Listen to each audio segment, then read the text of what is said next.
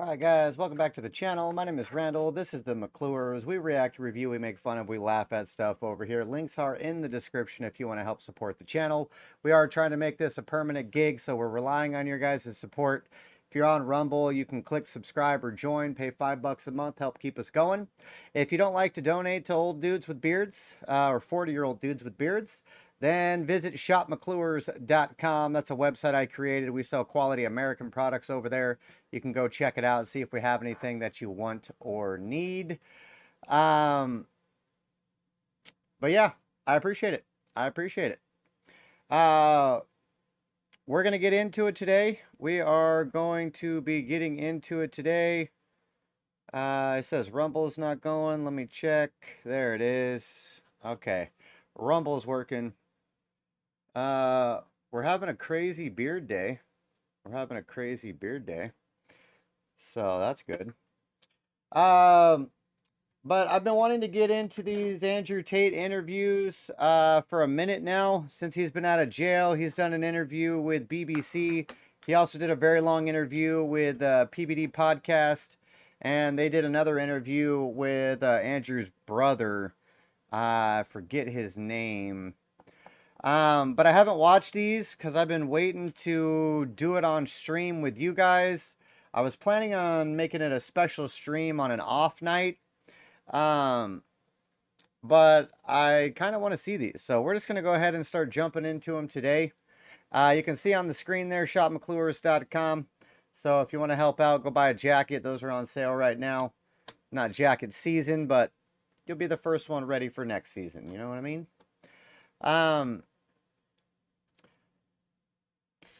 What was I thinking? Oh yeah, I have a link, I believe.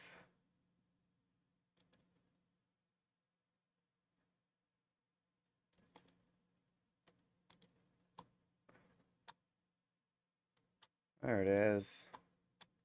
All right, so we're going to get into this one first. This is Andrew Tate's BBC full interview. Now, this is not the interview that BBC posted. This is Andrew Tate's version of the video that he posted. From my understanding, BBC edited it, and Andrew put out the, the real copy, the whole thing. So we're going to start getting into this. It's going to be a very long stream today to cover all of these interviews, so I'm not going to interject unless I have something absolutely genius to say. So I'll be interjecting a lot.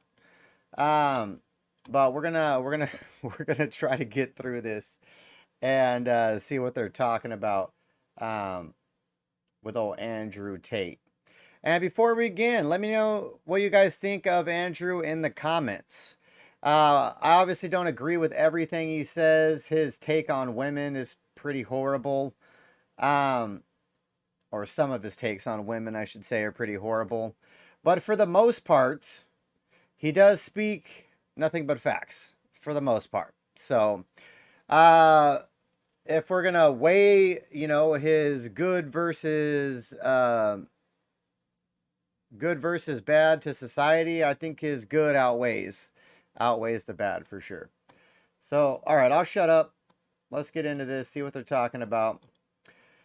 So the BBC has been begging Andrew Tate for an interview for the last 6 months. Begging. They sent a list of sanitized questions. Is that the word? Sanitized?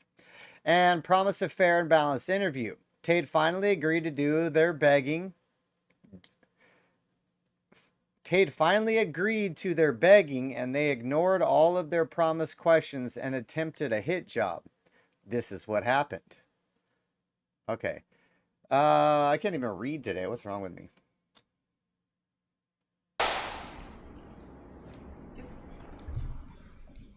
Andrew Tate. Hello. The dude with the big You clap agreed to do start an it? interview with the BBC today. Yep. The material is going to be published on television, on radio, online. Perfect. We are doing an interview with you because you're facing some very serious allegations. Correct.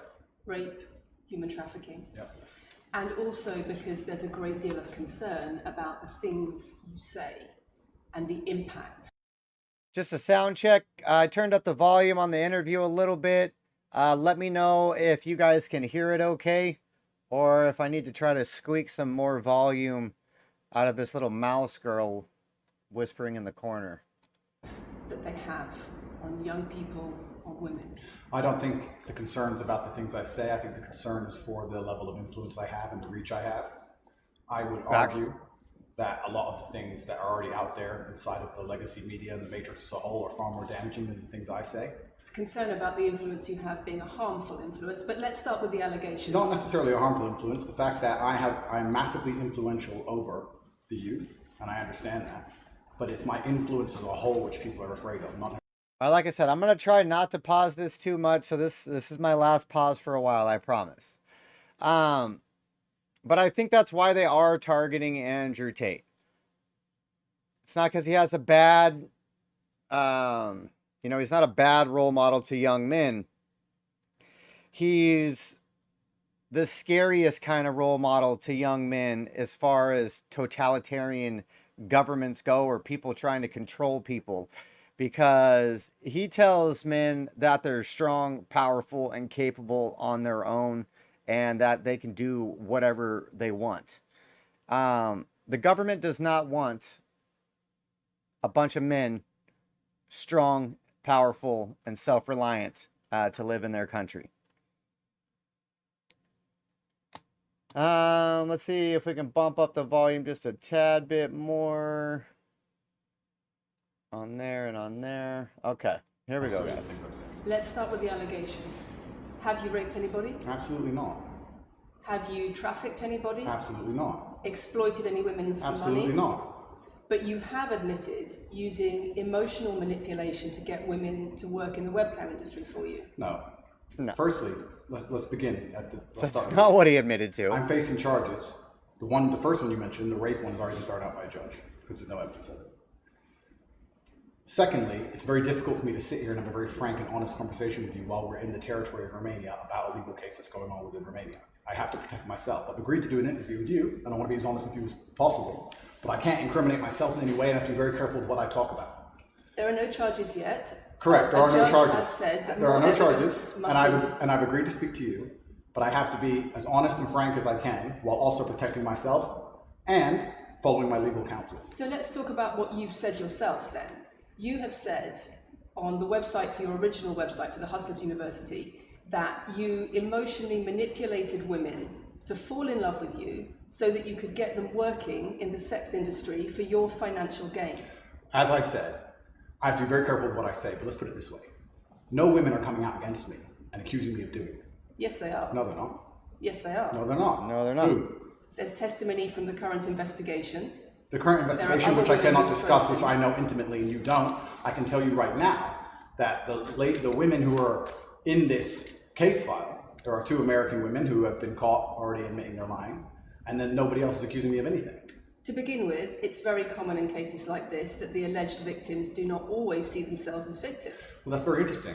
It's actually extremely interesting, because if I was a matrix-controlled organization, my goal was to slander somebody and try and destroy their name, you're telling me that they've chosen a crime which, 1, is heinous, of course, because it damages the person's credibility, and 2, you're saying that even if everyone else involved, if you have 5 people and everyone's sitting there saying, no, nobody's hurt anybody, we like Andrew, we've all worked together, or we're friends, etc. That's not what everybody's saying. No. Let me read you some of the testimony from the current investigation. Can I finish this? One of the witnesses said, Can I finish this? You're not answering the question I've asked you. You're not answering the question I've asked you. I am answering the question. Let me read you the testimony of one of the witnesses. You're saying the people who are involved in this, even if they say they're not victims, that they're still going to try and attack me and pretend they're victims. They are treated as victims by the case that's ongoing. And not all of them are saying that. One of the witnesses That's his whole point. We can't go into the case. The case is open and active. Well, let's just be clear that not all of the witnesses in the case are behaving in the way you describe. And even those that are, it doesn't bar them from being treated as victims by the prosecution. Yeah, that's his whole point. If there's 5 people in the room, they're all doing business together and they agree to do business, the government can come in and be like, no, you're a victim. He's taking advantage of you. Well, he's not taking advantage. We've decided that he is. You're a victim. But I'm not a victim. No, we're making you a victim. That's basically what they're doing. That's retarded. By the case. We have an open criminal investigation. I am absolutely not really sure I'll be found innocent. I know the case better than you. I know it intimately and you don't. I have seen all the criminal files and the evidence against me and you haven't. I know the truth of what happened and you don't. And I'm telling you absolutely and utterly, I've never hurt anybody, that the case that's been put against me is completely and utterly fabricated. And I'm never going to be found guilty of anything. And it's very difficult for me to answer your in-depth questions because we're sitting here inside of the territory of Romania. I'm beholden to the Romanian legal system. And I'm not going to incriminate myself because you're trying to prod me. You are wrong, and we're going to have to accept that for now and ask and talk about something else. Let me read you then what you have to said accept that. about Sure. what you have done. Sure. You have said, my job was to meet a girl, go on a few dates, sleep with her, get her to fall in love with me to the point where she'd do anything I say, and then get her on webcam so we could become rich together. I don't think that's what I personally said. I think that's exactly what no, you said that's on your that's website. that's no. I've never said that. That's something that you found on the internet.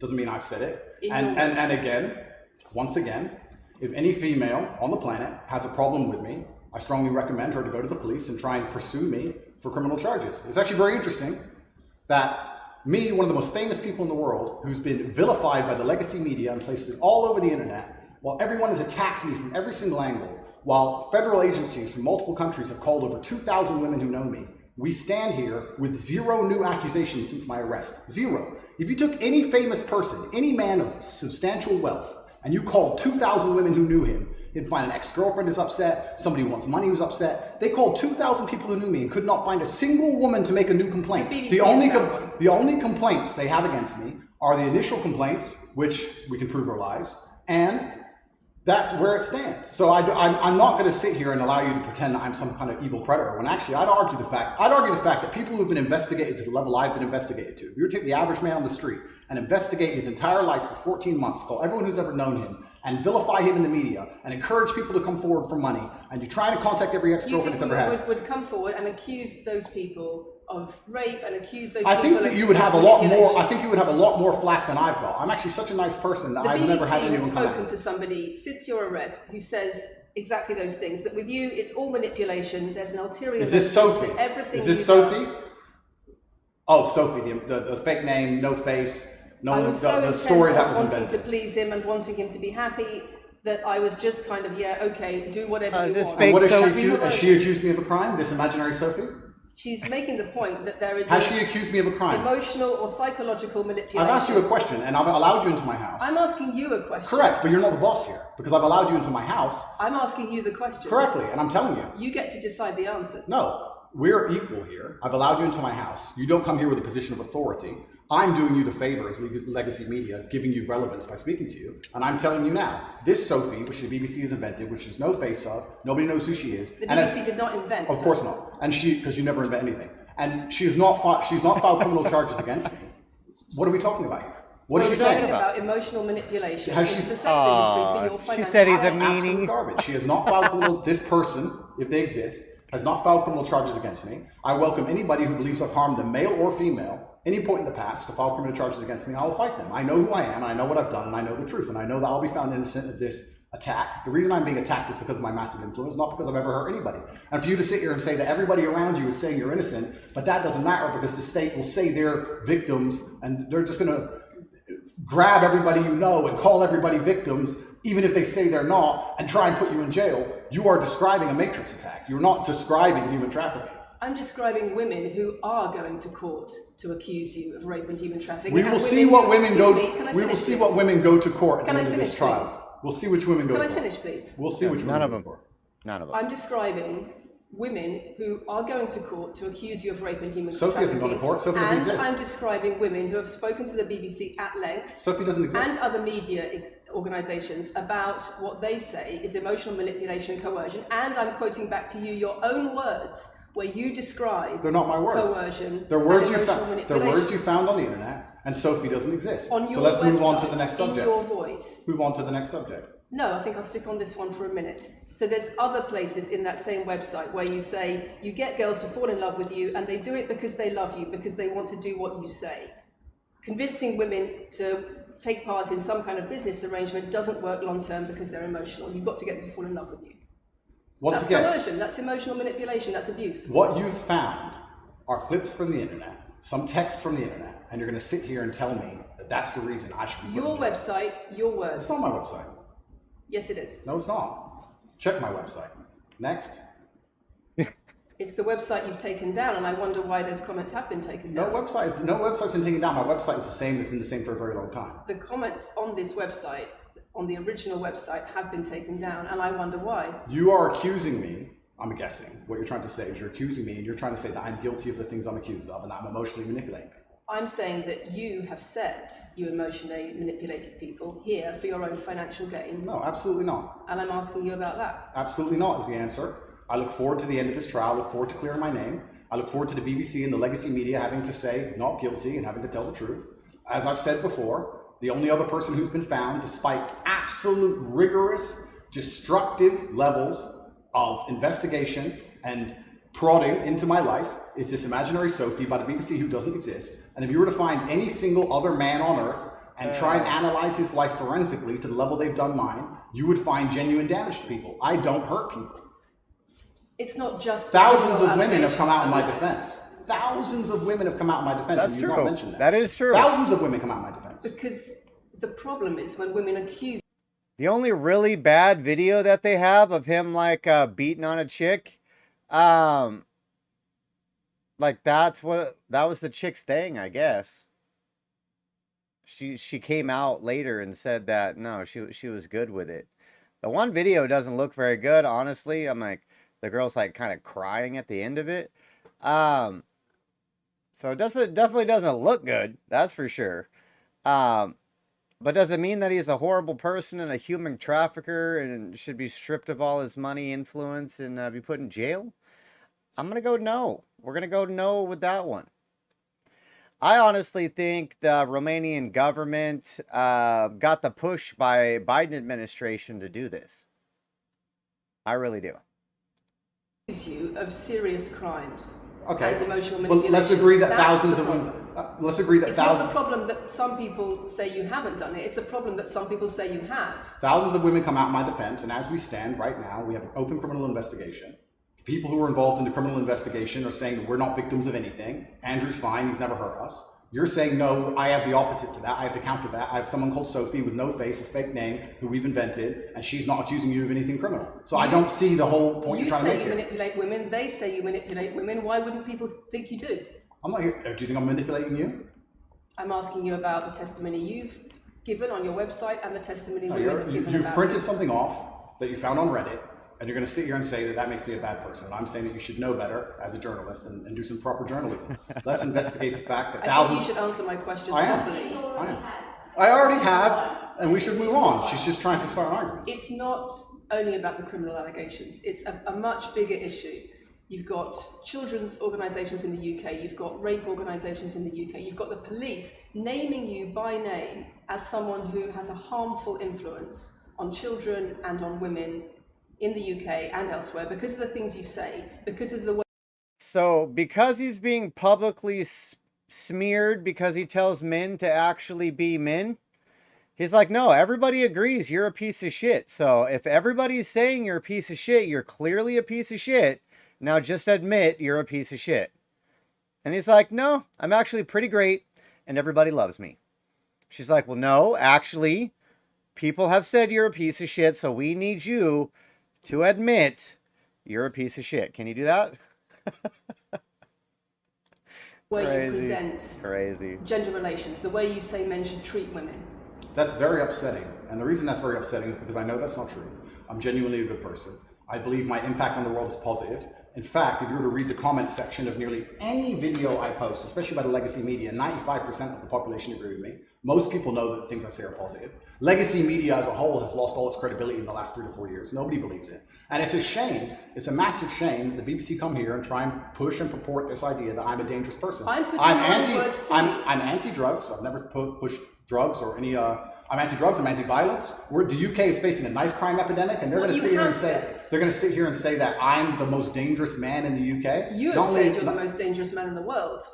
I've said I'm the most dangerous man in the world. You've also said that a woman's intimate parts belong to her male partner. I'm glad you find that funny. I find it funny that you're sitting here saying that I've said I'm the most dangerous man in the world, and you believe that's... When did I say that? I'm asking if you believe it. No, you said you're the most dangerous man in the world. Is that some kind of proof that I'm dangerous? Am I Dr. Evil now? I'm telling you that it's very upsetting that you're going to sit here and that certain organizations in the world are going to try and pretend that I'm the biggest force of evil on earth when I'm genuinely a force for good. You have said. I'm genuinely a force for good. I've said. And the reason they're doing this is because of the massive influence I have over the youth, and they don't like that I'm telling the youth to think outside of the matrix and ignore things like the BBC, which come here with loaded questions and false narratives and try and paint innocent people as guilty. You said women's intimate parts belong to their male partner. I said that if a woman marries a man, she takes his last name and traditionally the man gives her away. I've been pushing traditional religious beliefs, because I'm a religious man, and traditional beliefs in regards to marriage, which everybody accepted 10 to 15 years ago. So that's not a crazy conspiracy theory. If you're going to sit here and say that me believing a woman should take a man's last name in marriage makes me the most dangerous man in the world, then you're just going to lose even more credibility than the BBC's already lost in the last 4 to 5 years. If that's your point, if that's your narrative you want to push, say that good men luck. should be able to sleep with a lot of women outside marriage. That doesn't sound very religious or very conservative. That's not what I said they should be able to. I said a lot of high-value men, a lot of rich men do it. And then we discussed at length on podcasts why rich men do it. And we also discussed why women decide to be unfaithful. It's not a gendered argument. We discussed unfaithfulness as a whole. What are the reasons and motivations for men, and what are the reasons and motivations for women? Because you have no time to actually, watch my content, because you have no time to actually watch my content at length and understand what I'm saying, you just come here with a small snippet which has been provided to you on a piece of paper. 3 times doesn't make it true. No, completely. You don't have a clue what I say or what I talk about. You never watch my content. You have small pieces of paper, small clips on a piece of paper, and you're trying to pretend I've said evil things. And then you're going to say I'm the most dangerous man in the world, which is truly laughable. You said that, not me. Okay. Do you believe I'm the most dangerous man in the world, Lucy? I'm not answering your questions. Well, then we need to change the dynamic of this interview because, and I'll make this clear, I allowed you into my home. I'm doing you a favor, giving you the first interview I'm giving to the public. You don't come here with a position of authority. You're not the police. I don't respect the BBC. I don't know you. You do not come here with a position of authority over me. We are equals. We are people. We're citizens of the world, and we sit here as equals. And I see you as my equal. And if you ask me questions, I can ask you questions back. For you to come here and sit down and pretend you're the Gestapo and that you don't have to answer my questions is disingenuous because I don't owe you anything. Asking questions and you answer. But I don't owe however you want. This is a conversation. And I don't owe you any degree of authority over me. So let's make that clear. And that doesn't matter if you're a man or a woman or from the BBC or the CNN. I'm here to answer your questions and be honest with you and do you a favor. Great. And I'm doing you a favor. But you come here with loaded questions. You're trying to paint a narrative of me which is negative. I'm asking you about things you've said that people are concerned about. And that's fine. But you're not going to sit here and say you don't answer my questions because you're not above me. This is also not supposed to be a third degree. It's supposed to be a conversation. Absolutely. Well, it would help if you answered the question. I've answered every question so far. Let me ask you another question. Sure. You have said that a woman's intimate parts belong to her male partner, and if she goes on OnlyFans, he is entitled to a cut of her income.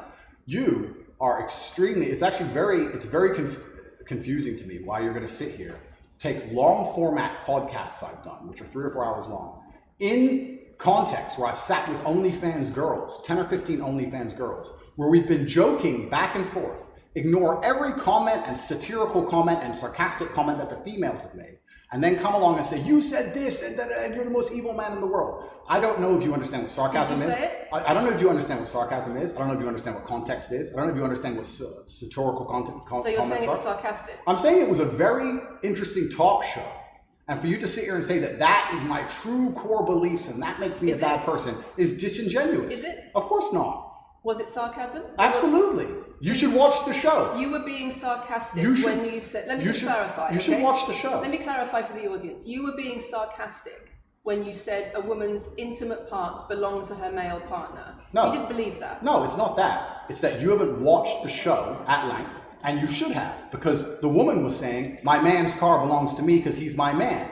And she was on OnlyFans. And then 20 minutes later, when she said she was on OnlyFans, I said, well, you're selling your body, that belongs to him because he's your man. And she laughed, she laughed, and she said, yeah, that's probably true. If you watch the show, it will make sense. For you to come here with doing no research at all, and then say, I don't understand what I'm talking about, but I've got this piece of paper with a few things printed off, that's why you're saying the silly things you're saying. You should watch the show, do some research. Do you believe it? I've already answered the question. Not really. Of course I have. Can we move on? I've answered the question. Do you believe that a woman's intimate parts belong to her male partner? Of course not. I've just answered the question. He answered that 3 times. And does this woman believe that her man's car belongs to her? It's not a gendered argument. I really think that it's genuinely sad that when the BBC has a chance to finally interview me at the end of all this Matrix attack, that they don't come here with any kind of genuine openness to try and understand my influence over the world, or the things I push, or what I'm trying to teach the world, or why I'm a good influence on the world, because I am a massively good influence. Instead, they come here with pieces of paper with printed out excerpts from 5-year-old podcasts, taken out of context, to attempt the same Matrix attack on me, which has been attempted endlessly. Every single person in legacy media has already tried this, and it doesn't work. I really encourage you. I encourage you to read the comment section on YouTube when this goes on YouTube, and you will see that nobody believes a word you're saying. The reason I'm asking you about these comments is because we've got the chief executive of Rape Crisis naming you individually as spreading a dangerous ideology of misogynistic rape culture. Absolute. So basically what she said is, we have one crazy liberal in UK who doesn't like you. Okay. What is your point, lady? This is the worst interview ever. Seriously. It's the comments you make that are leading people to say things like absolute this. Garbage. National organisations who are saying that, are blaming you for increasing levels of misogyny. Schools that are saying they are having increased incidents of girls being attacked, of female teachers being harassed. If that was by true, pupils, because of you and your teaching, well, that's absolute garbage. I have never, ever encouraged a student to attack a teacher, male or female, ever. I preach hard work, discipline. I'm an athlete. I preach anti-drug. I preach religion. I preach no alcohol. I preach no knife crime. Every single problem with modern society, I'm against. I'm teaching young men to be disciplined, to be diligent, to listen, to train, to work hard, to be exactly like me, with no criminal record, never even yet charged in this 14-month Matrix investigation. And I'm saying that if men grew up like me, which are hardworking and diligent and emotional control and stoic, we're going to have a better society, not a worse society. To sit here and say that schools in England, which is a failing nation, which has knife crime going through the roof, violence going through the roof, men's mental health going through the roof, and they're going to all blame me because I appeared on the internet 1 year ago, is disingenuous. It's disingenuous. You and also, also financial success correct. with a Bugatti and a cigar, but it comes with a side order of misogyny. How does having a Bugatti and a cigar come with misogyny? Because it's all mixed together in what you teach. You teach that if a woman comes home and accuses you of cheating, you should hit her with a machete, shove her off. Is that what I teach? That's what you say. No, if you actually watch the clip, it will be about the woman attacking me with a machete. As usual, you've not watched the video, taken out of context. She literally just said, if your girl comes home and catches you cheating, you're supposed to hit her with a machete? She thinks this is Tate's view? You're supposed to machete bitches? What?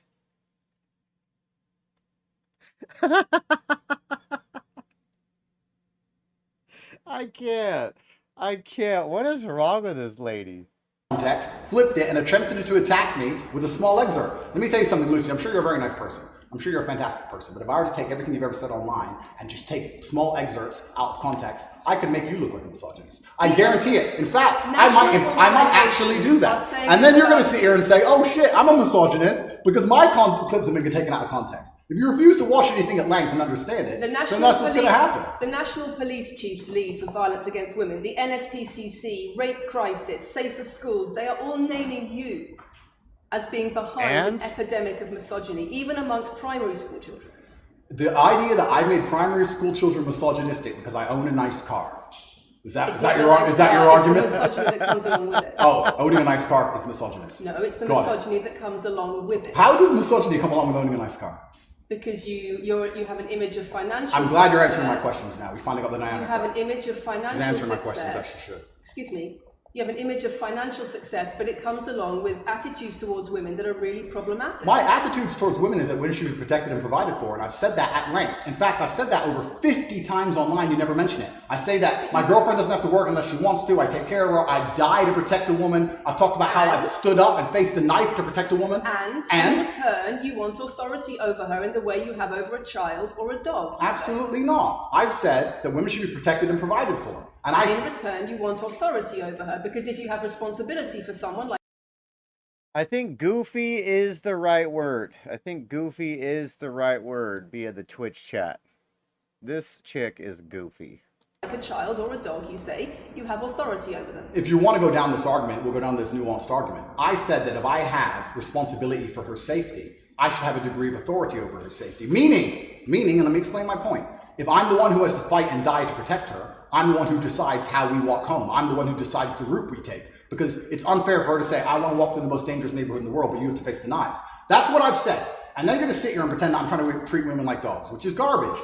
Every single man in the world who loves this woman understands that he has to protect her. And every single woman in the world likes the idea of a man who would protect her. If you were to say to most women home right now, do you want your husband to protect you in a violent attack? They'd say, yeah, of course. Nothing I've said is misogynistic. If you said to most women, would you want to lose authority in the relationship, to not be treated as a free and legal equal to your... I didn't say that. I said I need to have authority over the route we walk home. When you compare women and the authority over women that you believe you should have to having authority over a child or a dog, it's not the same, because a woman is a free, legal adult. Correct. You're equal. Free, legal adult, my equal. But if I had a girlfriend and we were walking home late at night and I said, let's not walk down that area, it's a bad area, I have to protect you if anything happens, I want to take the long way. And she said, no, I have to walk this way, even though it's the most dangerous route, I must. Then what? Then I would say, you're welcome to, you could do it, you're a free and legal equal, but I'm not going to walk with you and protect you. I think that I should be able to decide the route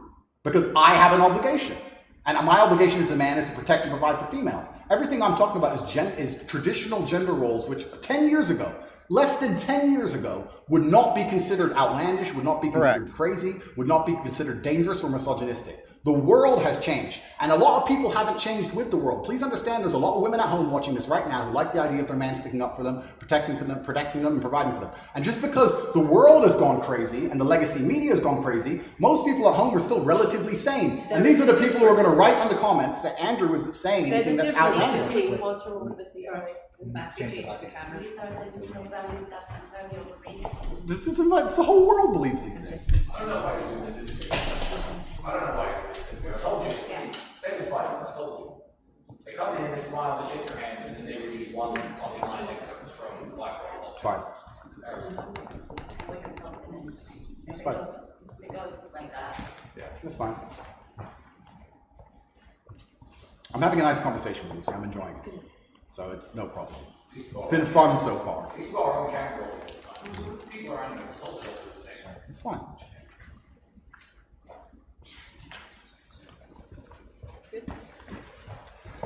We good? Yes. Tell me when. Do you want to clap again? Yes, I am. No, we didn't stop, no? I can do the clap. Now we good? No, Thank you. If a man broke into your house, wouldn't you want your husband to protect you? There's a difference between conservative values and emotional control, coercive control. We're lack talking of about consent. protection now, and I'm saying if someone broke into your house, would you want your husband to protect you? It's not about conservative values or protection, it's what you're demanding in return for that. Well, I'll give you this. I don't know who your husband is. I don't know if he would stand up to protect you or die for you, but I'll give you this. If someone broke into this house right now and was a homicidal maniac, I would expect me and the other men in this room to stand up and face them while you and the other women in this room could protect yourselves. I would actually believe the men should go and engage the attacker. I believe that. And even though I don't know you, and you've come into my house with a hostile agenda, and you've come here to try and make me look bad, I would still stand up to protect you. I would still stand up to protect you because I believe that's my role as a man. I am asking you about things that you have said that have caused major national organizations, including the police, to worry about you by name. That's what I'm asking you about. It's not what I say. It's not about whether you protect your partner or not. It's about what you have said that has caused such...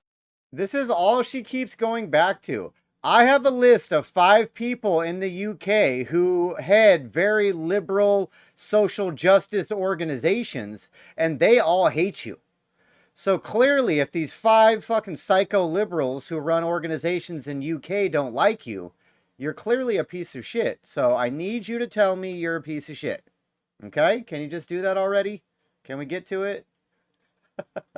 such concern in the UK, and I want to put it to you that you don't really care about the harm it causes. That's not true. Because that's not true. Making controversial statements like this online has made you a lot of money. Okay, so first thing, I genuinely am a force for good in the world. You may not understand that yet, but you will eventually.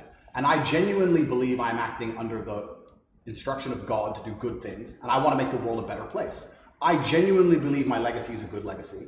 And I believe that eventually, when the legacy media catches up, they're going to understand I'm a good, positive influence. I'm not interested in damaging the world for money, because if I was interested in damaging the world for money, I could have sold drugs, or I could make rap music and encourage everyone to stab each other like all the drill artists do. Or you could make controversial statements online that attract a lot of followers who you then direct to your website where they pay I could make to jokes. learn how to be Sure, like you. I mean, I could make jokes online. Who doesn't? I mean, I could make a joke Are you online. saying that all the controversial things you've said are jokes? No, I'm saying that these organizations and the BBC who are going to sit here and pretend that I am the face of damaging the youth is absolutely garbage. It's completely. What he's really saying is the stuff he's saying online is not controversial at all unless you're a crazy liberal. What he's saying is how the world has operated since the beginning of fucking time. This is how the world works. Men take care of women. Men protect women. This is what we're supposed to do. She's just on this feminist kick. Women are equal and can do everything a man can do, and women don't need men. They choose to have a man. It's a luxury, but they don't need a man. Yeah, not the case. Not the case. Disingenuous. I'm sorry, we have agreed to do an interview where you are going to ask questions that are going to give us the opportunity to clarify some things. These are very loaded questions, and so far, I'm sorry, I have arranged this and I'm talking right now. So, these are very loaded questions, and this is not what we discussed, and this is not the conversation that we agreed to. We were very clear that the questions You're sitting there and just accusing, we're not here to face new allegations. This has all been discussed, answers have been provided, so if we could please move on from this side of the interview, I would appreciate it. I would like to hear what Andrew has got to say about the fact that when you make controversial statements, it attracts people to follow you, and then you direct them to your website where they pay you a monthly fee to learn how to be like you. And so the more controversial statements you make, the more money you get. The fact that that's the path you've outlined to one, my online university, and two, my presence on the internet, the fact that you believe that's the path just shows you've done absolutely zero research. Correct. Genuinely zero research. Okay, so how many of the people who sign up for Hustlers University come to you through your social media? Genuinely zero research. How many of the people who sign up for Hustlers University come to you through your social media? That's not what he's saying. To the website? And Lucy, I encourage you to go out there, do some genuine research, watch my Did you videos, answer my of question? course, watch my videos at length, and truly understand what I'm doing. How many of the people who sign up for Hustlers University at $49.99 a month come to you because they see your social media comments? There's an online school called Hustlers University, which I don't own. I influence for, along with many other influencers, and they sign up for your website, which I don't own. And once again, that's nothing to do with me. And you're going to sit here and say that I made a joke. You were the I made a joke online 4 years ago because a woman said that she owned her man's car, and you made a joke, and that means that you, because you have a Bugatti, are the most misogynistic, dangerous man in the world. This is going down a path of absolute insanity. It's not true. None of this is true. I don't hurt people. I don't harm people. I'm genuinely a positive influence. You are renowned. I'm renowned for offensive and controversial. That's not why I'm renowned. I'm comments actually about renowned. relations. I'm actually renowned for helping young men, because we talk about there's a men's mental health crisis, and we talk about we pretend to care that men are upset. But as soon as I discuss men's issues, it's misogynistic. It doesn't have to be gendered. Just because I believe men have a point of view and men have rights and men are allowed to think and believe and act a certain way that helps them internally, that doesn't mean it's anti-female. In fact, I believe it's actually pro-female. I think when a man is true to his influence and true to his essence, and he's good within himself, he's a positive influence in the world, and he's positive for the women around him. So just why because are I so discuss many men's women- issues, people say, oh, you're anti-woman. I'm not anti-woman, I love women. Why are so many women saying that when their boyfriends start following you, They're not. they experience more control? So many. They experience How many? more abuse? How many? Enough.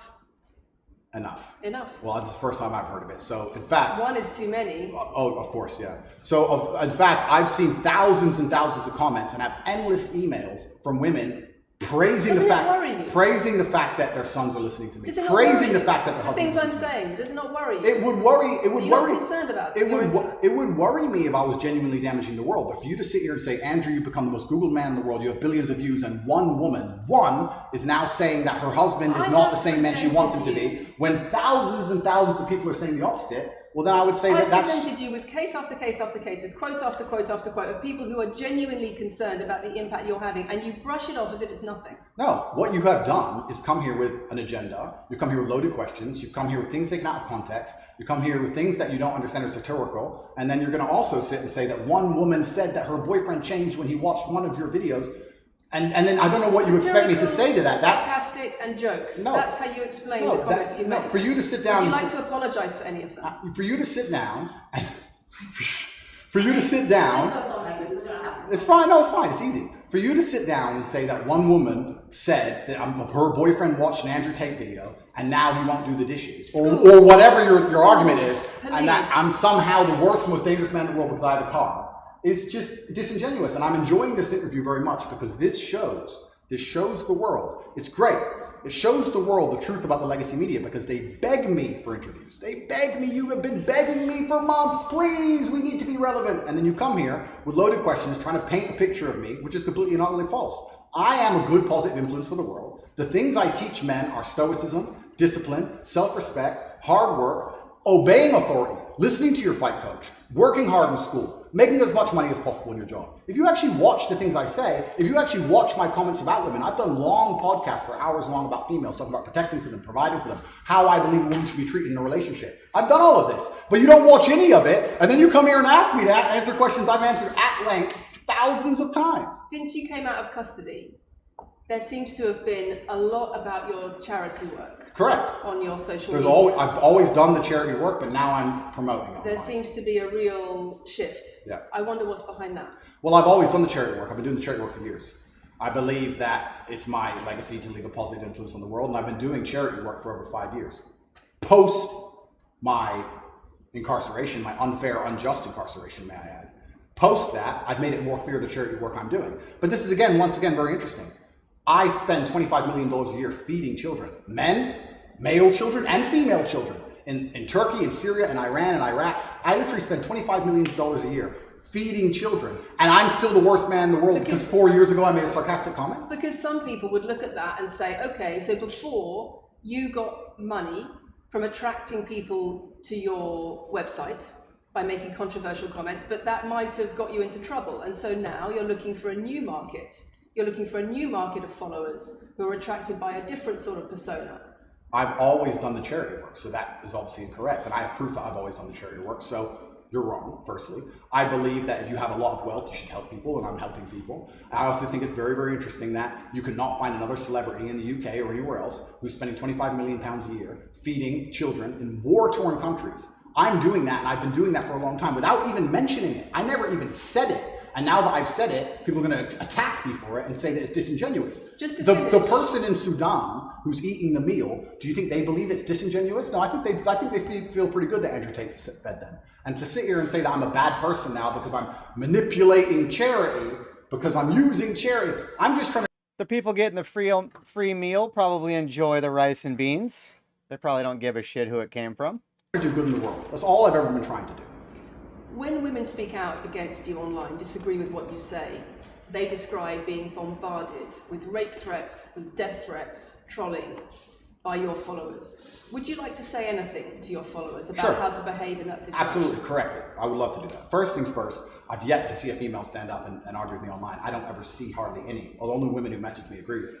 Secondly, I don't think that anybody who disagrees with me, male or female, should be trolled. I don't think they should be insulted or attacked. I think the ideas should be discussed openly and fairly and maturely. It doesn't matter if a man agrees with me or disagrees with me or a female. I don't think my followers should come along and attack her, and if my followers are doing that, I'm upset by that. But let's make a very important clarification. That's not my followers. That's the internet. If you were to log into any video game lobby, I don't play video games, and someone were to sit there and say something stupid, they would be trolled with similar comments. That's the unfortunate reality of the internet as a whole. That's nothing to do with me. But I encourage all of my followers to engage in open discourse and be fair and honest and talk in a way which is mature. There's no need to troll anybody, male or female. Okay. Kathy, anything? A couple of things. I wonder if it would be worth giving Andrew one more opportunity to consider whether or not he would like to apologise or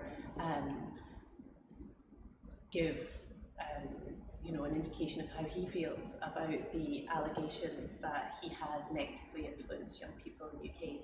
And secondly, I think we should put on record that this interview is taking place in your house because you're under house arrest.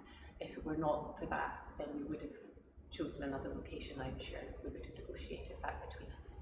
So I think that's just worth putting on record. What? Okay. So, just to put on the record then, you've said that you've invited us into your house. Correct. We're here because you're under house arrest. Correct. If you were free to leave, we would have negotiated a more neutral setting. Don't you think, as the BBC, it would be very interesting to come here and discuss the fact that I was put in a dungeon for 92 days and then locked in house arrest without charge? Don't you think that's a far more interesting conversation than old YouTube snippets? Don't you think that would be interesting? You're here under house arrest because there's an ongoing investigation into rape and human trafficking allegations against Correct. I've been incarcerated without charge. And don't you think The rape allegation is it's been not dropped? what has been incarcerated for. Correct. So I'm incarcerated without charge, and I think that would be a far more interesting conversation than, I guess, Julian Assange is incarcerated without charge, and nobody's interested in that either. So if you actually wanted to do some genuine journalism and investigation, you could talk about the fact that an innocent man who has yet to be charged with a crime has had his liberty deprived of him. And I think that would be a far more interesting angle than talking about me being the most dangerous man in the world because I own a car. They definitely don't have a problem locking up people for no goddamn reason. This is true. And why Trump didn't pardon Assange, I don't understand who was in his ear on that one. But Trump definitely should have pardoned Assange. And this question about schools being very worried about your influence. Yes. Boys in primary school, or boys as young as 11 are quoting you at school, Yeah. attacking girls, refusing to respect female teachers. Yeah. Would you like to say anything about that? I'd like to say a lot. First things first, as I've repeatedly said, and the only reason I keep repeating it is because I'm sure this interview Will be edited like crazy. I am a positive force for the world, and I teach children discipline. I teach the world discipline, male or female, of any age. And a lot of women listen to me as well. 40% of the people who listen to me are actually female. Secondly, I do understand with my massive influence, and I am now the one of the most influential people on the planet, that I do have to be slightly more careful with things I say. I'm not going to disagree with that. The idea that I said something 5 years ago on a video that got 300 views... So what do you mean, being slightly more careful? I'll give you an example. Some of the jokes I made 4 or 5 years ago on a YouTube channel that got 300 views, I would no longer make... Like what? Like the OnlyFans joke, the one you mentioned repeatedly. When she said, "My man's car is my car," and then she said she did OnlyFans, and I said, "What do you sell on OnlyFans?" She said, "My tits." And I said, "Well, those are your man's tits." As a joke, ha ha ha, everybody laughed. The fact that I could do that on a podcast 5 years ago and it only got 300 views, now I understand I'm the most influential man on the face of the planet. I would be more careful with certain things I say. That doesn't... I don't know. That's the only thing so far I've disagreed with Andrew on, because, I mean, he's referencing one time that he made the joke on a podcast back in the day, but I've heard him multiple times say something very similar, as not like you own it like physical property, but more as an abstract concept that men have the responsibility. But I guess he can't break it down for her that way because she's talking points Tammy over here. Doesn't mean the things I originally said were genuinely out to harm people. Do you really believe you're the most influential man on the face of the planet? I'm the most Googled person on the planet. Do you believe you're the most influential man on the face of the planet? I'm the most Googled man on the planet. I think we're done. Yep. It's like, okay. Thanks, Lucy. It was enjoyable. Nice to meet you. It was fun. It was good. I enjoyed it.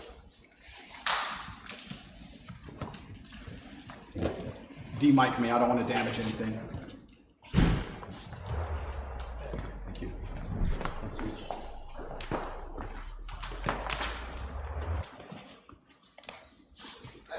Very nice to meet you, Lucy.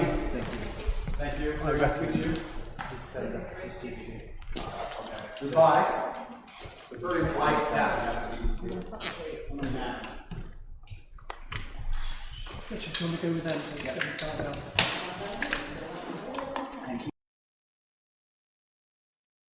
Okay. So there it is.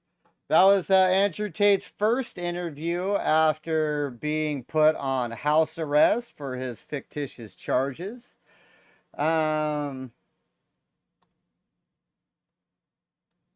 Interesting stuff. Interesting stuff.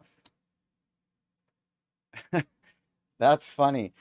So I got we're streaming on YouTube as well. I got the monitoring up right there. And I just got a copyright audio and video warning when the interview was ending. We've been listening to it for 50 minutes. And we got a copyright for the thing ending. Okay, whatever the hell that means. Whatever that means. All right, now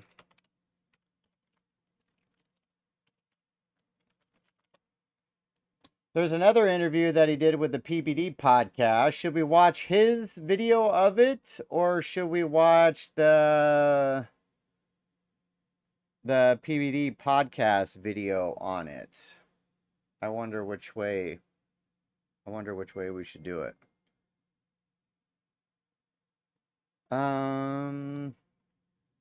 Let's see. I think we'll just watch his.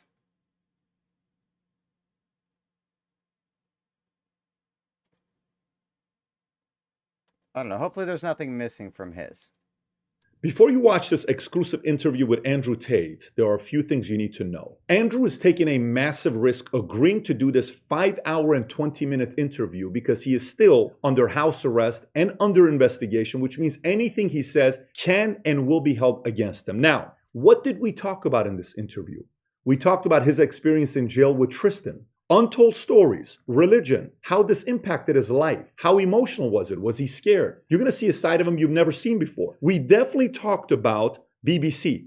BBC is not going to like this interview for many reasons. You'll see why. It's a total of 15 hours that we spent with Andrew and Tristan at his compound, so a lot was covered. Having said that, there's about 45 minutes of this interview that will be censored due to the topic of discussion being around his investigation in Romania. So if you want to see that 45-minute portion, you will need to text the word Tate to 310-340-1132 or click on a link below to subscribe to an email for that to be sent to you after his investigation or indictment is public. Having said that, brace for impact.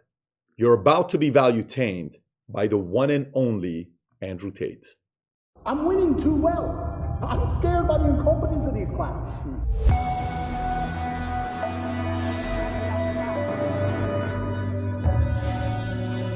If this guy is so innocent, how can they get you to go to the dungeon for 92 days? How can they put you on house arrest? How can they do all this stuff?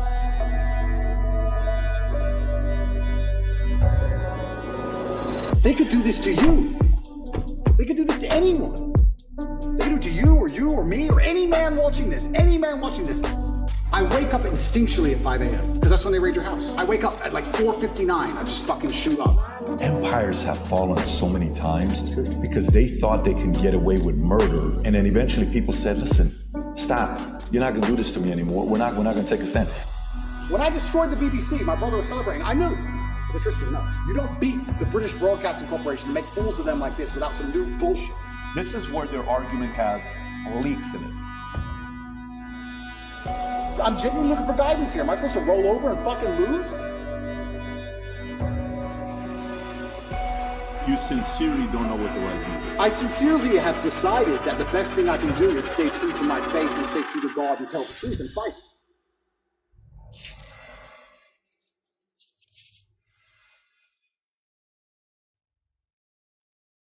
All right, so hopefully compared to the last interview that we just watched, this will be not necessarily more friendly because PBD doesn't really take sides when he interviews people. He's very good at getting to the truth, getting people to open up, getting people to talk.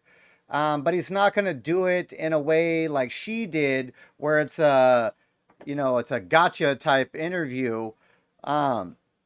Personally, I don't believe that PBD thinks that Andrew Tate is guilty. I think he thinks it's bullshit and that it's a psyop or a matrix attack or however you want to say it. So I think it'll be a much fairer interview. And like I said, PBD is really good at getting people to open up and talk. I don't know if you guys have watched previous interviews he's done. He's interviewed a lot of like mafia people, mafia bosses. He's interviewed a lot of people, and he's really good at it. So a lot has changed since the last time we sat down with Andrew Tate. Last time we sat down with him, you were the most Googled man on earth. Today, effective last 2 days, you are now the most Googled woman on earth. Correct. According to your Twitter profile. Correct. And we wanted to make sure after the BBC interview, you made certain requests. Yeah. You said you want, moving forward, there to be a $50,000 fee when people sit down to do an interview. So we wanted to make sure the ESG score for this interview would be very high. We got you a $50,000 Target gift card. I appreciate it very for much. People in America will Perfect. appreciate I need that. a whole new wardrobe. And then you also said cookies. So Adam got you some Box of Tate chocolates. cookies. Amazing. To make sure we Yes. match that. And then we One did, for your brother as well, I we believe. did bring a Bud Light, Yes. but unfortunately, Vinny finished it on the way here. Vinny, you know, we I'm already a girl. I don't need Bud Light. yeah, so we respect that. So, but anyways, look, a lot's obviously changed from last time to this time. Last time we sat down was around 9 months ago. Yeah. You had at the time been deplatformed from every social media platform. We came out here, we sat down, we spoke. The Matrix was attacking you. You were saying Matrix attacking me, Matrix attacking me. Yep. From then on, Musk buys Twitter in October. Yep. He then reinstates you. Correct. In one day, I believe you get 1 million followers on Twitter. You're upwards of 7 million today. Yep. Every other account's taken down. I think even Tristan was taken down off of Instagram. Yep. And then, you know, the arrest comes, the lover boy, all these articles. Yep. And Vice releases the hit piece on you guys. You know, they're saying what they're saying, and I'm sure we're going to get some comments on that. Yep. The initial 30-day lockup was extended twice, 92 days in the dungeon. Yep. We had a chance to speak with one of your lawyers, Tina Glandian, on February 24th. It was a great conversation we had with her. Then eventually you're released. You and your brother come out and you specifically make it clear that you did 7,417 push-ups. Correct. Very impressive. You received letters from thousands of fans. You read the Quran on a daily basis. Yep. At no point was any charges, anything official charge. It was all allegedly. Yep. And while you were away, a new star was born, Dylan Mulvaney, which I'm sure you're familiar with. Before we get too far, what do you guys think that Andrew Tate's deal with Islam is? This is what I've been curious about. Because, I mean, he's always spoke about God and doing God's work and that kind of stuff.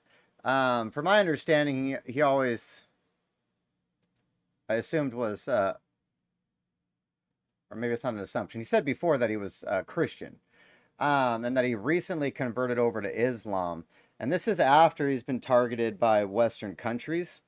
So I don't know if him switching over to Islam is a religious switch or a beneficial switch, because once this is done in Romania, he's going to go to Dubai or somewhere and buckle down. Because it just doesn't make sense. Like, Andrew Tate's a very smart guy. And if you, I don't want to get into a huge religious conversation right now, but the Quran has got so many holes, it's Swiss cheese. So I don't understand why he's going down that path. From there on, a lot of comments were made.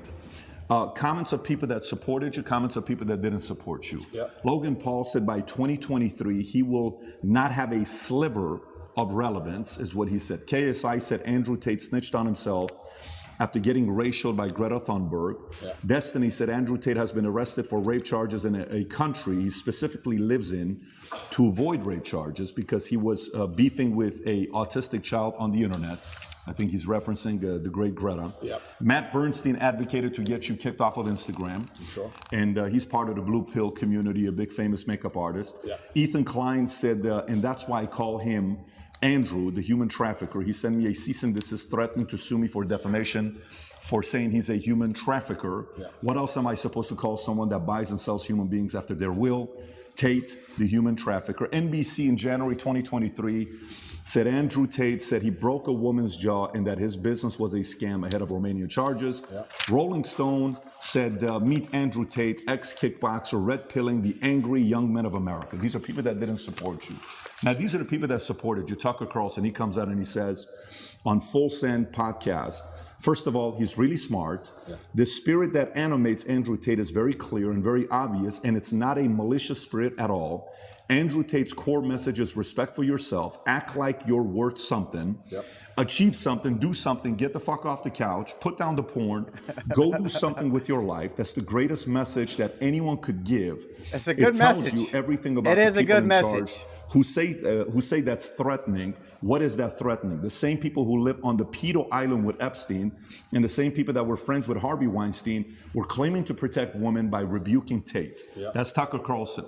Piers Morgan, who originally, when he went on, it was very combative. Correct. It was a very good interview, entertaining, but it was also interesting to see him trying to push you.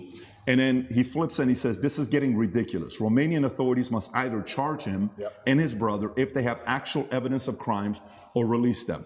Musk obviously supported by restoring your account like this. Jake Shields said people are freaking out about young boys looking up to Andrew Tate, but totally fine with young girls looking up to Cardi B and the Kardashians. And obviously, Aiden Ross, Red Pill community, Joe Rogan. I can go on and on and on about a lot of things that's being said. We watched the BBC interview, and we'll talk about BBC here in a minute because I have some questions on that as well. But the first thing I want to ask you is, 9 months, where we were at then, September, to where we are today, a lot's changed. How do you feel with everything that's going on? And tell us a little bit about your current state today. Yeah, there's a very strange sense of terror that comes from knowing exactly what's going to happen to you. There's a strange sense of calm that comes from it also, but in the middle of the night when you can't sleep, sometimes you feel happy knowing what they're trying to do to you, and sometimes you feel terrified knowing what they're trying to do to you. I think I'm very happy. Every single podcast I did previous to this, I hammered the point home and I made it very clear that they had the intention of trying to put me in jail. I said, there's 3 lives. They try and cancel you and slander you and destroy your name. They don't just want you to disappear from the internet. They want you to disappear from the internet in a cloud of shame. They have to shame you, which is why they chose the crimes they did for me, and it's why they usually choose the crimes they choose, because it's heinous. They want to shame you, and they want you to disappear with your head facing the ground and never pop up again. Obviously, they attempted to cancel me, and I became more famous than ever before. I even said to you on your podcast, and I said on other podcasts, I said, I think they made a mistake. I think when you have power and you overuse it, what happens is a rebellion. That's how a revolution starts. When you have power, you have to be very, very careful with how you use that power. The second you overuse it, there's a revolution, and we're in Romania, so they know all about that. That's exactly what happens. And I said at the time, I think I was a mistake. I think they made a big mistake canceling me the way they did. And then the second time, the second life, which I described as they try and put you in jail for no reason. Here we are in the current scenario. I knew it was going to happen. And the third one is they put a bullet in your head. So we're going to have to see how the second life plays out.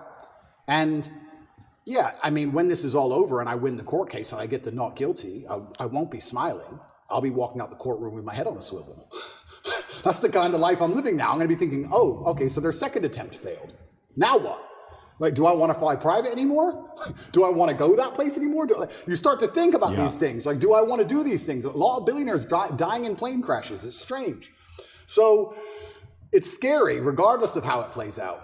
And I guess you just have to go with the punches and see where it lands. And God has a plan for me and for all of us, and we're just going to see how it ends up. Full disclosure, you don't have any suicidal thoughts. I want to make it very clear, and I make it clear on absolutely every single podcast, I would never kill myself. I don't care what they say. I don't care what video they show you. Never under any circumstance would I kill myself. It's haram. Never. I don't care if they put me back in the dungeon, solitary confinement by myself for the rest of my human years. I would never kill myself, ever, ever. So if that ever happens, God forbid, do not believe whatever garbage they tell you. The chance of me killing myself is precisely 0. And you had this complete level of certainty that this is exactly how it would play out. You've said this on umpteen podcasts that this is their agenda. They have to damage my influence. They have to damage my influence. They can't sit there and let me be influential because I'm saying things that they don't like me saying. And there are people sitting around going, he's saying things counter to our message and counter to our narrative. Get rid of him. And they have a pretty standardized playbook. And this is probably one of the first times in history where their playbook just isn't working. Cancel him.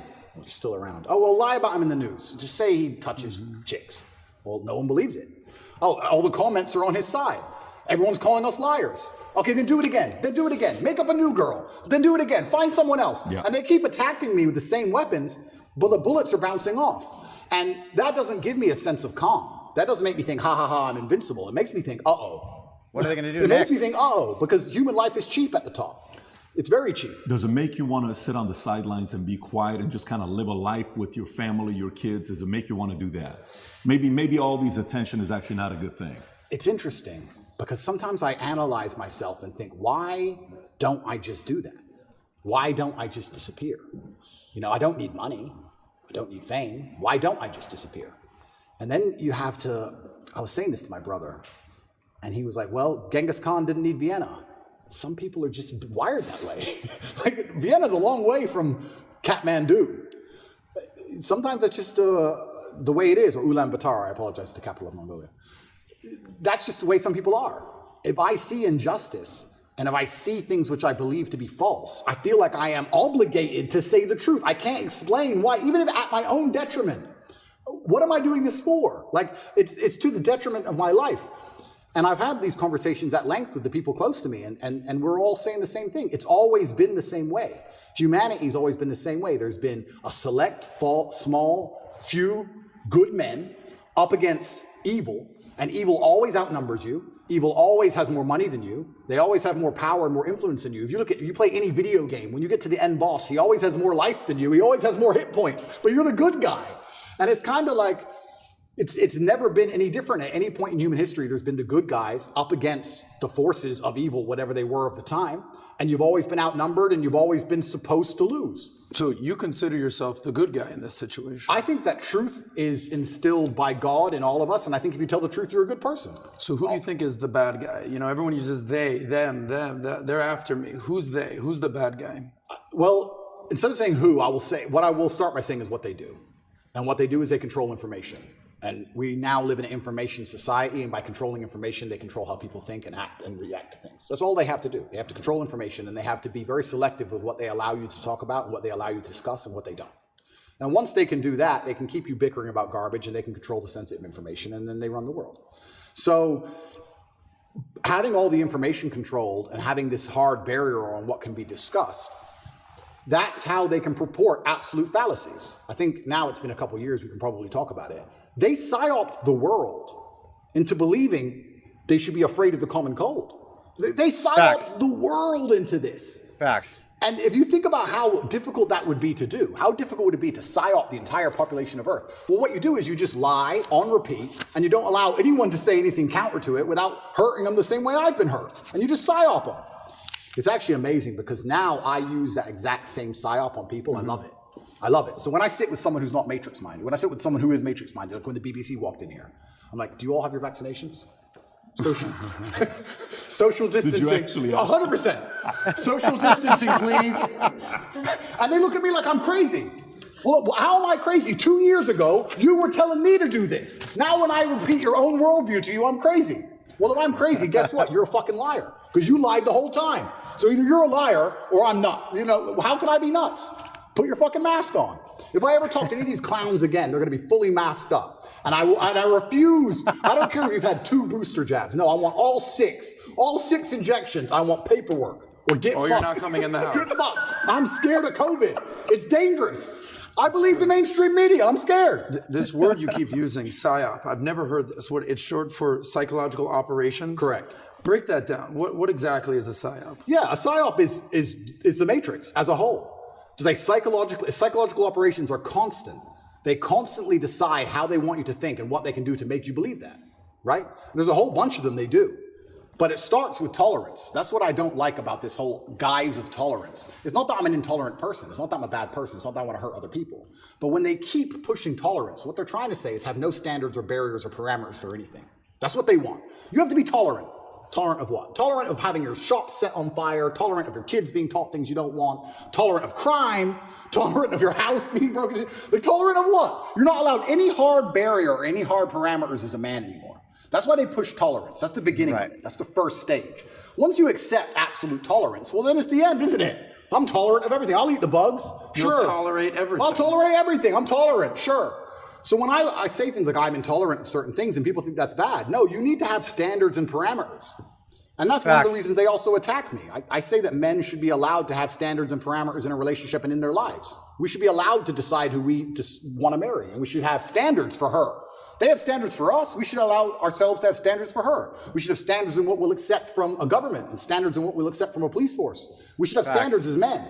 But they're trying to erode all of that, because once that's gone, then your brain is completely empty. And then once your brain's empty, they can just plug in the slave program, and then it's over, right? You're a tolerant person. You're a tolerant person. Good. You're a good slave. Slaves are exceptionally tolerant. So the shirt you wear is what? Escape the slave mind? Resist the slave. Resist the slave mind. What does that mean exactly? It's a better word, resist. Resist. Right? But I want to do this before we get into, because we got 5 hours, guys. We got plenty of time to get into a lot of different topics. So one, I do want to talk about BBC. The handling of the interview, I want to get your thoughts on it. I know there's been reactions, but I want to go a little bit deeper into it because I want to compare how your start with the interview with BBC started versus Philip Schofield versus Musk. I got all the first questions. We'll cover that. I want to talk about media. I want to talk about your evolution of your faith, atheist, Christian, Muslim, and then some of the things that's going on with politics right now. That's what I was curious maybe about. Maybe a little bit of Romania, Trump. We'll cover what you're talking about with different things. It's funny you're saying monopoly on power. If you abuse it, now YouTube's turning around and saying, hey, you can talk about the election. We're no longer going to give the strike. So that doesn't work forever. First thing I want to talk about, I think the audience would like to know, for you and Tristan, 92 days in the dungeon, you're in jail, your experience in there, we keep hearing about it, we read about it, but what was it like for you guys being in there? So I'll start by saying, and I have to make this clear, that the staff in the jail were exceptionally nice to me. They were very apologetic. The vibe was apologetic. Nobody was really treating me like a criminal. There were a few guys who were icy cold, I guess you could call them. They like to think of themselves as professional, but they were just inhuman. But over time, they warmed up, and I was exceptionally nice also to all the staff. Jail was terrible. I'm going to start by saying jail was terrible, and I was miserable inside of the jail cell. It's a good thing depression isn't real, because I would have been depressed. But it's a good thing depression isn't real. I would have been depressed. I really would have. Let's go. I think in life that you get what you give, and I wanted to feel happier, so I tried my very best to make people happy. So when the old lady would bring me my food, I would sit and say, oh, this is the best food I've ever had. I've never had food this good. Did you cook this? I thought yesterday was the best, but you managed to surpass it again. How'd you do it? What's the magic ingredient? And I ended up making friends with them. Like I had grandmas in there, the old ladies cooking the food. And by trying to make people happy and smile all the time, I started to feel a lot happier. But it's kind of scary. And I think the scariest thing about jail was the uncertainty of it all. If they would have said to me, you're in jail for 92 days, or even 5 years, you got 5 years, cool, I do my time. But when you're nabbed and thrown in a cell without charge, you're like, well, how long, is this my life? Is this it now? Is this the end of the story? I'm just in this cell. And I was picked up on 29th of December. I went through this quick court case. Like I said, I'm inside of the jurisdiction of Romania, so I have to be very careful with what I say because the case is ongoing and we're in Romania and I can't leave Romania. But obviously Romanian court is in Romanian by law. So you're marched into this room, everyone speaks a language you don't understand for 15 minutes, and then you're marched off to jail. You're like, what even happened? What even happened to me? And they said, oh, here's the paper that explains it. I was like, that's in Romanian. And they said, oh, don't worry, you'll get a translation to English by law. I was like, okay, that's fine. But because I was picked up on the 29th of December and there was New Year's Eve and holidays, it was 2 weeks before I even knew why I was in jail. 2 solid weeks I'm in jail. No one told me in English why I'm in jail. I had no idea what the charge. Can they do that? By law, you get it on the piece of paper in English, but it's translation, it's holiday, we need to find a translator, there's a delay. And you speak zero Romanian? Zero. So they said, oh yeah, human trafficking. I'm like, what do you mean human trafficking? Who? When? What? What is this? Took 2 weeks before I finally got a piece of paper, and then I realized what garbage it truly was. I mean, I knew it was garbage, but I was like, this is complete garbage. Yeah. So, yeah, I have endless stories from jail. It was certainly... I don't think jail teaches you much new. What it does is confirm everything you already know. It confirms everything you know about the reality of the outside world, that you need to be physically strong so that you're not attacked by others, and mentally strong so you're not attacked by yourself. You learn who's on your side and who isn't. You learn who's a coward and who's not. You learn who's an opportunist and who isn't. Your circle, you certainly learn a lot about the people around you when you go to a jail cell, that's for sure. But I remember it was New Year's Eve. When I was first picked up on the 29th of December, I was very sure I'd be out in 24 hours. So there's no way they're going to keep me. For what? Like, this doesn't make sense. So finally New Year's Eve rolls around, And I'm sitting in the jail cell by myself. And in Romanian jail, you don't leave the room. It's not like an American jail where there's a yard or anything. You're stuck in the room. It's 3x4, and that's your existence. You just stay in the room. Are you by yourself? 24 hours Tristan? a day. At the beginning, I was by myself. And you're stuck in this room, and I'm sitting there. It's New Year's Eve, and there's a very faint speaker, maybe way down the hallway. The guards must have been having a little party for New Year's Eve. And there's this awful song. It's called the Ketchup Song. I don't know if you know what it is. I don't want to sing it, but it goes, hey, aha, hey, that super annoying song. And I'm sitting there, and I know it's New Year's Eve because the fireworks start going off. And I'm looking out my tiny window, and I can just hear in the very long distance from the end of the hallway, hey, aha, hey. And I'm sitting there looking out the window like, this can't be it. This can't be the end of my life. Even the cockroaches all over the walls didn't celebrate. There was maybe 15 cockroaches on the walls, right? And when it struck 12 and the fireworks went off, I kind of like, well, who's my friends in here? The cockroaches. I looked at them, even they didn't move. It's like, well, that's New Year's. It's funny because before that, a couple days before that, me and Tristan were discussing, do we want to do New Year's in Dubai? Do we want to go Courchevel? Shall we go Miami? We're all arguing, oh, that will be boring. That's too far. We had all these grandeur plans. Oh, finally we decided to go to Dubai. We were in Czech Republic at the time, and we decided. So to all those Andrew Tate haters out there, if you're watching the video, please leave your comments. I would love to discuss it. Do you think it was fair that he spent his New Year's not knowing what he was charged for, locked in a cell, chilling with the roaches? I'm curious. Let me know. Decided to go to Dubai, and I said, let's stop in Romania so I can repack a suitcase. So That's it. That's the only reason. That's the only reason. So jet left Prague, landed in Romania. My jet was still on the runway. Came here overnight to pack a suitcase, spent the night, spoke to Greta with a pizza box, and it's 5 a.m. they got me before I flew back to Dubai. So that was my The infamous Greta pizza box situation. Greta pizza box. How much you think there's anything linked to Greta? Is there anything, because the timing of it? Yeah, I don't think she specifically said that. Of course. But there are certainly people within the Matrix machine that you can't attack without catching flack for. There's certainly protected people. It's absolutely and utterly a club, and you're either in the club or you're outside of the club. She's certainly in the club, right? So if you say certain things about. On a side tangent, that's why we just support Trump. He is a billionaire, but he's not in the club. He's not in the club. Certain people, or you get a beef with X amount of people, or you discredit a certain person, they're going to try very hard to teach you a lesson for doing that. And you can see very clearly who's in the club and who isn't by the Philip Schofield situation. This is a man who has groomed boys and had sex with them, but he's in the club. All of the media headlines after 2 days are, let's have compassion, feel sorry for him, his mother's upset. They've attacked me for 14 months, day after day after day, and they relentlessly attack me. Nobody talks about my mental health. Nobody gives a shit how I feel. I didn't do any of the things he did. He's actually done things. I haven't done anything. But when you're in the club, you're protected by the media. When you're not in the club, you're attacked by the media. And that's how it simply works. You're either on our side or you're not. But to join their side, you have to sell your soul. Your sanity has a price. Your sanity is for sale. You have to sell it. You have to come along with your sanity, take out your mind and say, here you go. Take my sanity. I'll take 35 million. Yes, that is a woman. Yes, protect me. It's insane. And the reason these people join these clubs is because they know they're doing bad things and they feel that they need protection.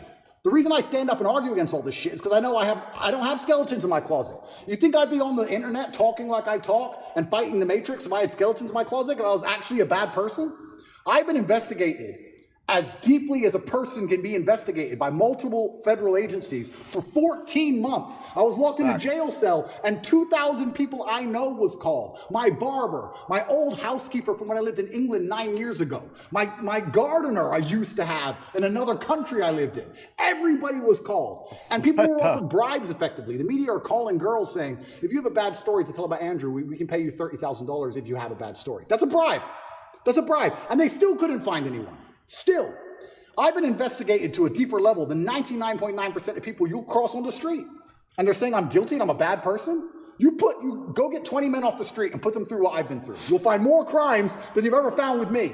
Absolute clown world. It's insane. And if I was part of the club, none of this would be happening. The media would be on my side. They wouldn't be hitting me this hard. They wouldn't be lying about me. All I had to do was sell my soul and sell my sanity, and I refused. And they're trying to punish me for it. That's what's happening. It's funny you say this.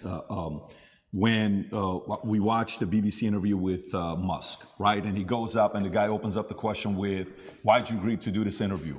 He says, well, I don't know, what's the name of the BBC? And he's trying to mock them and all this stuff. And there's a part of it where, you know, he calls them out for the mistakes they made. Yeah. And if you go to the bottom of the interview on BBC, you'll see comment section saying, why'd you cut that out? Because Musk puts it on Twitter, but they didn't put it in the interview. Then you watch the interview with you. The first question they ask you was, what's the first question? Hey, you've been accused of serious crimes, rape or something like that. You know, right off the bat, they ask that question of you. And then you see the interview, Lucy Williamson, I believe, her first question was, you're facing some very serious allegations. Have you raped anybody? That's the open question that they ask you. And the video they put up, the first one, they take it down. The second video they put up, that's 12 minutes like the highlight one, they turn, the comment section is open. There's 80,000 plus comments there. Then you look at Philip Schofield. And you just brought up Philip Schofield. For people that don't know who Philip Schofield, do you mind explaining to people who he is? Yeah, he was a TV presenter in England. He was very famous. He ran the morning show. And he was grooming children for a very long time. And all the staff knew about it. And the people who worked on the show with them were being groomed by him. And everybody knew. And it was all a big ha-ha-ha joke. And now he's come out saying, oh, please don't pick on me. I feel sad. And the media is saying, I'll leave the guy alone. He is, when you go look up his Wikipedia, it says he rose to prominence as children's BBC continuity presenter from 85 to 87. Then went on to do programs on BBC and ITV for Going Live, This Morning, Dancing on Ice, All-Star Mr. and Mrs., The Cube, and a bunch of other things. And they interview him, okay? While he's going through the mess, you know, after 27 years of being married, this one guy that he groomed since 10 years old, his name is McGreevy, I want to say, something McGreevy, that he's going through the process. Matthew McGreevy, they met at 10 years old at a theater group. At 15 years old, Philip follows him on Twitter. While the kid is 15, he follows him on Twitter. The guy celebrates it. Long story short, Ruth Langsford, they work together with. She files a complaint.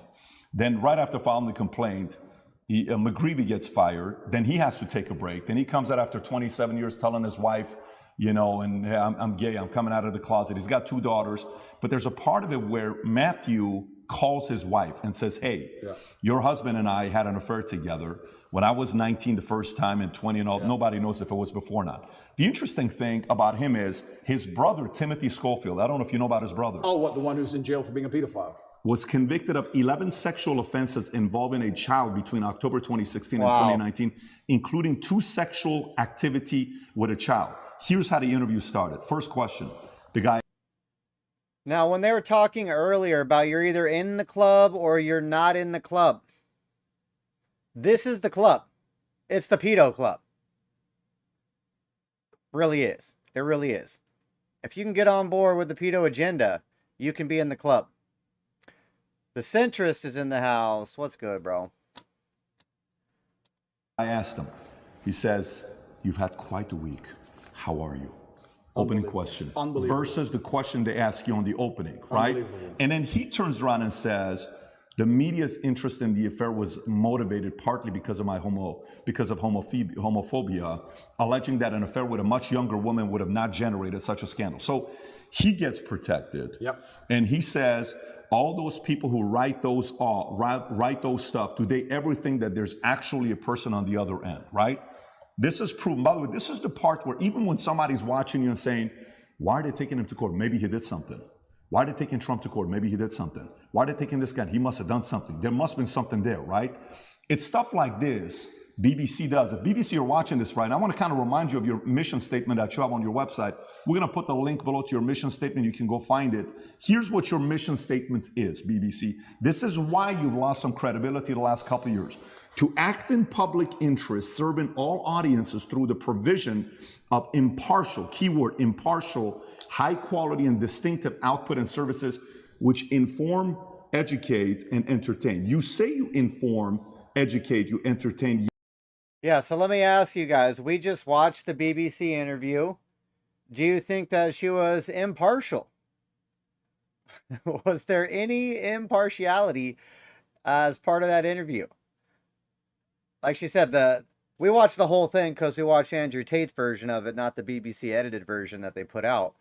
But the edited version they put out, They open it with, "Are you a rapist? Grapist?" I don't think we can say that I'm on YouTube. They have like word police. It's just crazy. Yet you conceal, misinform, and your content's quite frankly boring. You're cherry picking on people that you're talking to. So a message like that gets the average person to say, everything with you is allegedly, everything he did is proven, his brother is proven, yet let's leave him alone. Poor guy, let's target him. This is where their argument has leaks in it. And somebody like you can tear it up. Absolutely. Philip is part of the club, and I'm not. And this is the thing. I'm a mentally resilient person, right? 14 months they've attacked me. I'm not going to sit and complain about that because that's not how I operate as a man. 14 months they've complained about me. If you type Romania, human trafficking, you type in any of these things, my name comes up, my face, I'm a bad person. I've lost all my bank accounts. I've lost all my social media accounts. I've been vilified all across the matrix in every single possible way. They print my face every single day with something negative next to it daily. Nobody gives a shit about my mental health, right? Because I'm the enemy. And what's scary about this is Lucy Williamson herself, she was begging me for an interview. The BBC were begging me for an interview. I don't need any of these people. The only reason I even sat down with the BBC is because they were begging me. I can go and just say my own words and get plenty of views, right? But the whole time I was in jail, they're begging me for an interview. Can we speak to him on the phone? Maybe you can give an interview from jail. Can we have an interview? Please, please, please, please. And I was saying, why do I want to talk to the BBC? And the BBC were saying, no, we don't want to do a hit piece. We want to come across, we want to be impartial. This is what they're telling me. This is what they're telling me. We want to be impartial. We believe there's a side of the story that hasn't been told. We're really interested in some of the, let's say, what's the word? I don't want to get this wrong. Inconsistencies in the Romanian justice system. We're very interested in his side of the story. There's been enough hit pieces. We want to tell the other side. We want to hear Andrew Tate's story. And I said no. Interest in the chat. Who accused Oprah of being involved in human trafficking? I'm curious. Pete, then they sent me a list of questions. I didn't even ask for a list of questions. That's not who I am. I don't have to script. I never asked for a list of questions. They sent me a list of questions. Here's what we're going to ask. It's about his mental health. It's about the Romanian justice system. It's about the fact he hasn't been charged. His liberty's been deprived. All this stuff. And I thought, well, that's kind of interesting. Maybe it's a bit interesting. And the Matrix is obviously printing lies about me. And these are some interesting questions from the Matrix for the first time ever. Okay. They walk in here all smiles and happy, all smiley faces trying to take me off guard. I already had my list of questions, right? It's all going to be nice and easy. I sit down and they instantly attack me. They put the cameras on first and they attack me, expecting me to stutter and make a fool of myself. It's kind of like they tried to sucker punch me. I'm in the club and they're my friends shaking my hand and they tried to hit me and knock me out. And this is the thing that's so amazing about it. Yes, I destroyed the BBC, but of course I did because I'm smarter than all of them. But why should I have to rely on my wit and intellect to destroy BBC with their research team and their plan, their deliberate plan to try and annihilate not only my credibility, but my life? They are trying to put me back in jail, these people. They're not dishonest. They're genuinely evil, and they don't give a shit. And so why should I even sit there and entertain them? I believe I could slip every single sucker punch they throw at me for the rest of human time. I could sit with any of these clowns. And no matter who they sit with their research team, whatever garbage they come up with, I'll make a fool of all of them. But why am I even entertaining them anymore? What's the point? That was the last chance I gave mainstream media. They lied for months to get that interview with me. Completely dishonest, head to toe. And like you said, they sit with Philip. Are you okay? Are you New okay? Twitch We heard your chatters, mom's welcome. upset, that poor old lady. Maybe everyone should stop talking about it because his mom's upset. Let's not talk about it anymore because his mother's old. You're either part of the club or you're not. You have to sell your sanity nowadays. If you sell your sanity, you're afforded protections. That's the reality of it, because if you're a sane thinking person, you don't buy their bullshit. And that's what I've said to them. They don't want anybody who thinks for themselves. They need you to they want you to believe exactly what's on the television screen. Believe in COVID. It's COVID.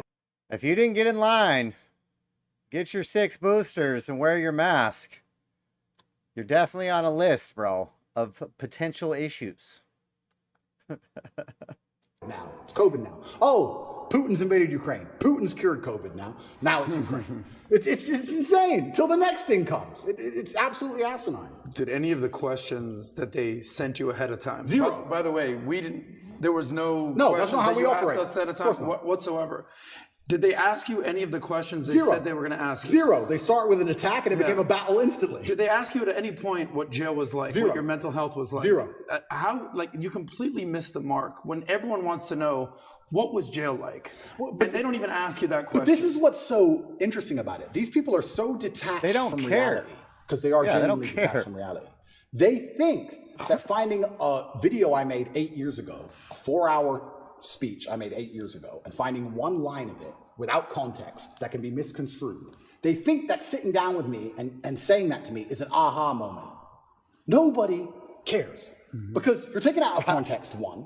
And I said you're taking things out of context. She goes, I'm not taking it out of context. I said, if you're presenting it without context, that's taking it out of context. That's what it is. You're lying by omission. I said that to her after the camera's off, and she looked at me because she didn't understand. When you omit details, when you refuse to put in all of the details, you can lie by including one detail which may happen to be true. You can tell the truth and miss all the details around the truth, and you are lying by omission. You're lying by omission. And you're sitting here saying, oh, you said this 8 years ago. Nobody cares. Because they know me, and they know I didn't mean it in that way, and they know it's taken out of context, and they know that it's an old video on the internet, and it's not even an aha moment they think it is. But they just want to sit with you for an hour, attack you and attack you and attack you, wait for you to make one mistake. If I would have stuttered or made a single mistake, that's the only 3 minutes they would have shown. That's all they want. They want that 1 hour, then they take the little bit. With me, they cut it down to 12 minutes, they look terrible in all of it. But if I would have made a single mistake, it would have been the only bit they shown. That's all they care about. Fake news. Did you tell them, did you say, I'm only doing this if I'm able to record as well? I said Because that. I know that's what happened with Trump as well a couple of years ago. I didn't even tell them, I just recorded it. Okay, so they didn't know you were They recording. didn't know I was recording until afterwards, and then I said, that was dishonest, I'm gonna release the whole video. You told them before you released it. I told them. There is no contract or agreement with BBC. No. Nothing was signed, it was just simply an interview. Okay, because I think that was very important when you released it for people to see what fully was said versus, and by the way, you know the Philip Schofield interview that Maybe we should have done that. I didn't know the BBC one was only 12 minutes. We watched the full unedited version earlier. Maybe we should have went and watched the actual 12 minutes they put out just to juxtapose the position there, because yeah, it was a total hit job. It was a pathetic interview. I think the word goofy was brought up in the chat for the chick who was running the interview, and that was the correct word for sure. they put up, the 12-minute one that just came out, you know the comments are turned off. Of course they are. The comments are turned off, yours are turned on, his is turned off. Of course. And who knows many reasons why they would do that. But going back to BBC. So, okay, they come, they want to ask the questions of you. For some of the people that maybe aren't following the story closely, but they know who you are. We're in the car, we're driving, and a lot of people are asking questions. We ask the drivers, like, hey, are you going to Tate's place? How do you know we're going to Tate's place? And he says, well, who's Tate? Oh, Andrew Tate. Oh, tell us about Andrew Tate. Well, this is, okay. What kind of a guy is he? He said, I actually really like him. I said, why do you think he's going through what he's going through right now? Oh, it's always because of money. Okay, so we're at a different restaurant. So tell us, why are you going through this? Why is he going? Everybody's saying a similar thing about this, right? But for those who don't know, there's 3 different camps. Yeah. The camp that already sees you guilty, it doesn't matter what they read. So for example, this story here, from BBC came out just last night, 10:30. Andrew Tate choked me until I passed that, UK woman claims, right? This is Alice, another anonymous name, just like Sophie, right? Yeah. But there's 3 camps. There's those that say, well, look, I'm already thinking he's guilty. I don't like him anyways. I need anything to get me to think he's guilty. Yeah. Whatever it takes. I don't have to do my own due diligence. I just have to hear anything.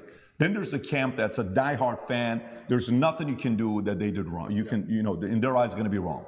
Then you have the people in the middle that are the reasonable ones, that are saying, you know what, let me look at this. Yeah. What about this? What about that? The people in the middle may say the following question. They may say, and I may have asked this question from you last time as well.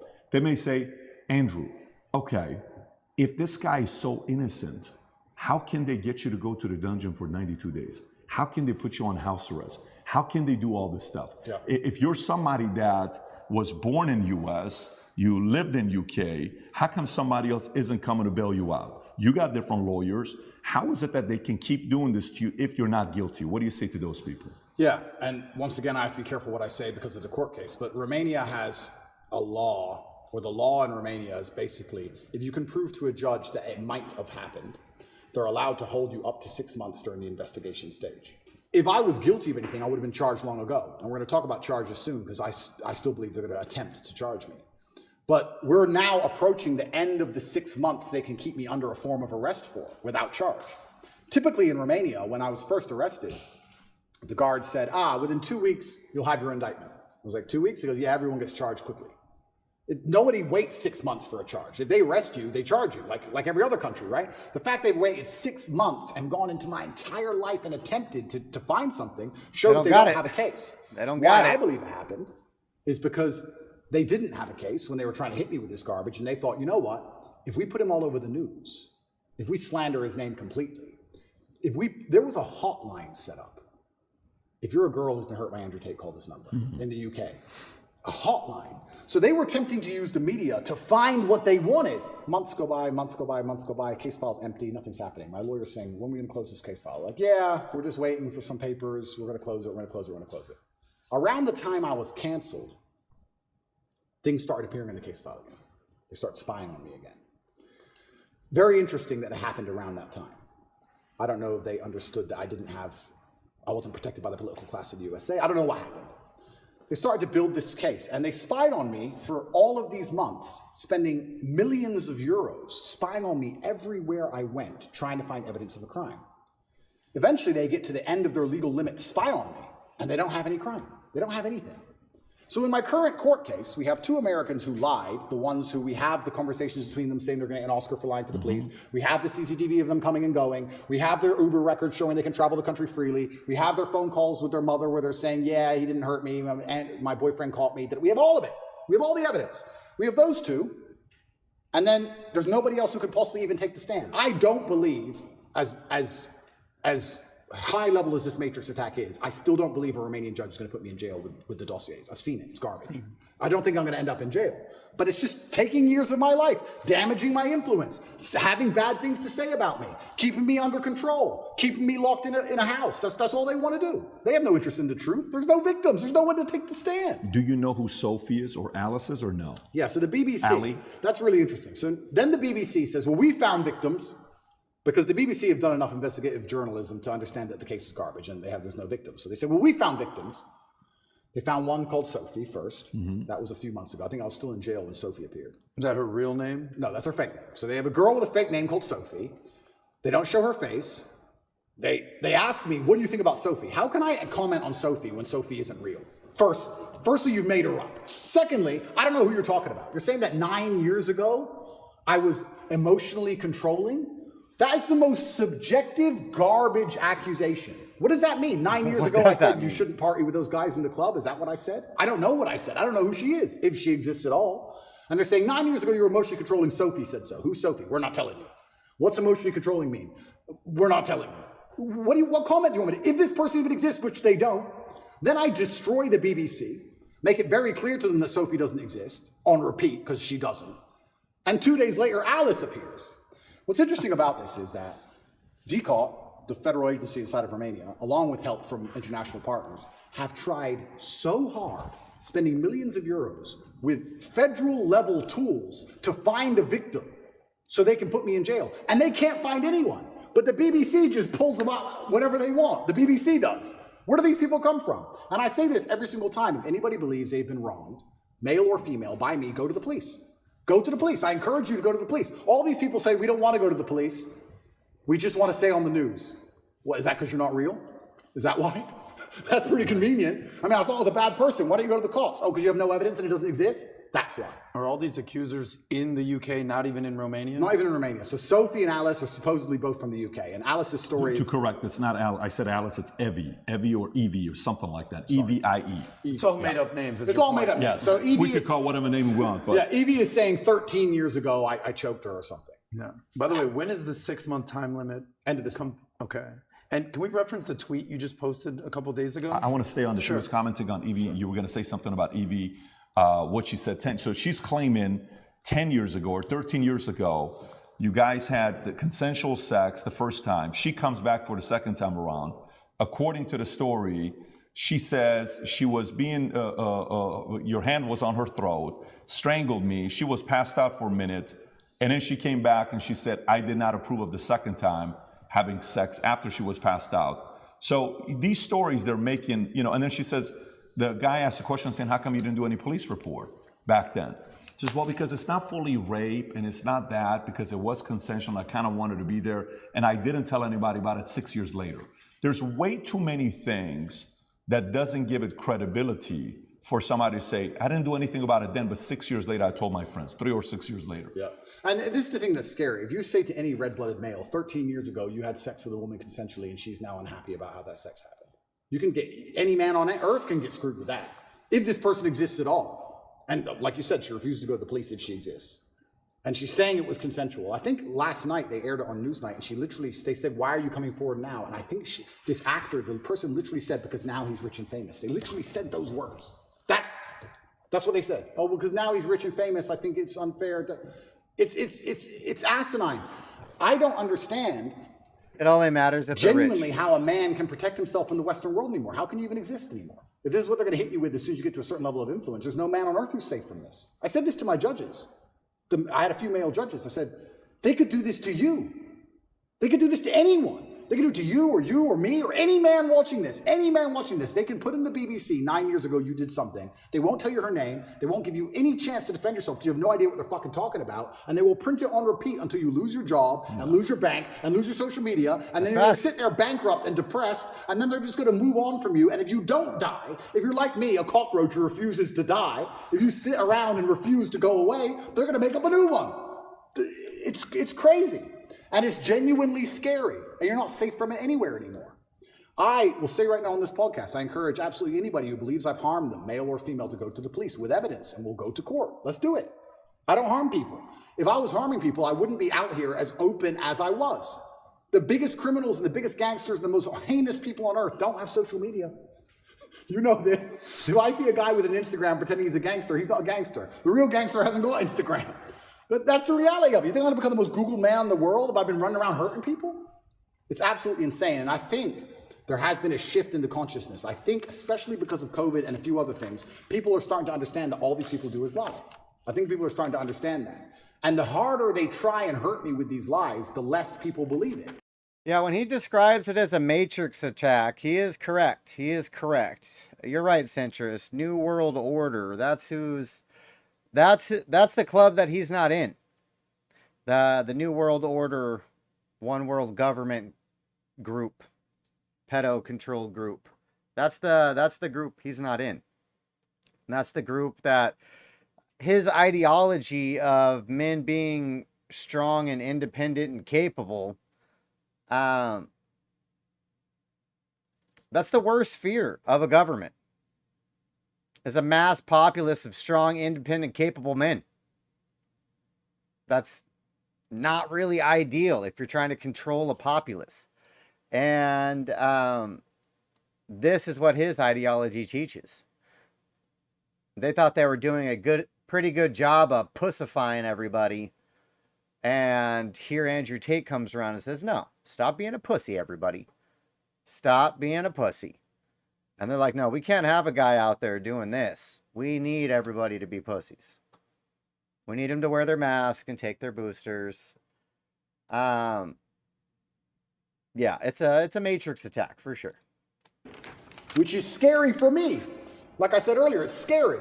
They keep coming up with more garbage. The bullets keep bouncing off.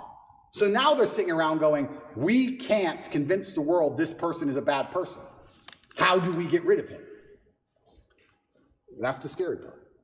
You were going to say something. Yeah, follow-ups on that if you want to go 6 there. months, it's 6 months coming up right now. It's coming up Yeah. June 29th, I believe. Correct. Okay, you put out a tweet recently. You said the 6-month time limit is running out, right? There's zero evidence against me unless they invent something against me, right? Yeah. And then you ask a poll. You said if they charge me with an empty bullet and it still takes a year to beat it and it allows them to save face, they're hoping that the world will basically forget about all this. Yeah. What do you think they will do? And you gave people 3 options. Option 1, let me go. Option 2, charge me with no evidence. Option 3, invent and frame attempt. The results were 38% let me go, right? 35% invent and frame attempt.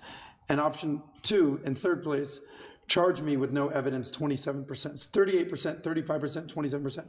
So basically, it's pretty even. So what do you think is going to happen here? The 38% of people who think they're going to let me go, I think are extremely naive. I go to sleep every night. Every morning, I wake up instinctually at 5 a.m. because that's when they raid your house. I wake up at like 4:59. I just fucking shoot up because they busted my house 3 times now. It's not nice to have a bunch of men with guns bust in your house. It's not a nice experience. So every single morning I wake up expecting them to just turn up again with something else and drag me back to a prison cell. Who knows what? They'll just make it up. But the fact they made up this particular crime is because it's a hit piece and it's a slander on my reputation. If they would have done the same thing, let's say for tax evasion, would anyone care? No. Oh, rich guy didn't pay a piece of paper. No, no one cares. We have to hurt his name. Human trafficking. Think about that. For real. I said this to the judge. How does it make sense? A man with no criminal record, who is financially successful, decides to begin to human traffic at 35 years of age. I have no financial motivation. It's clearly not my personality profile. I don't need money. Why have I begun to human traffic from nowhere? It doesn't even make any sense from a pure logical perspective. There's no motive to the crime. Who have I human trafficked? Who is the victim? There's no victims and there's no motive. And here I am on house arrest. It's insane. So yeah. Well, in their defense, you can human traffic to nobody. AKA Jeffrey Epstein and Maxine, what's her, Jizwell? Is that her name? Jizzy? Maxine Jizzy? Apparently you can be a human trafficker and traffic to nobody. So that isn't correct, Andrew. You can traffic to nobody. Yeah, it's genuinely intimidating. I don't know what's going to happen next. I believe they're going to try and charge me with the garbage they have, and I think what they're trying to do is just hang it over my head and keep me afraid. Do you think the idea of trying to either silence you or make you irrelevant is working? Meaning, do you think you're more relevant today than you were on September 1st? Is that strategy they're implementing working? No, they're failing. And the reason they're failing is because God's put me in a position where I have to lead from the front. I think that in the days of old, when politics used to mean something, I believe in politics as long as the leader of the country charges on his horse at the enemy at the front. Then you're allowed to be king. Then I'll listen to your laws. That's politics. When you send other people's kids to die in a war and you sit on your ass, that's not politics to me. But now I'm in a position where I'm spearheading, by God's plan, the rights of basically every man on earth. They could do this to anybody. So I think any man with a brain who's thinking is looking at my position and going, they could hit me or my friends or my son or my dad the same way they're hitting this guy. And that builds a degree of affinity amongst my audience. So no, they failed. They failed and they've made a hero out of me, which is what I'm actually scared of. I am scared by the incompetence of my enemy. I am scared by the fact that they are failing so monumentally. If they had been half successful with the cancellation, none of this would have happened. Centrist in the chat, that's a good comment there. It says China's already living in episode 1, season 3 of the TV show Black Mirror, episode named Nosedive. And soon the West will do the same. My daughter was just telling me about this Black Mirror show. I think I may have catched an episode, but I haven't watched it. Let me know if I should. If the cancellation made me an obscure internet personality, it'd be over. If I would have just allowed them to beat me, none of this would have happened. But I beat them. And that's the problem. Now I'm sitting here going, okay, well, after I beat the BBC, after I destroyed the BBC, Tristan gave me a high five. He's like, oh, you wrecked them. They're going to look so stupid. I said, bro, we've sunk the HMS Hood. HMS Hood in World War II, HMS Hood was the British battleship. It was the flagship of the Royal Navy. And the Royal Navy was obviously renowned. It has been for hundreds of years. It was the best battleship. And it was up against German battlecruiser, the Bismarck. And the Hood should have outgunned the Bismarck. And it was the best German ship against the best British ship. By absolute fluke, the Bismarck, on its first volley or second volley, landed a shell perfectly through the top of the Hood and blew up the ammo magazine. And like in the first shot, within minutes, destroyed the entire HMS Hood. Killed like, I think it was like 3,000 people, 2 survivors. You can find the video on YouTube, the Hood blow into pieces. When Churchill found out the Hood was sunk, he said, sink the Bismarck, don't care what it costs. He sent every ship, every plane, every sub diverted from every other mission. Doesn't care if we lose every plane we have, don't care if we lose the RAF. We cannot lose the Hood without him losing the Bismarck. Sink the Bismarck. When the Bismarck sunk the Hood, all of the crew were celebrating, except the captain. The captain updated his will. He updated his will and telegraphed home to his wife and said goodbye. Because he knew. When I destroyed the BBC, my brother was celebrating. I knew. I said, Tristan, no. You don't beat the British broadcaster.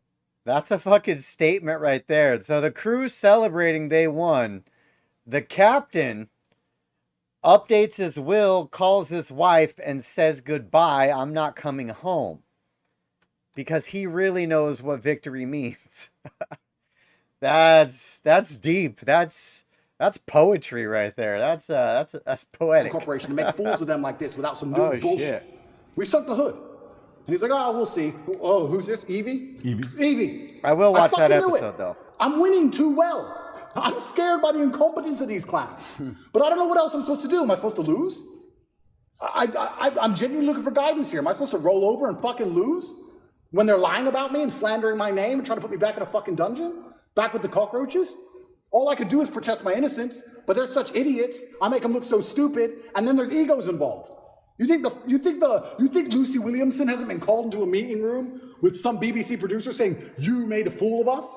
Yes, she has. There's egos involved. Big businessmen with business interests have ego investment in hurting me now. And I keep winning.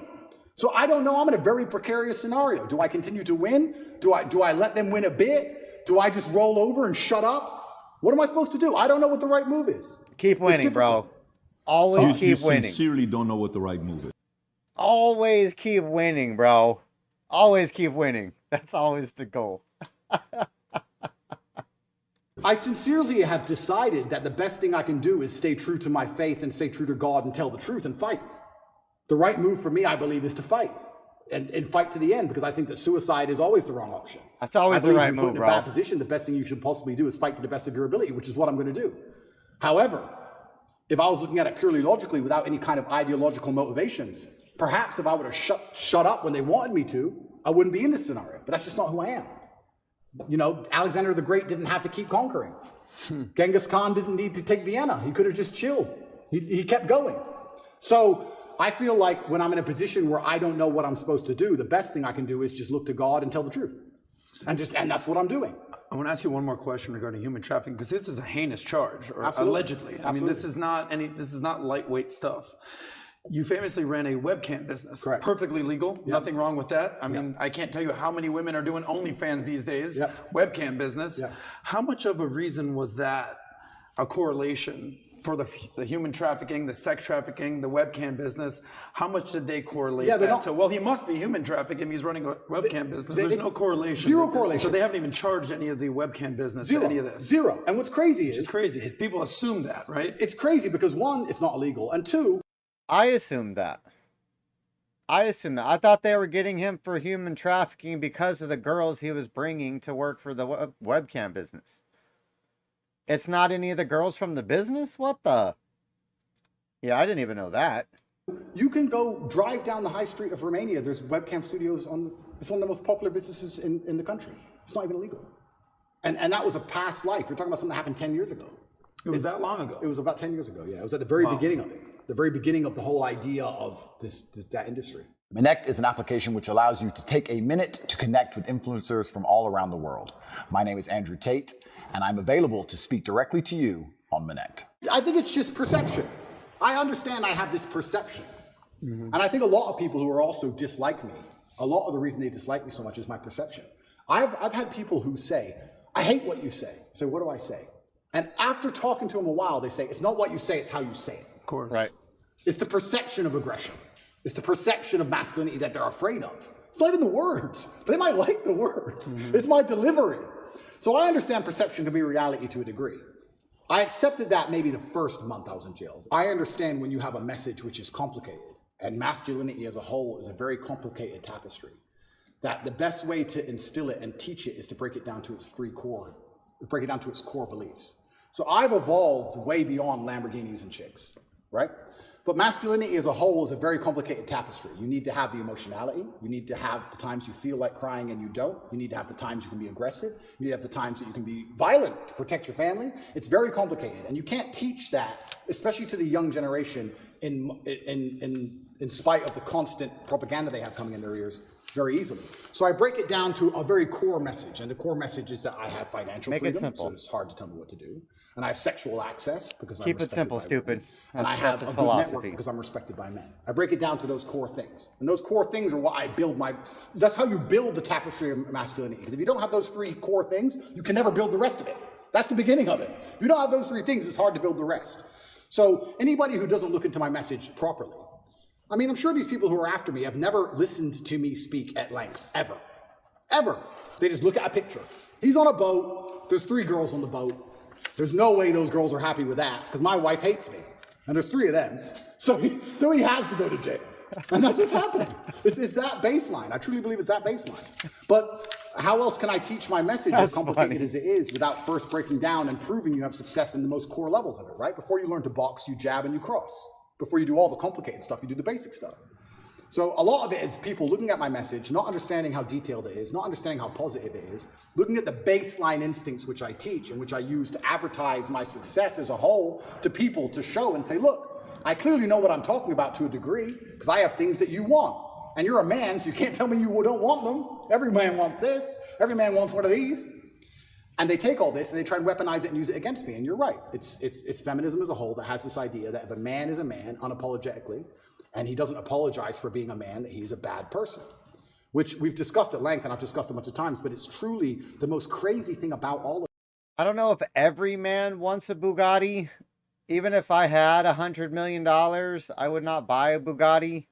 I would definitely rent one and drive the fuck out of it. But I wouldn't want to buy one. All of this is when shit hits the fan, it's exactly the kind of men they hate that they want. Every single time. Every single time. You can go out to a bar in America and you can stand there and argue with a feminist and argue with her to the end of time. And if someone ran in there with a gun, she would say, hey, you go. You're the misogynist. You go protect me. The feminist guy who's on my team, I don't want him to go. I want you to go, please. We don't want Dylan Mulvaney on the front lines. Of course not. And it's hypocritical. And it's hypocritical, and it's done on purpose. It's purported by the Matrix. It's done to attack the baseline masculinity of men because they don't want men to be masculine. Because when you're masculine, you say no to things. I saw a really interesting study once that was it had testosterone level, and it was linked to your capability to disagree with people. The higher your testosterone level, the more likely you are to disagree, because at a baseline level, back before we were more civilized than we are today, if you disagreed with someone, you had to fight him. Interesting. You had to fight that man. For you to sit and say you are wrong, there had to be a possibility of violence. If you didn't have the capability for violence, you didn't say you didn't say they were wrong. You just agreed with stuff, right? So they don't want men who are standing up and saying, I don't believe in X. They want to reduce our testosterone levels to our eunuchs so that we sit and say, well, I may not agree with it, but what can I really do about it? It is what it is. And then they have absolute control. Do you think history favors that ideology? Or history, eventually, a group of men stand up and say, yeah, listen, we've had enough. This is not going to be happening. I do believe that in history, it's always been the same. I believe it's always been a select group of good men who are up against evil. And I think they've always been outnumbered, and it's always been difficult, and they've always suffered. All of them. When I was in jail, the amount of letters I got from people, and it was just names of, and I'm not comparing myself to these people. This is the letters I got of Nelson Mandela, Martin Luther King, Malcolm X, Muhammad Ali, everyone who was unjustly imprisoned. Everyone's gone to jail. Because when you stand up for something, they end up trying to put you in jail. When you're a good person trying to do good, the evil, the Matrix as a whole, is going to try and throw you in jail. That's what they do. That's the punishment for it. Facts. And history's always been the same. It's always been a small group of outgunned people who stand up, who are, to the detriment of themselves, too principled to allow injustice and evil to thrive. And they stand up and they're outgunned and they're outnumbered, but they're like, no, I have to tell the truth. If you play a video game and you're the good guy, when you get to the boss at the end, he has more life than you. He has more hit points and he moves faster and he's a cheater. He cheats. He cheats. The bad guy cheats, but you still win because you're good. And that's how the battle's always been. I would love for the world to be another way, but I don't think it's ever been that way. I think if you find any time in history, it's always been the same story. And now I'm in the position where, like I said earlier, what am I supposed to do? Do I have a life path in which I can genuinely help people? And do I have a life path in which I can genuinely... The devil reigns on earth, so he has the advantage, but good always triumphs evil. Good message. do some damage to the evil to the world? Or am I just going to disappear like a coward and let them lie about me and do my time and shut up and delete my Twitter account and just go away? You know how sometimes, like, I've been in sales for quite a while. If a guy who doesn't have any responsibilities and he's single, he has a $30,000 a month, boom, he's going to Vegas, having a good time, and then he doesn't work as hard until he runs out of his $30,000. 3 months later, I got to go make the $30,000 again. Oh my God, panic, I got to pay my bills, I'm behind on the phone. Let me buy this watch and make 40 grand, I'm going out again. So it's very inconsistent, right? And then as you're in sales longer, you're like, okay, the profile of somebody that's going to be more consistent is not a single guy. It's a guy that's married, kids, homeowner, and all those three are signs of what? Married, commitment. Yep. Homeowner, commitment, responsibility. Kids, Obligations. commitment, responsibility. Yep. Last time we didn't talk about your kids. Yep. At this point, I think it's public video, your daughter running to me, give daddy a kiss, all this stuff. Everybody knows at this point. Yep. Do you, when you're in jail, sometimes I sit there and I got books on my desk. I'm like 50 books behind. And I like to read. I know you don't talk about reading a lot, but I like to. I'm 50 books behind. But I bet if you're in a place where you're in jail, you're forced to think. You're forced to, Andrew, you don't have the phone, you don't have the computer, there is no emergency podcast. Yeah. Go away and think. You're sitting there, you're like, okay, family, kids, you know, what it's really all about. Yeah. Those decisions, when you think about your kids, does it influence you to say, oh, what are you doing this? You know, why are you going through all this stuff? Maybe you got to make some changes in your lifestyle. Yeah. And if yes, in what areas? Yeah. Or does it say, no, double down even more because I'm fighting for them? And that's a really interesting question. I'll start by saying how thoughts in jail are different than thoughts in the outside world, because this is actually an observation I had. In the outside world, I don't think you carry a thought for very long that you don't want to carry. You can sit and think about something if you want to, but if you don't want to think about something, you just get your phone out. Something pops in your head, oh, I don't do it. You get your phone out and distract yourself. Or you get on your laptop, or you call someone, or you do something, right? It's not very often in the real world. Point. It's not very often in the real world. You have a thought you don't want in your head, and you have nothing to take it away. You have no phone, you have no outside interaction, you have nowhere to go. What a perspective. I was just going to say that's a crazy way to think about it, and I really had never thought about it that way. And that's why people probably go insane in solitary confinement. It's that they get stuck on a thought and they can't distract themselves from it. That's interesting. That is interesting. So there were times in jail where, for the first time, like I have a lot of mental control, but there was the first time ever I'm battling with my own mind saying, I don't want to think about this. And I put another thought in the way. It was on the door. It was knocking on the door all the time.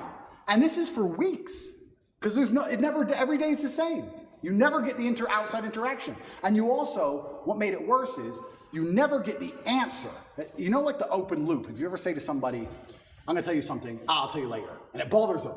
That's what jail's like, because you might think of something, doesn't matter what it is. I won't say what my thought was, but I'll give you an example. Let's say I thought, when did Constantinople fall? What year? I can't just Google it. I don't know. So it's stuck in your head, right? So if you have this negative thought, you don't know the answer. Normally in life, when you want to know something, you find out. But in jail, you don't. So you're like, I don't know. That is so funny, though. I can't get this out of my head. So when you have a negative thought, especially if there's an open loop to it, you need to know something or you want to know something. You can't get it out of your mind. I would sit there for hours just meditating, trying to just keep the door. I never thought about it this way. Negative thoughts. It's really difficult. It's a really strange experience. And maybe in normal jail in Western countries where you get to go and interact with people, you can distract yourself. But I was stuck in a room for 93 days in one room. I did not leave. That was where I was. I was allowed to go to the fridge once a day, which is a 3-meter walk and back. That is it in my room. You and Tristan are in the same room or no? At the beginning we weren't, but then we ended up in the same room. Got it. Yeah. Okay. So, yeah, the thoughts in jail are very pervasive. And it's also a long time, maybe never, in the outside world where I had a thought in my head for weeks and weeks and weeks and weeks. You just satisfy the problem. You fix the issue in the real world. In jail, you can't do that. So yeah, family and kids, and those are the positive things that you do. That would be aggravating. But it's difficult because I think of children, I think of legacy. And then if you're going to think of your legacy via your children, you have to think of your legacy via your actions. And then you have to sit and by extension go, well, truly, truly on my deathbed, truly, will I be happier if I gave up or if I continued to tell the truth? I'm scared of the regret of thinking, you know what, I was the most famous man in the world and every man on earth was listening to me and I was really making a difference, but I got scared.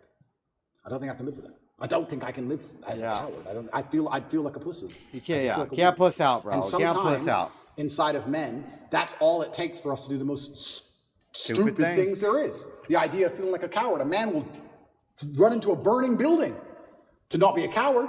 If the firefighter, they go, there's children in there, and the whole building's on fire. It's like, well, I can't be a coward. Oh, fuck it. And you'll risk your life. It's something that's built inside of us, honor and pride. It's something that should be. It's what they're trying to take away from us. But it's what used to be built inside of men. And I just feel like Honor, I can't not give pride. up. I know what I'm doing is good. Pride I know is what a I'm sin, teaching is bro. good. I know that people don't like it, but I know I'm not teaching anything that's bad. And yeah, I want my children to be happy, but I have daughters too. And how do you make sure that your daughters are secure and have a good future? Well, I think you do that by building good men. How else do you do it? My daughter is mine now, but she won't be mine forever. She's going to marry somebody.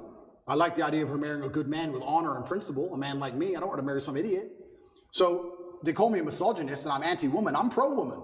The best way you can improve the lives of women is make men, better at being men. Because when a man is a good man, he's good for all of society, including women. He's good for everyone around him when he's good at being a man. So I feel like I'm helping them as well by extension. And it's difficult. And yeah, I can't say with honesty that I strongly considered giving up. It never crossed my mind. It was there for a second. Do I need to do this? And after like half a second, it was like, yeah, I do. I don't know why. I can't.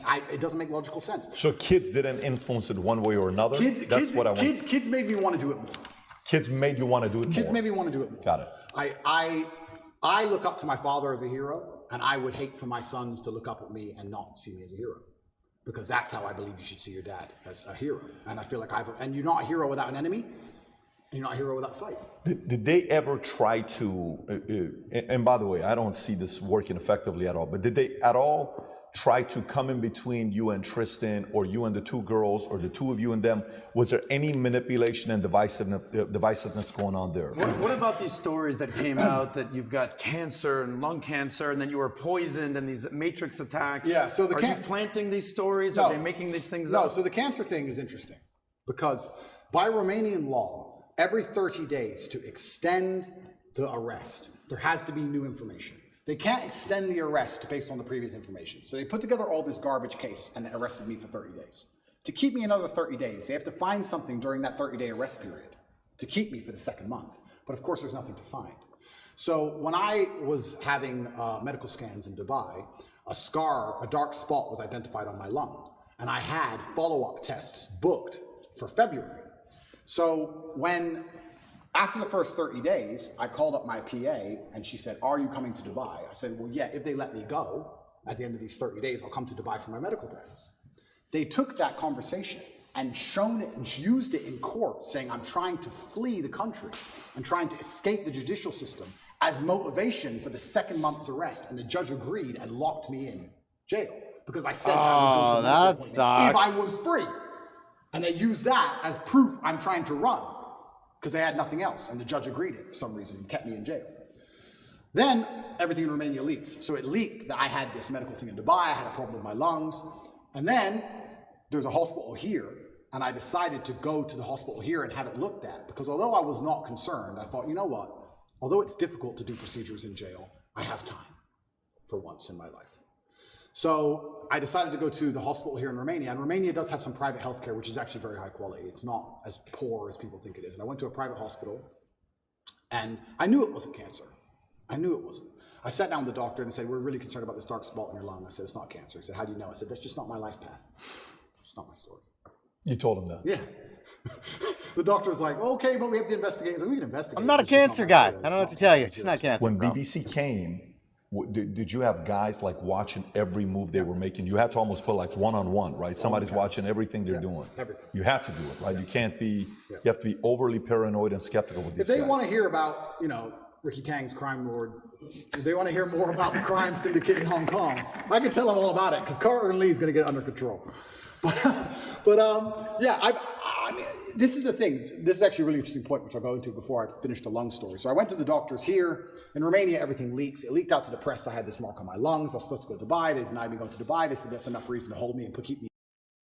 Well, if anybody is new on the stream, tapping in with us, checking out the Andrew Tate thing, I appreciate it. Make sure you like and follow and all that good stuff. But join the chat. Let me know what you guys are thinking. Give me your opinions. Let me know. Me in jail, which is absolutely insane, all because I also had a phone call about a medical procedure. It's crazy. But they were always going to keep me anyway and find some reason. I went there. I had a bronchioscopy. Have you ever had one of them? Bro. I wouldn't call it painful, but it's certainly horrible. So they put a camera in your lung, So it's down your throat, but it's in your lung. It's not down your throat, it's into the airway.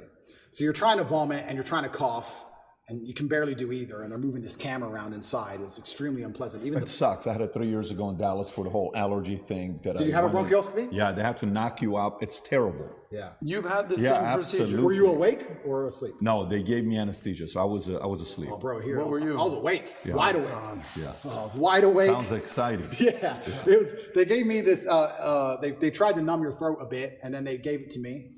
And the doctors all around me. It's kind of interesting because when something is in your mouth and you're choking, you want to grab it, right? So you're on a chair and you're like tied to the chair, so you can't move your hands.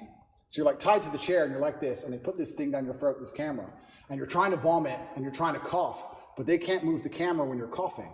So even the armed guard who took me, the police officer, the guy, he was in the corner of the room, and even I could see on his face, he was like, "Fucking hell!" And I don't even want to reenact it because it's probably so horrible to look at, but you're just. Like you're trying to vomit, you're trying to cough, you're like, your face is bright red, you can't breathe, and they're like, stop coughing, stop coughing, stop coughing, and you have to try and stop coughing for like 2 seconds so they can adjust the camera a bit. It's the worst 20 minutes of my life, it was horrible. They finish that and they go, okay, well the good news is there's precisely 0 smoking damage on your lungs, and your lungs are perfect, but the lesion, whatever it is on the outside of your lungs, it's not the inside of your lungs. We couldn't see anything. So I completed that procedure, went back to jail, that was a nice evening. Horrible. Anyone who has a bronchioscopy, yeah, go to sleep, don't stay awake. Horrible. Then they said we have to find it, we have to get a biopsy from the outside of your lungs. So we have to put a needle through your back, a needle like this long, through your back, through your rib cage, to your lung, a CT guided biopsy it's called, and take a piece of it and then pull the needle back out and then do a biopsy on the piece. Now, they're like, this is an operation, do you want to have it while you're in jail? Because the bronchioscopy wasn't much to recover from. I had a really sore throat, whatever. But this is an operation, do you want to have it while you're in jail? And I was like, well, why not? I'm in jail, I have time. I can't recover, but I have time. So I went for my CT guided biopsy. They put you on your front, they show you the needle, it's like this long, and then they stick it in you, and then they scan you with the biopsy, and they try and see where the mark is, and they adjust the needle, and they scan it. It's like 30 minutes of them shoving this needle in you, trying to get to the right point. And eventually they did the biopsy, and they said, yeah, it's benign, some lesion I might have had from when I had pneumonia when I was a kid or something. It's benign. And as I told you, I knew that cancer wasn't my life path. I knew it wasn't, but obviously rumors spread like wildfire. Wildfire. Everybody in the States. Especially because I smoke all the time. Right. But it was actually very refreshing to hear I have 0 smoking damage in my lungs, 0. I was like, there's 0? I mean, I'll accept a little bit. I'll take a little bit, but I think it's because I train every single day. I work out every single day. I train hard every single day, and I think, you burn it off. A couple cigars here and there are not a big deal. It's not cigarettes. I think cigars are better than cigarettes. I also believe nicotine is a super drug, so I'm not going to stop. I think nicotine and caffeine. A super drug? 100%. What does that mean? Nicotine and caffeine are what I run on. 100, that's all I run on. Coffee's for closers, bro. Tell him. I'm the only one that drinks coffee between the two of us. Oh, really? By the way, you know who talked about nicotine? Tucker Carlson talked about nicotine, right? Have you seen that when he talks about nicotine, where he starts his day off with nicotine? Fire, 100%. Fire blood. I have about 10 to 15 cups of coffee a day and 2 or 3 cigars a day, and I only eat once a day. And it's funny because people look at my 10 to 15 cups of coffee a day minimum. Wow. But you don't do drugs. 0 drugs. You'll have a sip of alcohol every once in a while. I used to. I haven't had alcohol in 9 months. I've quit. But you're running on caffeine and nicotine. It's It's funny because people look at my physique when I put pictures up and they're like, what's your meal plan? I'm like, bro, cigars, coffee. Coffee and cigars. Coffee and cigars. I eat once a day. What time? I eat dinner only. That's it? Only eat dinner and 8. So you do intermittent fasting for 18 hours? What? Yeah. And 80 to 90% of my calories are meat. That's it.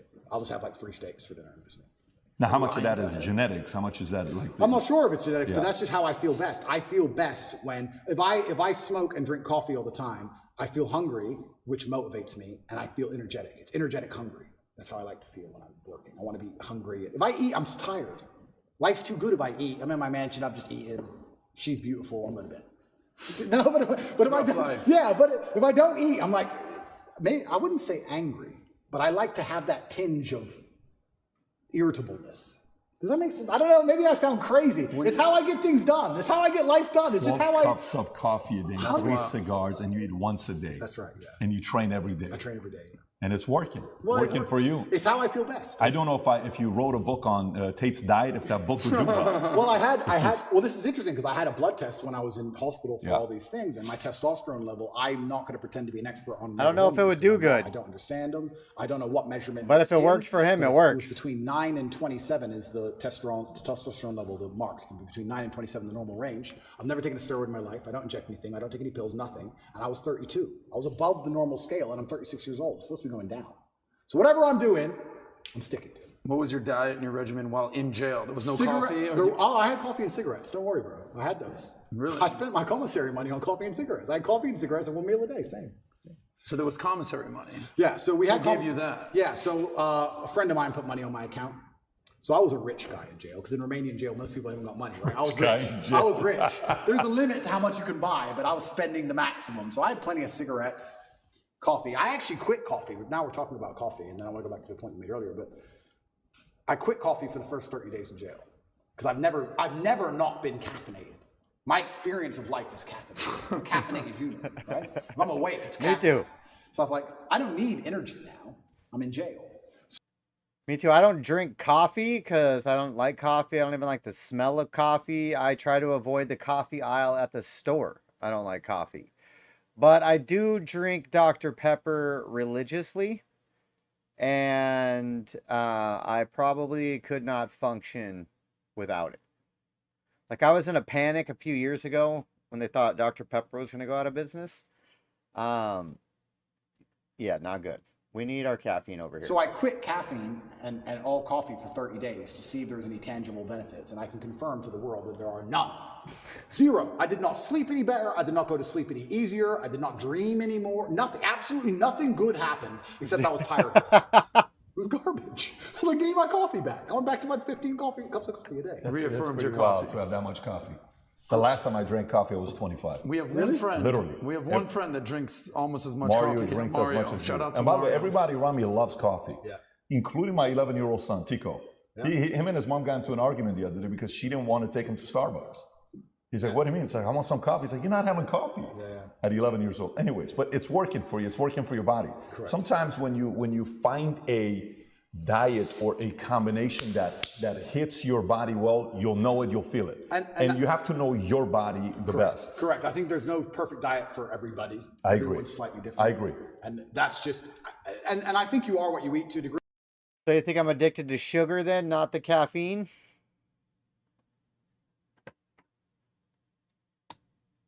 I guess it does have more sugar than caffeine.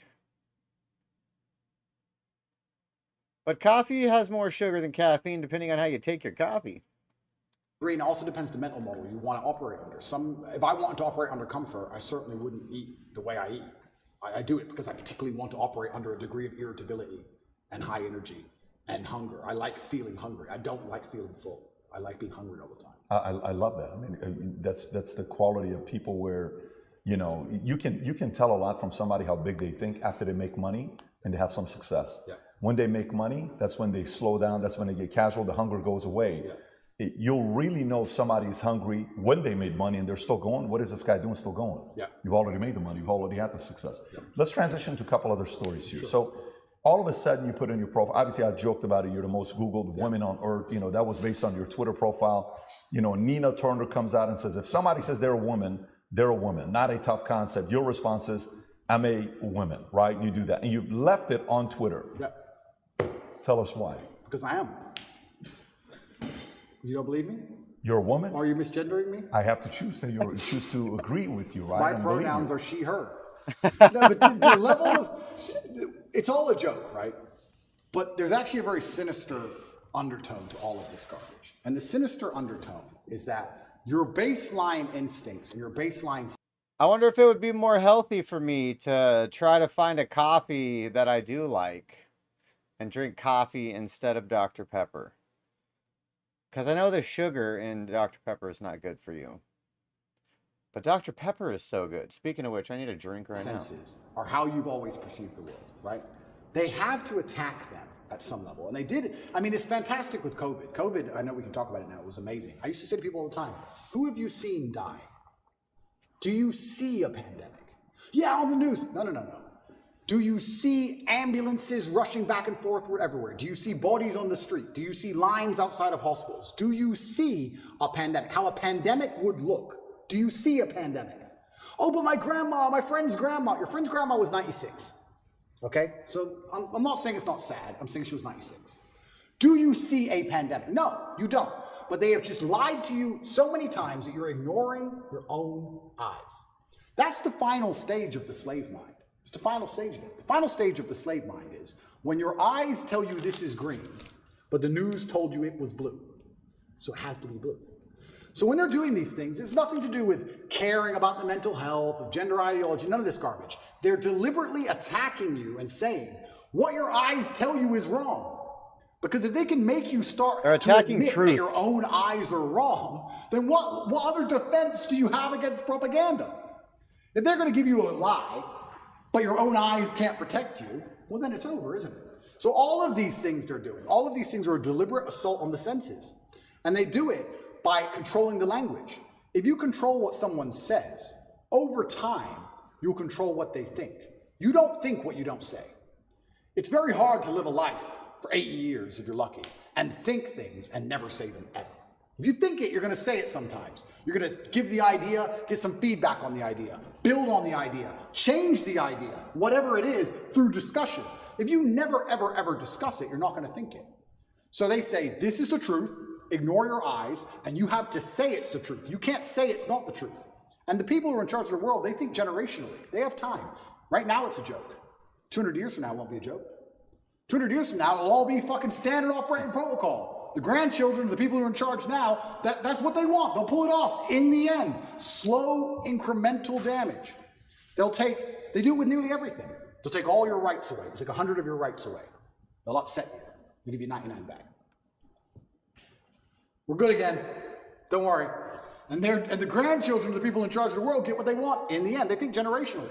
So now we're at the beginning of it. It's all a big joke, right? But especially before Elon had Twitter, when you couldn't say the truth online, when you couldn't say my eyes see X on the internet without going to jail or losing your account or getting a hate speech charge in the UK or some garbage, they're controlling what you think. And on a long enough time frame, what you think becomes true. We all believe 2 + 2 is 4. But with a hard enough psyop, if you can't say that, if you have to say it's 5, on a long enough time frame, math breaks down and everyone's just going to believe that 2 + 2 = 5. That's what happens. You think we're going to get there? Have you ever seen the experiment? There's a really interesting experiment with monkeys and a banana and a water spout. Have you ever seen this? They put 5 monkeys in a room. And at the top of the room, there was a banana. And when one monkey tried to climb up to get the banana, they turn on the hose and splash all the monkeys with ice cold water. So the monkey would come back down and wouldn't get the banana. And when another monkey would go to climb up, they'd splash all the monkeys with ice cold water. And what would happen over time is, when a monkey went to climb the rope to get the banana, the other monkeys would jump and pull him down and hit him and teach him a lesson. Don't go for that banana. If you go for that banana, we get splashed with water. Mm-hmm. Then they'd swap one of the monkeys out. Now there's a new monkey in the room who doesn't know the game. The new monkey would attempt to climb, and all 4 monkeys would attack the monkey, pull him back down, and kick his ass. He knows if he climbs the rope to get the banana, he gets attacked. He doesn't know he gets splashed with water if he gets the banana. He doesn't know the game, but he knows if I try and climb, they're going to attack me. After a certain amount of weeks, they change another monkey, and another monkey, and another monkey. Over time, you have 5 brand new monkeys who have never been splashed with water ever. But nobody goes to climb the rope, because if they do, they're attacked by all the other monkeys. And nobody even knows why. Damn. That's crazy. If you climb that rope, we beat you up. That's just how it works.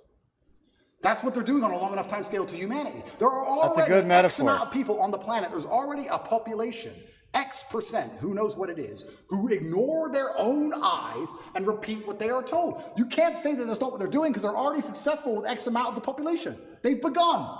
The seed is there. 2%, 3%, 7%, who knows? They've already proven they can do it. Now it's just a matter of not shutting up and hammering at home. Make sure they repeat it in schools. Children are young. They believe. Yeah, gender ideology is definitely a religion at this point. Or a cult, same thing in my book. That is definitely facts interest. Things are impressionable. Hammer it to the kids, especially. Put it in every Disney movie. Give it to the kids all day long. They grow up sooner or later. Long enough time frame, that's it. It's generational But attacks. do you think that's going to work, though? Because let me maybe unpack the question. So I'm from Glendale. I went to Glendale High School, hence the lawyer, right? So yesterday, a big fight broke out in Glendale. Massive, it's all over the news. So the fight was over these parents, Armenian parents, who were for 4 years are like, listen, we don't mind if you're gay, but don't teach our 4-year-olds about transgender. Don't put these books in. Finally, yesterday, big old brawl. It's all over the news. They're fighting. Armenian parents are like, we're not going to tolerate this. This is just not going to happen to us, right? Then you go to YouTube. YouTube comes back and says, hey, starting such and such, all the videos that were put up about, you know, the election and, you know, whether it was a fake election or not, we're no longer going to give a strike or take those videos down. They can stay up there, right? This is totally fine.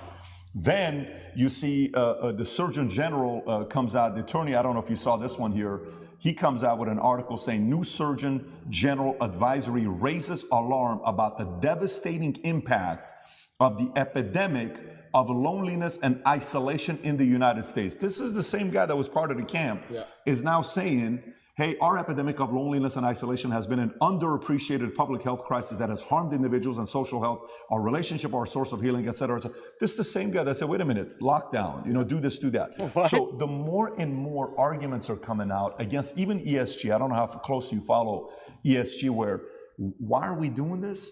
Did you see how much Target lost? $10 billion? Did you see how much Bud Light lost? 25%, 12%? This is no longer working. Well, if you want to, like even one of the insurance companies I work with closely, it's one of our biggest one we work with. Yesterday, I see their post on Instagram. Well, because of Pride Month, we're doing this. I know the people in that company, but they just raised a few $100 million. One of the companies they gave the money to was one of these bigger guys, the Vanguard, BlackRock, and you know, State Street. So when you take money from those guys, you have to have a certain ESG score. But a lot of people are now saying this is not a proven formula that it works. Stop doing it. So do you think guys like you, who are maybe in business, I don't think the BlackRocks, the Vanguards that are pushing the agenda, the ESG agenda, is to be profitable. I don't think they're doing it because they think that it's profitable. It's clearly not profitable. Go woke, go broke. They've been saying that for a long time. It's not profitable. They're doing it because it fits an overarching narrative. You know, it reaches an end goal for them. It's not that it's profitable. who are maybe in church, they're saying, Pope, what are you doing? What are you talking about? Who are maybe in the Christian church, who are maybe in different denominations. They're in the military, sitting back saying, I didn't sign up for this. So meaning successfully, do you think these guys will be able to manipulate their agendas down everybody's throat, or there's going to be certain people standing up? Well, certainly I'd like to believe that the tide is shifting and we're starting to get some degree of victory against the matrix as a whole. I do believe that the public sentiment is shifting. However, the fight is long and it's very, very difficult, because I agree with what you're saying. Only a year ago, I would argue it completely and say it's basically over. I'm actually very impressed with the ground we've taken back with common sense. But these people operate so slowly. It's generational, these attacks. The attacks we're suffering now were started in the 70s and 80s. They take it over time. And yes, it's fantastic that those parents fought back against that school. That's fantastic. But there's a whole bunch of schools where they didn't. And who knows, okay, that particular book might be removed. A softer version will be implemented. Next year, maybe that book will come back. They have all the time in the world, all the money in the world, and they're insulated from these things. That's what's most scary. You talk about Vanguard and BlackRock and all these companies. What's actually scary about it is the people who are making these decisions are completely insulated from the consequences of their decisions. They're in Switzerland. They fly private. They don't care. You think they care about any of this crap? They'll say, oh, do this. Oh, it's caused a riot. They don't live there. They're nowhere near it. They have nothing to do with it. When's the last time you've even seen a politician? Do these people even exist? They're have nothing to do with where they operate. It's actually amazing. When I was in Dubai once, I think it was about 3 years ago, I saw the leader of Dubai walking through the mall. I was like, he's a person and he just walks through the mall. I was so impressed. Imagine a Western leader walking through the mall. Never in a million years. It's just pieces of paper, private jet, vanish. All these people who are in charge of everything don't even live in these communities. I do believe that, yes, we can win, because I don't think you can fight to the best of your ability if all hope is lost. I do believe we're winning and taking ground back, absolutely. And I believe that we're doing that by purely telling the truth. What our eyes see is what's real. And we're doing it in the name of God, because you're saying Armenians are strictly religious. We should do a live podcast on who's controlling who. Look at the hierarchy of power on the globe. That would be a good one. That would be a good one. I think God and religion is one of the best ways you can combat these things. However, the fight is never ending, because they're never ending going to try and implement. You talk about ESG scores. It's garbage they put together. That's not going to end. It's just going to get worse and worse and worse over time. And it's kind of unfortunate and it's kind of upsetting that we still have this system where the people can be unhappy with something. The peasants can revolt to a degree. But does it even really matter at some point? You get to a point of power where you don't care about money. And then things are really difficult, right? When you control everything, you don't care about money. I mean, I'd like to actually argue. We talk about Bud Light. This Mulaney, whatever is it? Dylan Mulvaney. Whatever. Yeah. Yeah, Dylan Mulvaney. Sweetheart, yeah. And yeah, I know we've damaged their share price, et cetera, et cetera. I would believe people who own that company or are beyond that company, I don't think they truly give a fuck. InBev. I don't think they care. Maybe they care a bit. I don't think they're losing that much sleep over it. Maybe they are a little bit, but I'm saying you get to degrees of power and levels of power where you don't care about money. I'll give you a perfect example of it. I know we keep going back to this, but it was actually a massive pivotal event in awakening so many people was the COVID scan. I said this multiple times in many different countries I visited. I said, if they cared about you, they would have left everything open, maybe put a tax on everything, extra tax percent, whatever, and built hospitals. Why didn't they do that? Why did they lock you all up? Because it's a mass compliance exercise. They want you to comply. They don't give a shit about your health. They just want you to comply, and they want to test how many people comply. And people were saying, yeah, it's all about money, it's all about profit. And I said, that's actually a very optimistic way to look at it. I think that if you destroy the economy and lock everyone in their houses and destroy everyone's businesses, you don't care about money. You're beyond money. You're above money. You want power and you want control. Because once you become actually rich, you learn that the world is all just about people, right? The best things in your life are people. The best things in your life are family. The things that make you happiest are your friends. Your life experience is the best if you have good team around you, good assistants, good helpers, good staff, whatever it is. It's all about people and controlling people. What do you want money for? To get other people to do what you want. That's all money is. I want a Lamborghini. I can't build one. He can. I will pay him to build me a Lamborghini. It's all about people. So once you get beyond a certain level of money, and there's a certain level of control you want that money perhaps can't buy, then you think, well, I don't care about the money. I want the power. I don't want money. I want them to stay in their houses. Why? Because it says so. I don't have to. They have to. Ha ha ha. It's funny. And I've said that and sat with people and said, do you really think people in charge of the world are so petty that they would lock everyone in their houses so they can laugh? I say, yeah, I actually do. I think if you were born into a wealthy family where money has precisely zero value, and you are arrogant to the moon because you're this whoever, and you believe you're God's gift, and you don't, a Ferrari ain't gonna make you happy. Who cares about Ferrari? Ferrari's free. It's pennies. You don't care about any of this shit. What makes you happy is everyone respecting you and being afraid of you. To a degree, you're going to try and influence some power and fear. I think that's what it is. So I think a lot of these companies, when they're doing these things and they're upsetting people, etc., yeah, it's good that we're fighting back, but I also think part of them enjoy the show. I think part of them genuinely enjoy the show. I think part of them go, you know what? Let's do, this is insane. Let's do this. Oh, they're fighting. I really believe it. I know it's they definitely enjoy the show. I think they enjoy the show apart. I don't disagree with you in regards to that. I can see that how, you see it in movies or scenes where, condescending, arrogant, and they kind of they enjoy bullying the guy that can't help himself, right? Hey, do this. Hey, clean up, pick this up. Look at this. He'll do anything that I need him to do, right? I fully believe that those types of things exist. But, man, empires have fallen so many times because they thought they can get away with murder. It's true. And then eventually people said, listen, stop. You're not going to do this to me anymore. We're not going to take a stand. And typically when that happens, you said it earlier, what is really what's going on in Glendale or some of these other cities that people are protesting? Why is there an organization called Gays Against Groomers? Yeah. Gays Against Groomers? What? What do you do? He says, man, I just wanted to be gay and leave me alone. I'm not trying to be, grooming kids. That's not my job. I just want to be gay. Leave me alone. We've made so much progress. Yeah. These guys, I'm not that guy. I'm not this person, right? Yeah. So I think the part that they fear the most, if you read Communist Manifesto, there's a book written by Cleon Skousen. I think he was like a former CIA agent for like 15 years. He wrote a book called The Naked Communist. Yeah. One of the things he talks about how getting rid of God. Well, they're succeeding in that area, but not fully yet. You know, getting rid of the family nucleus. Well, we already know what is the purpose of this LGBTQ movement. What is the purpose of this transgender? What is the purpose of, let me get this straight. This person cannot buy a gun at 13. This person cannot go in the military at 13. This person cannot vote at 18. This person cannot own a car at 13, but they can transition. The most important decision of their lives, you're okay with? Yes.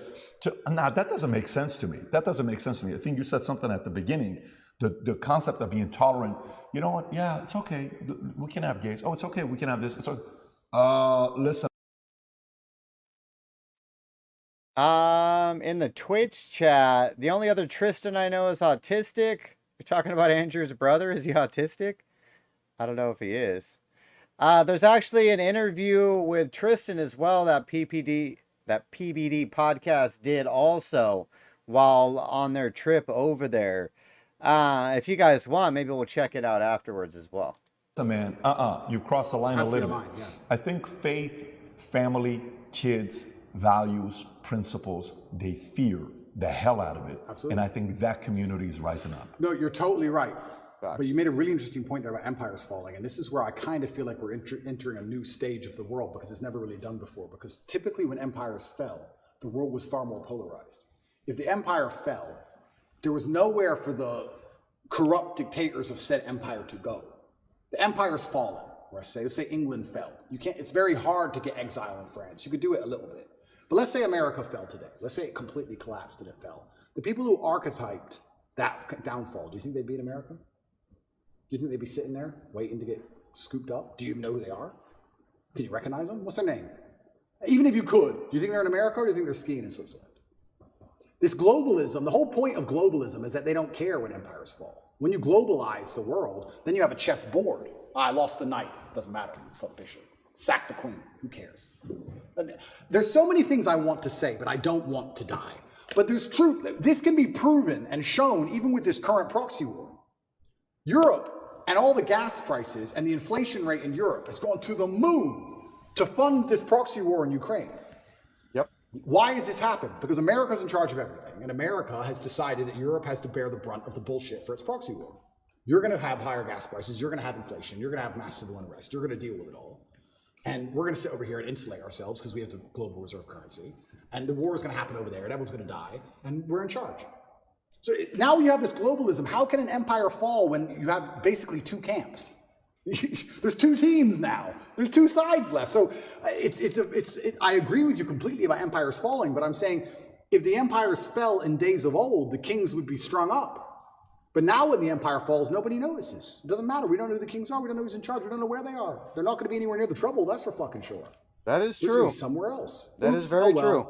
And do they really care? Do the people in charge of the world care if America's crime rate goes up 1,000%? Would they lose sleep at night? I actually think they do partially, because think about it. So I'm with Andrew Schultz, and I'm taking your position with him. Okay, you know who Andrew Schultz is, good guy. And he says, you know, part of me that gives me comfort is knowing these guys are so obsessed with their money. He may be wrong. This is, we can debate this. They're so obsessed with their money that there's no way they're going to let America fall, because if America falls, everything else falls. So they're going to go just as much as they can to control, but not enough to get the machine to break, because they're so in love with money and power, they don't want to give that up. Well, I hope that's true. I would love for that to be true. But my argument is that these people are already so deeply entrenched. I don't know if I agree with that or not, Centrist. He said they know that religion is in decline, so now they get people in control with gender ideologies and other bullshit. But I actually think that religion being in decline is the reason society is so corruptible and horrible. I mean, always people in government have always been bad, but the more religious the people are in government, typically the less tyrannical the government is, at least from an American standpoint, as far as how our government functions. So I think the loss of religion is actually the problem. I think you're saying it as in religion used to be the old way they used to manipulate the masses, and now they use ideology because religion doesn't work. I think the same people that are controlling masses with religion are still using, but those aren't the people that are controlling the economy. I think it's a separate group of people. They print the money. To an extent. They'll print the new money. They don't care. If they cared about money, COVID wouldn't have happened. They closed the entire economy. I don't think they care about money. I think they control the world to a level where you want to eat? Do you want water? Like, I don't think they give a shit about money. They'll print the new money. They'll change the name of it and print the new one. At a certain level of power, I think they're so above and beyond all of our concepts of how the world works that they don't have any interest in any of it. I don't think they give a shit. I think if you were to go to these people, whoever they are, and say, we're going to take your money away, they would just laugh at you. You think you can take my money? You think you understand money? You think you're going to damage the stock market? You think I give a shit about share price?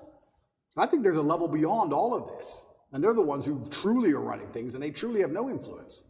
And in fact, the harder they damage the economy and the more damage they do to money, the more people are dependent on governments to eat. That's where communism comes from, right? The more poor we get, the more you need the government just so you have food in your mouth.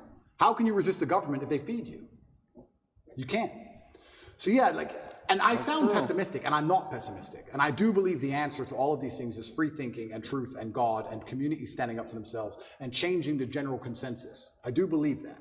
Because to a degree, although we talk about people who run the world, to a degree we run the world.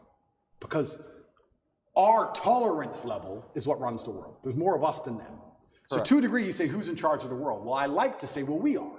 Because it's all about, we're the abused wife in this relationship. How much crap are we going to put up with? We set the limit. They're going to come at us with everything they can, right? We set the limit. But the problem is, they try very, very hard to, one, increase our limit to the max, which is tolerance, and two, to divide us to the point where we don't ever unite long enough. I love what happened in Glendale, what you just told me about. That should be happening in every single school across America, all of them. Oh, they would love it if you retweet the video for them and give more exposure. I will do. You know, when you're saying this, I'm reading a book right now, Robert Moses. I don't know if you know who he is or not, Power Broker. This is a guy, it would be a very interesting guy for you to study. This is the guy that built New York, okay? And he came up and hated. Yeah, Centrist on chat and Rumble says the Vatican has been exposed so much it's lost credibility. I put out a couple videos on Catholicism and Vatican dirty secrets and that kind of stuff if you want to check them out. They're definitely in the catalog, so I'm with you on that one. Complicated person, misunderstood. The more they would push him back, the more he stood up. Yeah. The more they would say, no, this is not fair what you're doing, the more he would even say, I'm going to go even more extreme.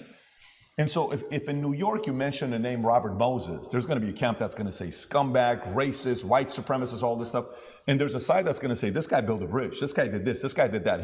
He would make it so hard for a certain community to go to the nicer community. He would put the the bridge so low that trucks couldn't go through because he didn't want the bad people to go into this. Like he was that sharp. And one time in the book, they talk about how Robert Moses, he says, look, the one thing about Robert Moses, he could give a shit about money. He could give a shit about it. It was all about his influence over. So I agree. There's certain people that don't care about money. Yeah. They're more driven by control, influence, all of that. The part that, we're talking about the movie Fury, Vinny, and you give me this whole thing about Fury, the scene where Shia LaBeouf is reading out of the Bible and he's crying while he's reading this. And then, if you want to text me and then afterwards, you see Brad Pitt quotes exactly what scripture it was, but they never showed how much faith he had. Yeah. And the whole point was, I'm ready to die. Yeah. We know we're here. Yeah. This is going to be happening. We're in the attack. I think the people, there's a part about Trump. I had a girl on, Whitney Webb. I don't know if you know who Whitney Webb is. We had her on. Okay. Yeah. And we start talking about different things. And I've been having a lot of weird guests on lately. And making a comparison between the Kennedy family and Trump pisses a lot of people off. Yeah. But those two families, forget the fact that one's a Democrat, one's a Republican. They were both anti-establishment. Yeah. They were both anti-military industrial complex. I do They like were this both argument he's been making lately. anti-CIA, anti-FBI, anti all of this stuff, right? We saw what happened with Kennedy. We saw what happened with Reagan. We saw what happened with Lincoln. All these guys were anti-establishment guys. We saw what happened with Trump. Yeah. The part about Trump that, you know, made the other side uncomfortable is, okay, we can kill the guy. That's been the strategy for a long time. You can't really do it today It doesn't work anymore. as much because they fear one thing that they're the most jealous and envy. You know what that is? They do not want to build a martyr. Yeah, they fear building a martyr because that's the ultimate high that they want to get. They do not want to build a martyr, right? CIA's biggest mistake. We're going to humiliate whacking the crap Kennedy. out of you. We're going to embarrass the crap out of you. We're going to publicly try to do this. We're going to This come is in true. between you and your kids. You know, we're going to go get your daughter to be more LGBT. We're going to get her to Definitely be not on this the side. right And we're going idea to to pin whack this. Kennedy. That's the strategy. We're going to put the break the entire family apart, right? And he still stands up there. And to them, it's like, what the hell do we need to do for you to, you know, just sit down and be quiet, not willing to do it? That's right. Do you think, again, going back to it, more of those types of men and women who are misunderstood and complicated stories, they're not perfect, far from it. More of those guys are the ones that are saying, yeah, it's just not going to happen on my watch, man. And that's what we need. And by the very nature of being the kind of person who's principled enough to risk his own personal situation in life, if you have principles that strong, you're going to be disliked by some people. You're never going to have a person who is principled enough to take risk to his public detriment for the good of what he believes in, who's liked by everybody. That's a logic fail, right? Because he has principles which are hard lines, and people exist across the entire spectrum. So there's going to be people who exist outside of those lines. That's what I liked about Trump. He's not perfect, of course not, but he says what he means what he says. I actually disagree with him on many things. But he says what he means what he says, and that's what they're afraid of. They're afraid of a man who says what he means and means what he says because he can't be bought, because he's principled. He can't be bought. Even now, if they were to come to me with $100 million and say, we'll sponsor you with this company, it's $100 million, you just have to shut up, I'd say, no, I don't want your money. I don't want the money. I don't need money. There's nothing else to buy. I bought everything. I don't need it. My principle's worth more. So, and that's what they're afraid of. They're afraid of principles, and it goes back to the original point. They're trying to remove all of our morality, all of our baseline understanding of things. Connect is an application which allows you to take a minute to connect with influencers from all around the world. My name is Andrew Tate, and I'm available to speak directly to you on Connect. That's how they inject you with the slave mind. That's exactly what it is. And you're right. History has always been that way. And now it's under conscious assault. I've never said this before. I've never even thought this before. This is a brand new thought for me. But I would like to think in times of old, in history, perhaps everybody was the same. Everybody was principled. Everybody had parameters, but they were different parameters. Perhaps they were competing ideas. But I think in the modern world, it's not so much competing parameters. It's just people who believe in things. People who don't believe in anything besides what they're fucking told that changes every day. Correct. You have the That's empty facts. brains, the slave minds, and the people who actually stand up for something. And the free thinkers. But the slave minds, you can't say, well, they believe in a different ideology, because they don't. They believe in what they're told to believe in on that particular day. It changes. They don't have any true core belief. They just repeat. I talk about the Matrix all the time, and people say, why did you choose that terminology? And I chose that terminology because it is perfectly accurate in describing exactly what is happening. The Matrix is a computer program which is designed to control your mind so that your body can be used to power the machines. That's exactly what happens when they make you watch the news. To control your minds, you continue to use your body to work some garbage job and suffer from inflation and power the machines. Machines being soulless people who are in charge of the world. But there's also a million other different ways you can compare the Matrix to the real world. In the Matrix, they say anybody can become an agent at any time. If their mind is not unplugged, they become an agent. If their mind is not freed, they turn into an agent. Fantastic movie. You can see it is that a fantastic in real life. movie. It is a movie built, or it's one of those movies that correlates and can be utilized to explain a lot of things. It's a very interesting movie. Centrist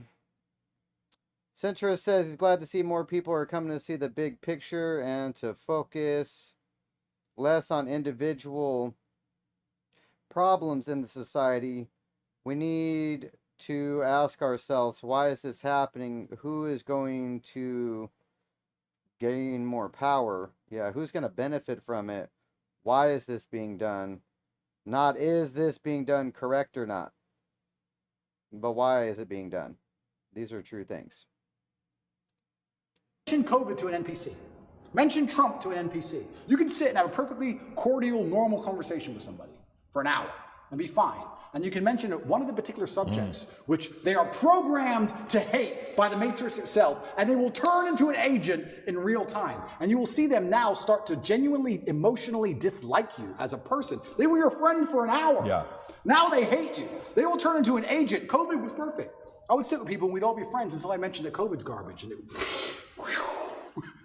now they're an agent. What do you mean COVID's garbage? My friend's grandma was 99. She got sick. Okay, sorry. That doesn't change my view. And they change.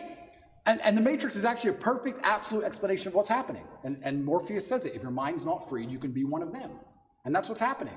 And this is why we don't have competing sets of parameters that you're trying to argue about which is the best way to run the world. We have people with parameters who believe in family and love and God and tradition and taking care of yourself and taking care of others. There's people with moral standard and there's people with none. Zero. Empty vessels, agents who are programmed on any given day of what they're supposed to care about. These people can't tell me they care about things. That's what's most annoying about my position, because it's absolutely and utterly weaponized virtue they use against me. The people who hate me because, one, I truly believe, and I know this is arrogant to say, but I feel like I have to say it. There's definitely a massive jealousy implement. If I wasn't so tall and rich and good looking, it wouldn't be happening. They don't fucking like me. They don't like me because I remind them of the jock at school that took their girl. If I wasn't so right? tall, good looking, looking, rich, handsome, so powerful, they try, and all true. women love me. So they try and find an attack. There would be no issue. And what happens when you have somebody who's monumentally successful across all realms of human endeavor? The only way you can attack them is by calling them a bad person. They can't call me stupid. They can't call me ugly. Can't call me broke. Can't call me weak. They can't call me any of these things. So how do we attack this guy? Well, he's a bad person. How do you call someone a bad person? You weaponize virtue. None of the people, who are pretending to give a shit about women and that I'm bad to protect women have any interest in protecting women. None of these people think I better become physically strong to protect women. None of them even believe in protecting a woman in a physical scenario. None of them even believe in protecting their family. None of them donate to any charities that involve women, nothing. They're just taking the virtue and weaponizing it and attacking me with it. Me as a person who donates $25 million a year to charity to feed both male and female children. Me as a person who believes I have a responsibility. That's why I believe to be Earth is physically flat. capable so that any woman I'm walking down the street with is safe. I do more for women than any of these clowns would ever do. But they're just weaponizing virtue and attacking me with it. It's not even He would be good on Rogan, though. He would be good on Rogan. The matrix-minded people have so few parameters. That'd be an interesting combo. Whenever there's virtue inside of them, it's only so they can take it, weaponize it, and fire it at you. They don't give a shit about any of the issues they talk about. They don't care about race. They don't care about women. They don't care about gays. None of it. They take it, they put it in a bullet, and they shoot it at the people they don't like. It's all fake. All of it. When you were talking about this, I wrote all these things down that we're talking about. Principled virtues, God, parents, true believers, fighters, traditions. These people they fear, right? All these people they fear. And these guys are slowly but surely starting to stand up. The scene we're talking about with Shia LaBeouf, he says, what we're doing here is a righteous act. Here's a Bible verse I think about sometimes, many times. This is his words. It goes, and I heard the voice of the Lord saying, whom shall I send? And who will go for us? And he began crying and said, here I am, send me. Brad Pitt turns around and says, Book of Isaiah chapter 6. For me, in business, I asked this question the other day. I'm so curious to get your thoughts on this. For the longest time, when I got into business, I was, a younger guy, 21. I'm like, okay, very coachable. Tell me, what do I got to do? I'm a coachable guy. What do I got to do? I'm a coachable guy. Super coachable. I want to make money. I'm sick and tired of being broke. My dad's at the 99 cents. Too many heart attacks. I want to get out of this. Yep. So I'm like, hey, Patrick, basic stuff. When you're doing business and you're talking to rich people, I'm Morgan Stanley Dean Witter. Never talk religion. Never talk politics. Never talk sex. Just don't talk about those three things. I said, okay, guess what? Never talk politics. Never talk religion, never talk sex. No problem. We're going to business. So what do you think about the political climate today, Patrick, David? Yeah. Oh, what do you think? Yeah. Well, I think this is, but what do you think, Patrick? I don't know, quite frankly, I think I'm trying to figure it out for myself right now, but we'll see what's going to happen, whatever way you're deflecting and you kind of go on your phone. Hey, what do you think about God? What is your opinion on Islam or Muslim? Yeah. Well, for me, you deflect that. Eventually you're sitting there, you're like, the people that I know at that level want to talk about those three topics. Now, sex is maybe off camera and they're kind of having fun. Morgan Freeman did say, if you want racism to end, stop talking about it. That is true. That is true. But they want to talk about politics and religion. So we, for the longest time, have been silenced, and now the ESG community, all this time they've told us to stay quiet, and they're saying what? They're talking politics, they're talking religion, and they're talking sex. Sex the way through LGBTQ. What's wrong with that? What's wrong with it? It's normal. It's normal. It's normal. No, it's not normal. Well, listen, you guys shouldn't talk about politics and sex and religion. Shouldn't be doing that. And then you see this one, you know, during COVID, one pastor, Australia, a Syrian man. I don't know what his name is, Vinny. What's his name? The Syrian pastor, priest from Australia. And he was fighting all the anti-COVID guidelines, and his stuff is going viral. He's doing this. And you've seen these messages. Some of the people that stood up, they stood up because they feared God, okay? And for you, with your life, it's been interesting watching you go through your evolution of your faith. I'm curious to hear about Pre-2022, this. former atheist, a couple of the things you've said in the past, God isn't real because you can't prove it. Okay, kind of like that was more the Malcolm X argument, right? Bad things happen to good people and good things happen to bad people far too often for God to exist. I'm the center of my universe. That's pre-2020. Then gradually you start talking about Christianity, and you know, in 2020 you made a video announcing that you were wrong about what you had said previously about God, right? Now you start saying people are who are atheists are angry, bad energy people, and I don't want to be on that team anymore. And even if God is not real, the world is a better place if people do believe in God. I know God is real because there's so much evil in the world that there has to be an equal and opposite force. The devil can't exist if God does not. And if you look at the world today, it is very obvious that the devil does not exist. And I'll go to the last one here with Muslim. Quotes from you. Christians don't have a religion anymore because they tolerate everything and stand for nothing. And by the way, I actually agree with you, the fact that they're tolerating way too much. Islam is the last religion on the planet. God is something to be feared, respected, and to prove yourself to, which means you got to earn his right. It's a, hey, I want to earn your right and your respect, right? How did you go, if you don't mind talking about your own evolution? Because us as men, if you knew me at 25 years old, you probably would have liked that party with me. I was a selfish guy. I was a guy you would have thought I was, right? And we go through this phase of where the selfishness kind of comes down a little bit. You still need to be selfish because you need to be driven, but to the point where you're like, listen, man, I got to really do something. And then somehow, some way, God enters. What's been your evolution of your faith, and where are you at today? Yeah, I think Newton's, I think it's third law, equal and opposite force, what you just said there is absolutely true. There has to be equal and opposite force to all the evil in the world. And that the equal and opposite force to all that evil has to be God. And I've talked about this at length even with atheists, and I try and say that regardless of whether you're an atheist or not, you're thinking of God as a man in the sky, but you need to think of God as a concept as a whole. And once you do that, it's impossible to accept that he doesn't exist, right? I said to the atheists, I said, let's say there was two islands. You're shipwrecked, right? And there's two islands. Both of them are full of savages. On one island, you and your friend are shipwrecked. On one island, your friend goes and he crashes and they kill him and they eat him. And you go to another island and they want to kill you and eat you, but they don't because it's against their religion. Did God save your life? Who cares? Who doesn't even know the name of their God? But their God said, don't kill shipwrecked survivors. And now you're alive. So their God saved your life. The concept of God in and of itself saved your life. You owe God just for the concept of it, the idea of it. So even the idea of opposing evil as a whole is a belief in God. So you're either an evil person or you believe in God in some regard. And then once I understood that there had to be an equal and opposite force, I was raised Christian. I live in a Christian nation. Romania is actually, I think, the second or third most Christian country on earth. It's a very Christian country here. It's churches everywhere. They strongly believe.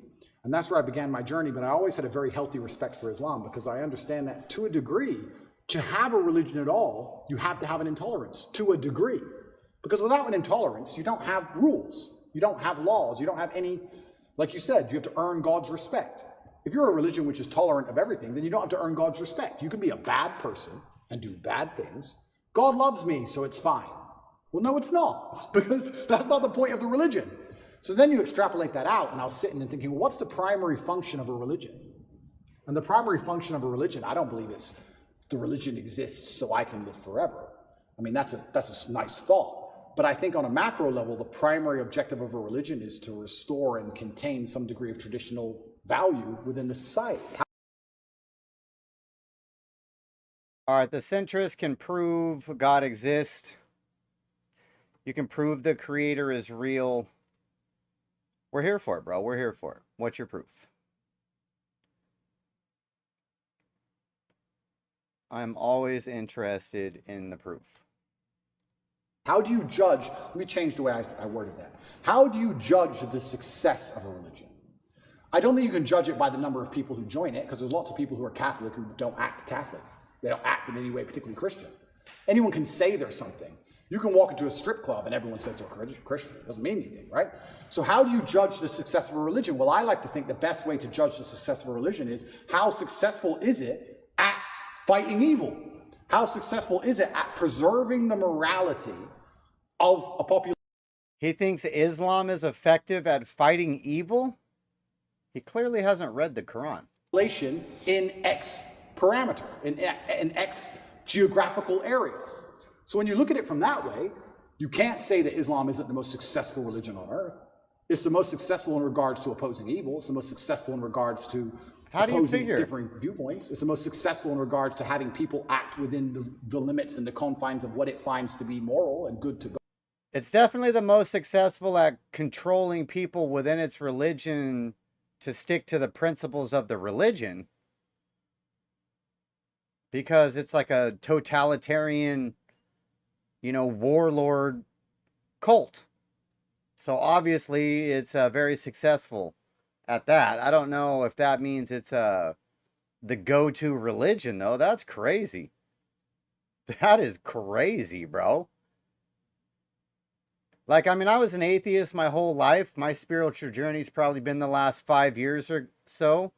I did pretty extensive dive into a bulk of religions. Islam's pretty much or I wouldn't say it's the easiest one. It's top 3 easiest to debunk as bullshit.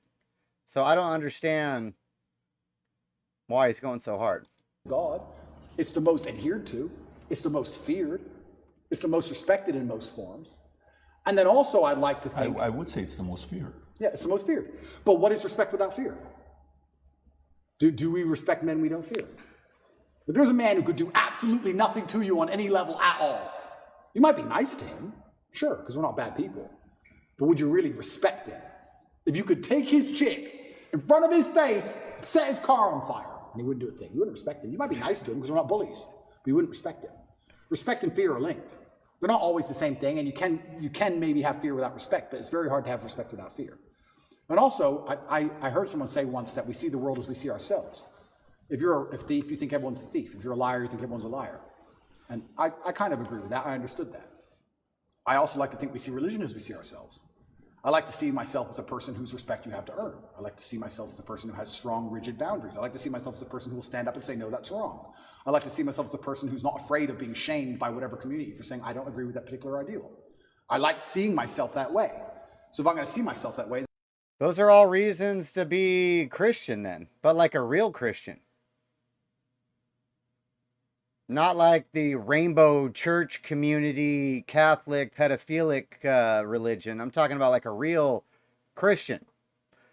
Like a Bryson Gray type of Christian. Stand on your shit. You know what I mean? Then I'm going to naturally align with a religion that operates within that form. So when I say Islam is the last religion on earth, I say it because it seems to be the only one who will stand up and say, no, we don't care. No. That's not what the book says. That is true. I was raised Christian, and Muslims as a whole, we have no problems with Christians. None at all. I don't want anyone to think I'm anti-Christian and like I dislike Christians. We don't have a problem with Christians. We believe in a lot of the same things. We believe in Jesus. We put more respect on the name of Jesus than most Christians do. I just don't like the idea of people saying they're a Christian and saying, but because I'm a Christian, I can do whatever I want and throw all the rules away and none of it matters. Because once you have that level of tolerance, you no longer have a religion. Islam seems to be the last religion left with parameters. If you don't have parameters, you don't have a religion at all. So, yeah, but he's mischaracterizing Christian. He's mischaracterizing Christianity. He really is. The closer I found myself to God, the closer I found myself to Islam. That's just how it ended. I understand what he's saying, though. He's saying the religion is the leaders of the religion and how they portray the religion to the society. I get that. But being an actual Christian simply means that you follow Christ and you believe that Jesus was God's son, that he died and was resurrected. So following a specific ideology from a church or pretending that God is all love and acceptance, and I don't understand why Christians believe this. Like, God killed everybody, like the entire fucking planet. You know what I mean? That's the other crazy thing about them being so prideful with the rainbow, is the rainbow is literally the signal from God that he won't kill everybody again for their debauchery. And they're using the symbol as a flag for their debauchery. It's weird. It's definitely weird. But I understand his point where Islam is feared and respected as a religion. You know, like if you make fun of Muhammad, they put you in jail or kill you. You can mock Jesus all day. But I think that goes back to the free will argument of the religion. There's not a free will argument in Islam. And he says Islam doesn't hate Christians. They don't technically hate them, but they either are going to convert or kill them. Like, that's what the book says. I don't know. We're diverging. Let me get back into the interview. And Andrew, speaking of fear, one could argue that Islam these days, certainly in the last 20 years with the war on terror, they've also been the most vilified. Absolutely. Right? So, you know, everything that we've seen happen. Yeah, organized religion's BS. Extremism bro, for sure. and everything that's going on all over the world. How are you grappling with that? You've been a Christian for years now. Islam, everything. And you know what? That's such an interesting question, because when I was younger, especially when I was an atheist, I would sit and think, people are really doing terror attacks and doing all this crazy stuff because, you know, they're upset over a cartoon. That's so stupid. And nobody should kill anybody. Nobody should kill anybody. Charlie Hebdo, everything. Yeah, nobody should kill anybody. Nobody should kill anybody. I'll make that very clear. But also part of me is now saying, why would you want to insult the prophet for billions of people? Why would you want to do that? I don't even want to make the argument against free speech. I'm not even saying you couldn't be allowed to. This is a sensitive subject. I'm just saying, what kind of person wakes up and thinks, I want to do that? I don't know. I just don't think that's a healthy mindset. Like when I see these Satanists, and they're, especially in America, and they're doing, let's keep it on Christianity, these Satanists, and they're dressing up Jesus as gay and all this stuff, like, that's not done in any kind of good faith. There's no good reason to do that. That's done with genuinely malicious intention.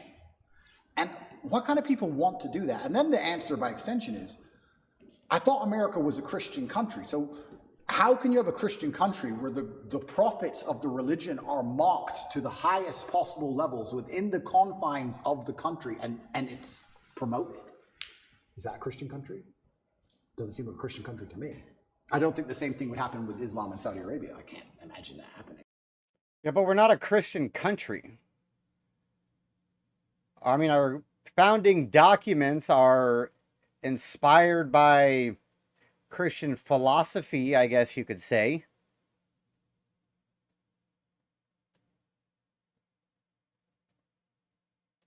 But yeah, I wouldn't say that we're a Christian country. So how can you say we're a Christian country, but everyone's mocking our God on the streets? Ha ha ha. It's on Netflix. Ha ha ha. That's not a Christian country to me. So if you're not a Christian country, then where's the religion? Where the religion's supposed to enforce certain boundaries. You're supposed to at least show it respect, you know? And it's also kind of interesting because in Christian countries, there's more respect for Islam than there is for Christianity. That's what I was just going to say, but his argument doesn't hold up because people do hold Islam to a higher standard in America. Nobody insults Muhammad on TV. That's not something that's acceptable at this point. Monotheism religions are the worst. They are based on control and fear. I started to cross that bridge and look over that way of control and believe in the unity of our souls instead. I don't know what the hell unity of our souls mean instead. Monotheism religions?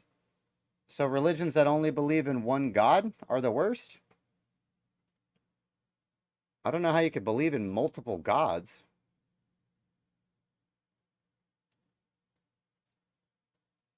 I don't know where that belief would come from. There's definitely one, bro. I think the debate is on which one's correct.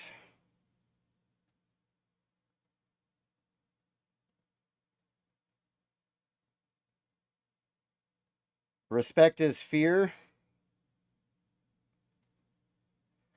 I mean, to an extent. To an extent it is. I think his argument was, do you have a respect for a man if you know you could take his wife, burn his car, and slap him in the face and he'll do nothing? You can't have respect for that. You can't have respect for that. So there does have to be somewhat fear. He did say you can be feared without being respected, but that you can't be respected without at least some fear. And I think that is true. In a Christian country, name one. They still don't do it with the Islamic Prophet. Why do you think that is? It's too much smoke. It's just not worth the heat. Because people believe. And I'm not advocating for violence on any level. I'm saying that even these degenerates who are trying to destroy people's belief in God, like we discussed earlier, because they don't want you to have any baseline morality. If you believe in God, there are commandments, yes and no. That baseline morality prevents you being an absolute slave. So they're trying to destroy it. But even those degenerates who are trying to mock and disgrace God, understand there's a point where it just backfires and, ooh, this is smoke. And they don't want the smoke. And shouldn't God be feared? I'm scared of God. It's the only thing I fear. I fear God. They can put me in jail. I know I'm telling the truth. God's on my side. I fear God. So God should be feared. So once again, does anybody fear the Christian God? I haven't seen anybody scared of him in a long time. And it's kind of crazy because it's very interesting. The mass migration and all these things are leftist policies, but then also Islam is the most right-wing religion on earth. It's kind of very interesting. I grew up in England, and I grew up in Luton, which is a town which is mainly Muslims. It's a huge Islamic community. And there was a bunch of English people who were complaining about there's too much immigration, we're losing our culture. And I understood their point absolutely. But these are the same people complaining about all the left-wing LGBT in schools and all these issues. And I was like, the only allies you have against this are the Muslims. They're the only allies you have in any of this. The Christians don't protest against any of this stuff. The Christians don't. There's very few Christians who will get up off their ass and complain. In fact, I saw on Twitter yesterday, one of the churches was lit up in. Well, the majority of Christians are already not sending their kids to the public indoctrination camps. That'd be my argument for that. Rainbow. I have nothing against gay people. I don't care. And that's actually another point I want to make into about this thing. I think most people don't care, and I think that bothers them. Nobody cares. Have you ever had an argument with a girl, and she's like, don't teach my kids about it. I don't give a shit what you do. So she has to keep upping the ante till you eventually go, what's the problem? Because she tried the low-level stuff and you didn't care. I kind of feel like this has a remnants of that. I'm gay, cool. I want to get married. Fine. I want to wave my dick in your kid's face. Whoa, whoa, whoa, whoa, whoa. It's like, whoa, whoa, whoa, whoa. I feel like they tried to annoy us and we're like, we don't give a shit. Do it. That's true. Christians are afraid of Muslims to mock their God, which is why I think Muslims are more successful at spreading their religion, because they do it through fear.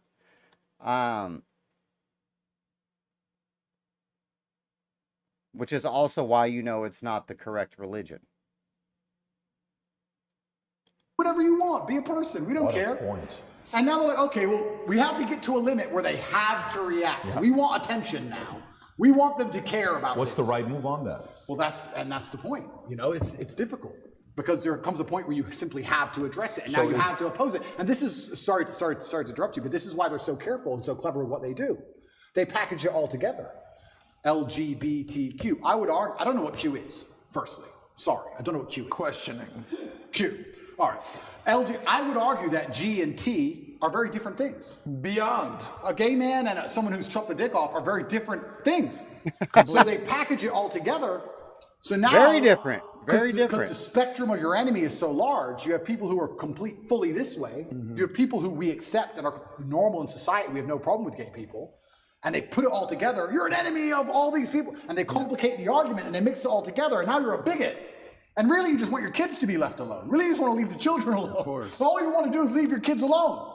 And then it's like, okay, I'm now raising children. I have more children than most people would believe. How do I protect my children from this insanity? God. Which God? Yeah, so Centrist is saying he's one of the gays that would be on the Gays Against Groomers team. He's not part of the LGBTQIA plus weirdo community who's trying to push pedophilia and drag shows on children. He's the old school gay that just wants to do him. Nobody cares. Nobody cares if you want to be gay. Nobody ever cared if you wanted to be gay. The whole gay marriage controversy, fight for gay rights, there was no controversy over if you're allowed to be gay. The controversy was changing the word marriage, which is biblical, to mean two men coming together. That was the argument.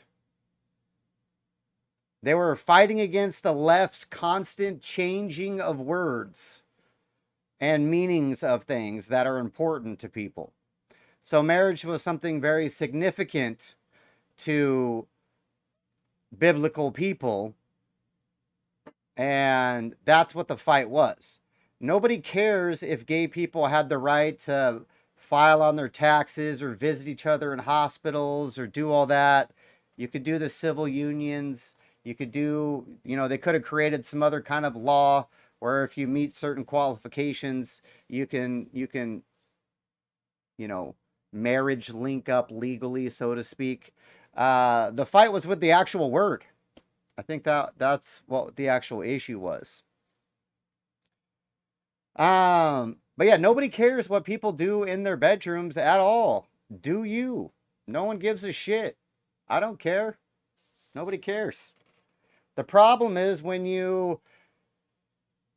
they start saying, well, now we have to teach everybody about it. Everybody needs to know what kind of lifestyle I lead. Why? Why? Everybody needs to accept my lifestyle. Why? Why does that need to happen? I don't understand why people need to accept you. That doesn't make any sense. That doesn't make any sense. Like, I'm a more traditional person who thinks a wife should stay home and help raise the kids. A lot of people don't agree with that. Do I have the right to force people to agree with me? No. Same thing. Same thing. I can protect my children. Allah, Islam. I'll move them to Dubai or Saudi Arabia, and none of this will happen. Can I trust a Christian nation? Some of them. Oh, yeah, and the gays pushing to get married in church in front of preachers? Yeah, that's crazy, bro. That is absolutely crazy. Yeah, that's bonkers to me. That is absolute. Why would you want to go stand in front of a God that you don't believe in and get married? It doesn't make sense. That's just crazy to me. That doesn't make sense at all.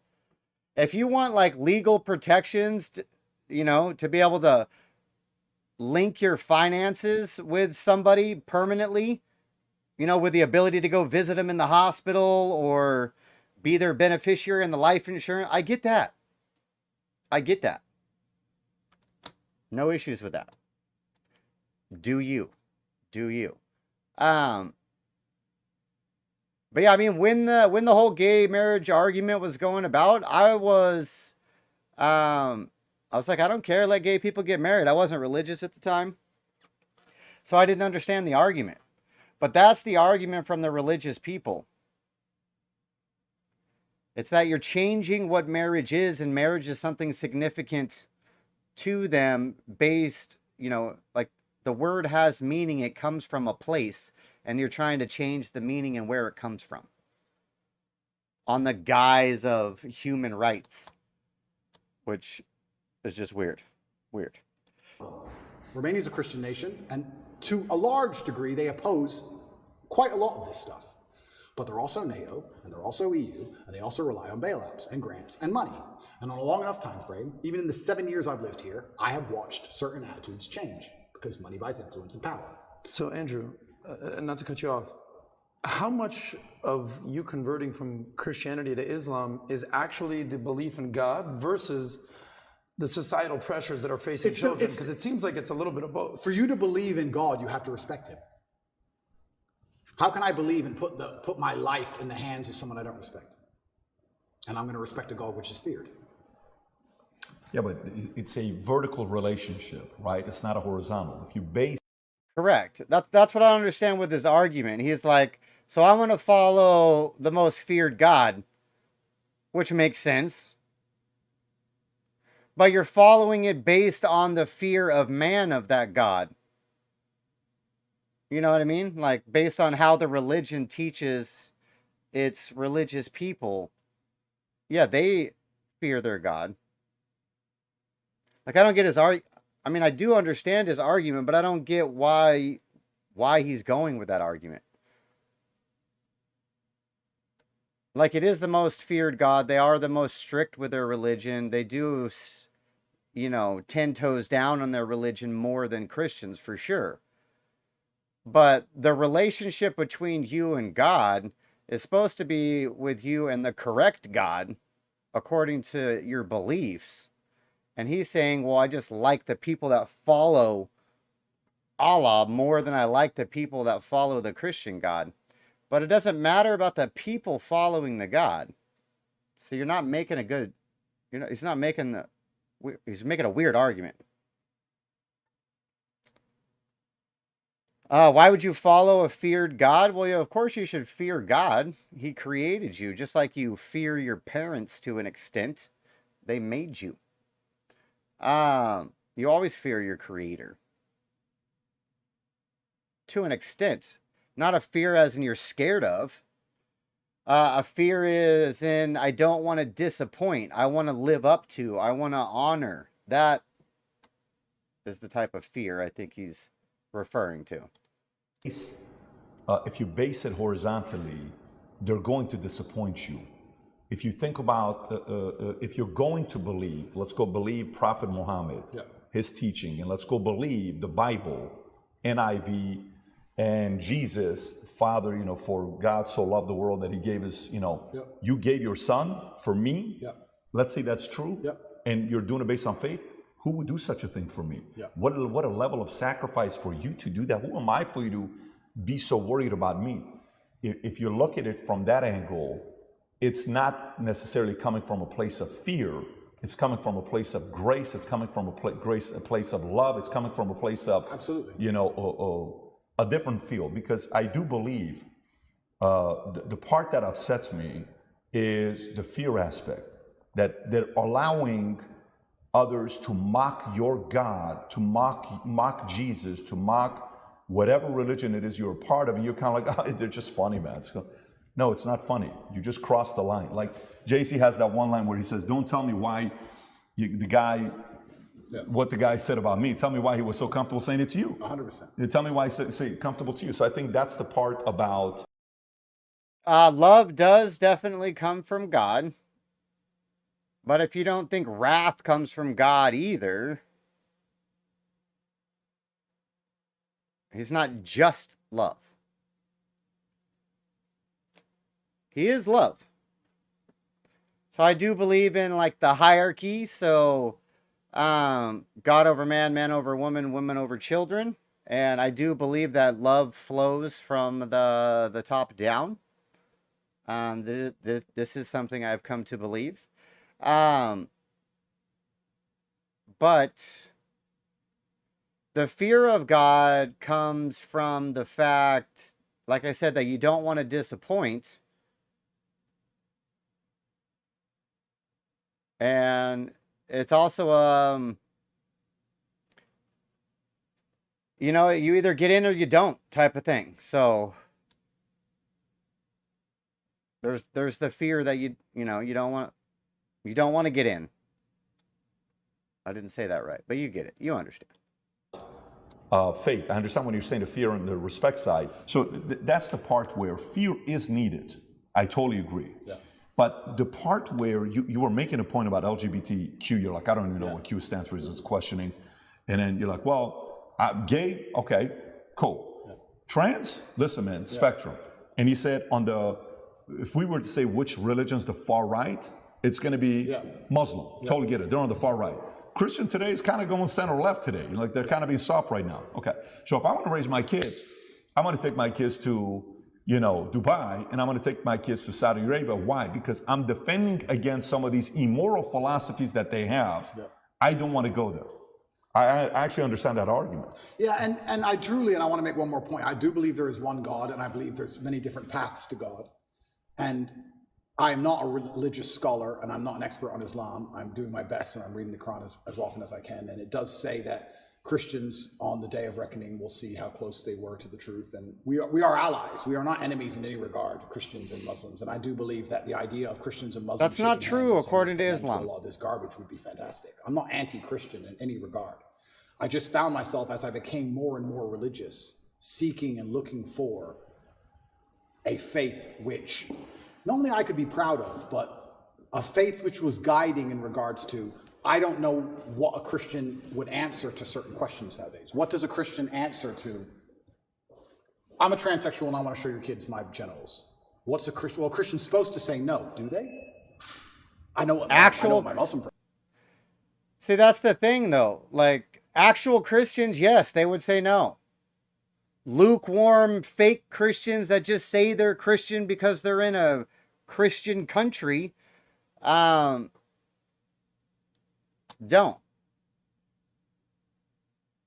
There's just no fake. Well, there is, because American Muslims are kind of fake Muslims because they believe that Islam is peace and love.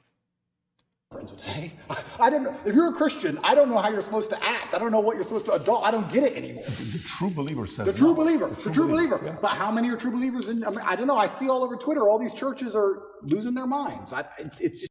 You can't accept that that God judges, that there's a judgmental God. So you think that there's a powerful entity who created people and then doesn't care? That's what judging is. Judging is caring what they do and judging if they don't do good. So how can a God not judge its creation? That's like making a painting and not rating your painting. You have to judge it. You can't even create something without judging it. It seems very complicated. Islam seems very, very simple. You know what's right, you know what's wrong. I have a question regarding, we talked about tolerance and acceptance. The other end of that is extremism. Yep. So I'm a Jew, Christian, newfound Muslim, respect, look at us all hanging out here. Yeah, that's the beginning of a joke somewhere. So we're talking about accepting I have gay friends, I have lesbian friends, I have bisexual. Yep. The T stuff is what, it's kind of like, all right, what's actually even happening here? I'm not this is not my wheelhouse nor any of our wheelhouses, but one could argue that, on the opposite end of the acceptance and the tolerance is absolute extremism. And I'm sure the allies of the LGBT will point to Islam and point to the Middle Eastern countries and point to the North African countries that have Islam as their religion and say they are the most. Consciousness is the ability to recognize the past and plan for the future. I don't think it has anything to do with love. Like, what we think of as human consciousness is our ability to learn from our past, to remember our past, and to plan for the future. Extreme. when it comes to LGBT. They say that it should be illegal to be gay. And in some countries, you should be killed if you are gay. This is just, I'm just pointing out stats. You're right, and it's a super interesting argument because I will sit here and say that I guarantee in most Islamic countries there are gay people, and I guarantee that they have gay relationships, and nobody cares as long as they're not trying to inflict on the children. It's illegal to walk down the street and do indecent things in front of children. But I guarantee if you were gay in a lot of these countries, privately, nobody would care because they're trying to preserve the family unit. And to a degree, you have to always protect innocence. When you talked about extremism, I would be friends with a gay person. Yes, I'm a Muslim, but I would be friends with a gay person because if a full-grown man decides to make a decision, it's his decision to make. But I must protect innocence as a man, so I must protect children. If two full-grown men decide to have a fight, let them fight. If a full-grown man decides to pick on a kid, that's unacceptable. So I must protect innocence. So I agree with the extremism point, but I have no problem with full-grown men doing what they want to do. Maybe some Islamic scholars are going to watch this and get mad at me. I don't have a problem with gay people and being friends with a gay person. I don't care. My problem is when you take a person who is unarmed, who is innocent, who is programmable like a child, and start inflicting your worldview on them. That is disgusting and it's immoral. That is unfair and it can't be accepted on any level. And that's the reason homosexuality is genuinely outlawed in these countries. Not because they fear what two full-grown men are going to do. They fear what's happened in the West. It's what two full-grown men are going to purport on the minds of children which aren't theirs. That's what they're afraid of. You know, I don't know if you saw the interview. CNN is interviewing this in Africa. And I have the video. I don't want to play the video. Obviously, the leader. Yes. And he's talking about democracy. He says democracy says, look, you can do whatever you want to do. He says, what do you think about gays? And his reaction was like, what do you mean? What they do? I don't agree with what they do. Yeah. You think that's okay? Anyways, he's given his argument, right? And the lady's reaction is like, how could you? Says, look, you keep your beliefs to you. Do not bring it to our country here, right? The challenge goes back to, remember how you're like the girl that you're dating is like, so what happened? I asked you to bring the oranges from the store. How come you didn't bring it? Yeah, I forgot. Hey, so how about this? And you know, that's why you love your mom more than you love me. And you're like, oh, shit, you're getting around them. And now there's a fight, right? Okay. Well, is the mistake being too tolerant from the beginning? Is the mistake being too accepting from the beginning? Is the mistake of, like the fear when I talk to Second Amendment guys and the fear about, I don't know, Centrist. I would disagree on that. I don't think it's only the pedos that are pushing the agenda on children, because there's a overarching theme, it seems like, to the gay agenda that they just want to be accepted. Which I understand the need to be accepted. That makes sense, but they want to be accepted by society as a whole, including children. So they want it to be taught to children that they're okay.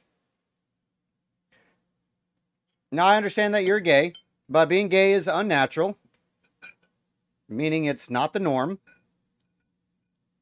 Obviously, we wouldn't be a species if it was the norm. We need to procreate. So it's definitely abnormal. And the need to teach abnormality, it doesn't make any sense. It just doesn't make any sense.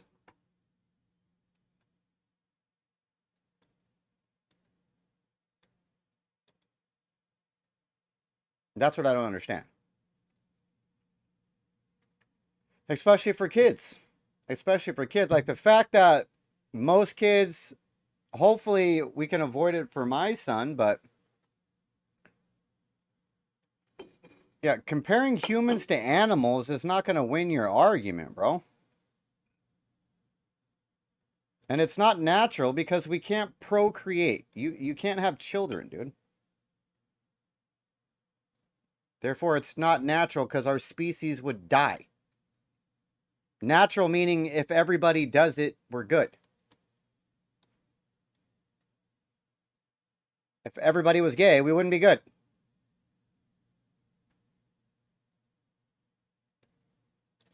What's wrong with them doing background checks? What's wrong with them doing this? He says, look, that's how it starts. You give them the background checks, then they're going to come for everything. Oh, you're over-exaggerating. No one's coming for your guns. Well, you also said 20 years ago, Hillary Clinton, marriage is between a man and a woman, and the sanctity of marriage 20 years later. So that is the fear where one must watch this as a case study. Say somebody's starting a new country and saying, look, here's where we stand. These are the laws we're not touching. We're not going to be doing X, Y, Z. You've been too tolerant, and now you're paying the price for it, and now you're reacting to it. And that's exactly why you completely nailed it. If you give an inch, they take a mile, and that's why I think in a lot of these countries they have it's officially illegal. They're actually quite tolerant of it, more than you'd believe. I'm telling you, you can go to Jordan and your waiter will be a bit fruity. You can tell. Nobody cares. Nobody cares. Nobody gives a shit, right?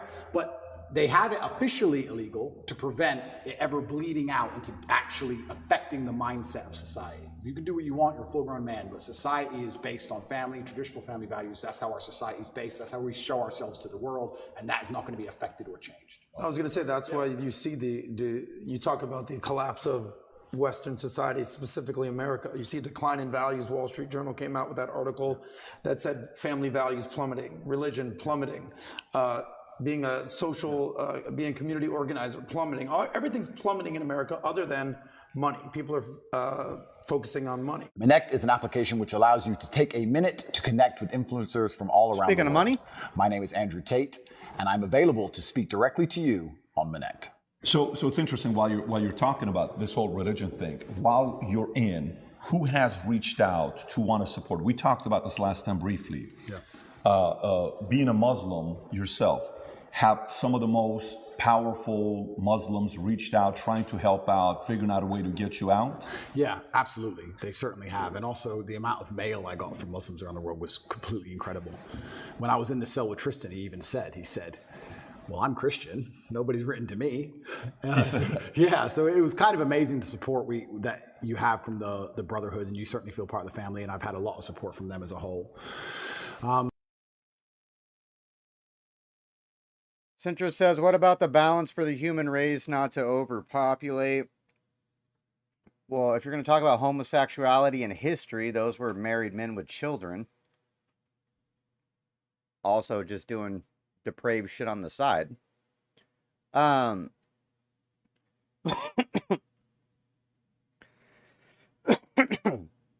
it has been happening since the beginning of time. But that doesn't mean that it's natural. It doesn't mean that it's natural. I mean, I guess it's natural as far as all sin is natural. Like, we all have the propensity to lie and steal and,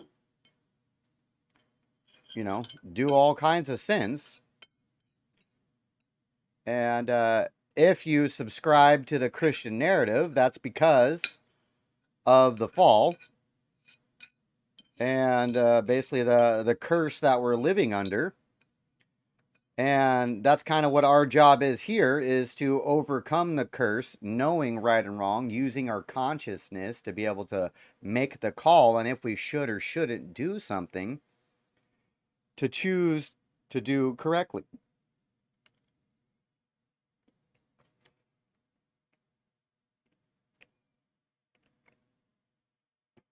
Yeah, I don't think that he is, like, faithfully Muslim. I think that he is Muslim because to him, Muslim is the baddest religion. You know what I mean? Meaning they don't take no shit. They stand up for their stuff. So he thinks the image of the religion matches his personal image better. So yeah, that's definitely not a faith-based decision on why you're following a certain religion.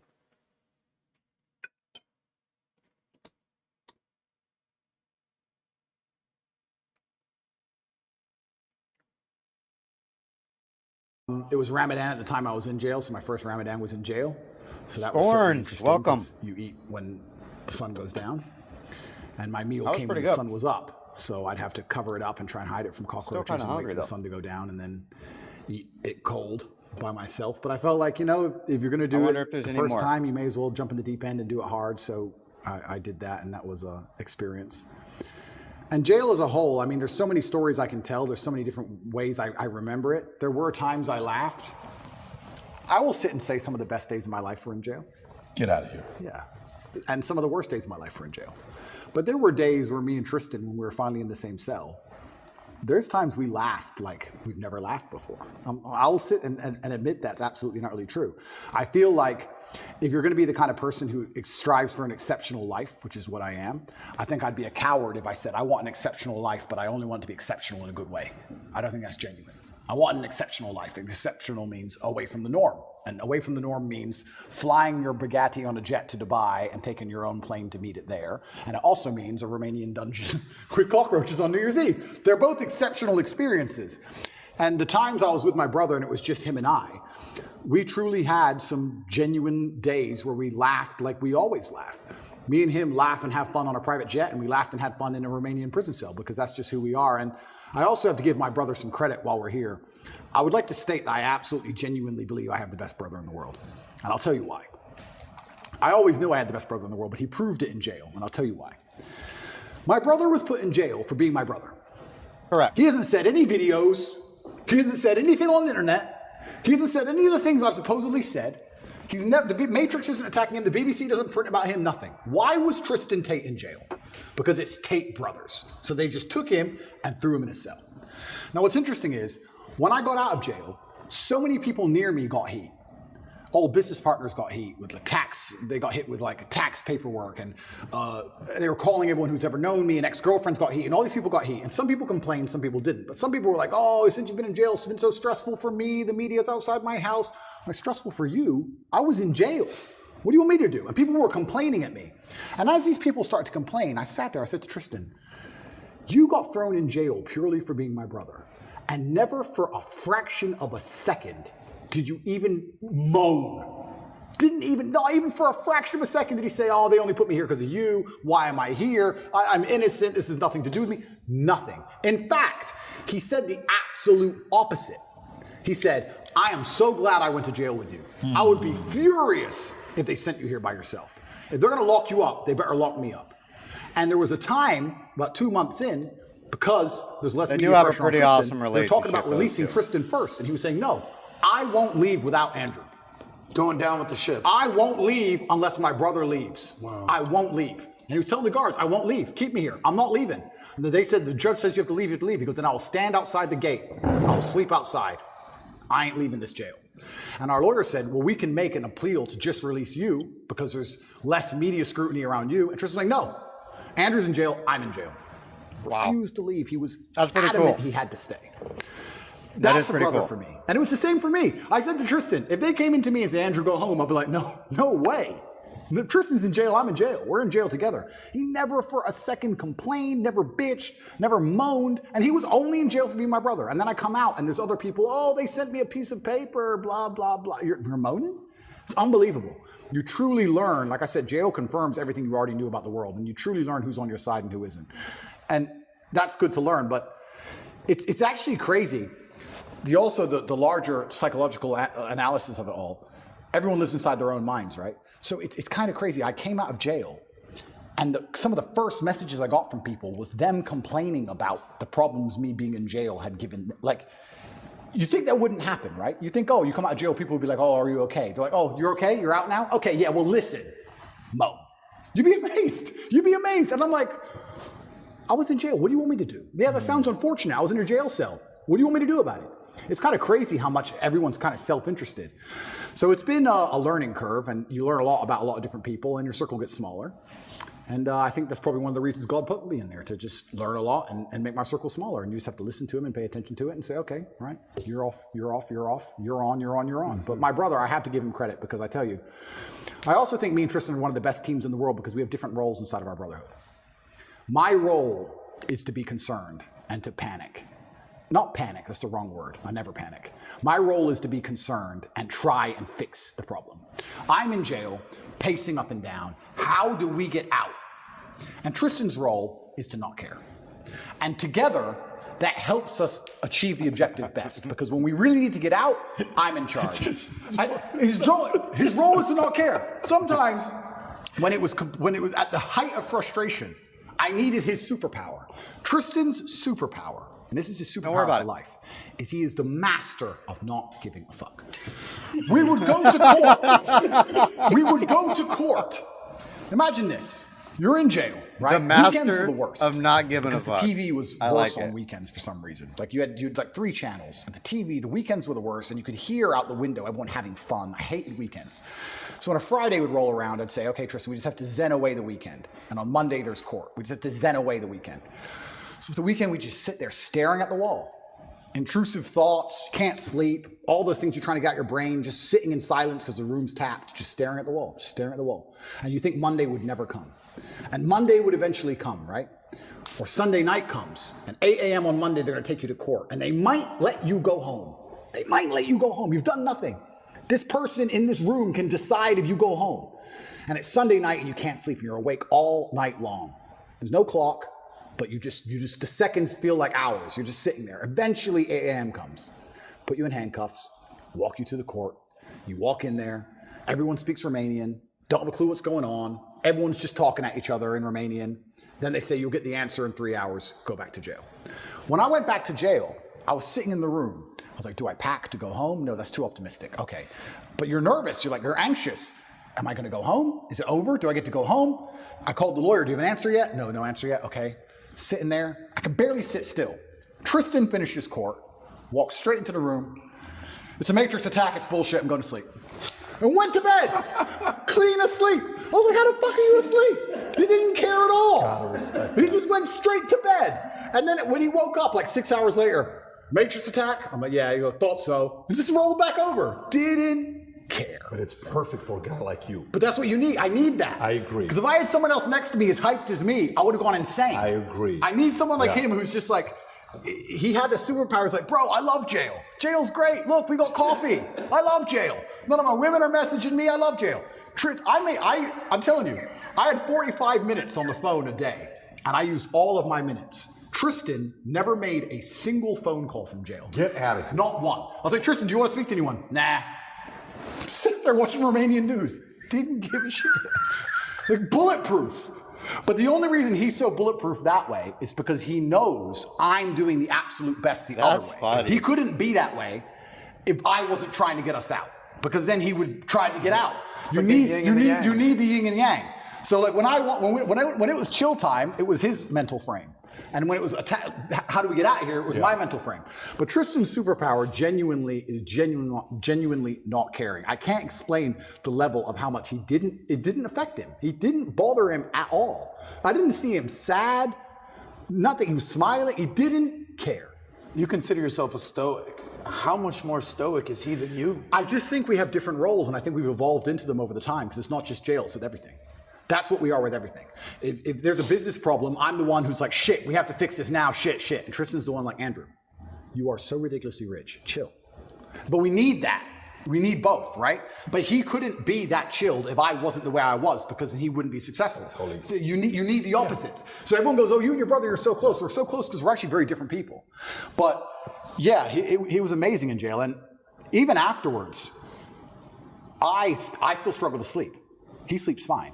Because I think my experience of jail was a far more stressful one. But I adopted that. Now, I'm not saying I couldn't have done what Tristan did. I could have done what Tristan did. If I were to go into jail and say, your MO is to not care, I could not care. But my MO was, how do I get out of this matrix attack? So I was the most stressed I've ever been in my life. So that's carried over. So I don't sleep. He sleeps fine. But he slept fine in jail. So why wouldn't he sleep fine now, right? So yeah, it was interesting, but I have to give him props because he slept fine in jail. It's no amazing to have that level of clarity. And he said things which were absolutely and utterly true, things I already knew, but it was nice to hear. I want to ask you a question on this. So I have 2 boys, right? And one day they're going to watch this. They're not going to watch it right now. They're 11, 9, but they're they're going to watch this, right? And in school, I'll go and the kids that are, 11, 12, 13, they're like, you Andrew Tate, how was that interview? Oh my God. So 11-year-old kids are watching these types of content, by the way. That's pretty wild where they're at. But here's a question about brothers.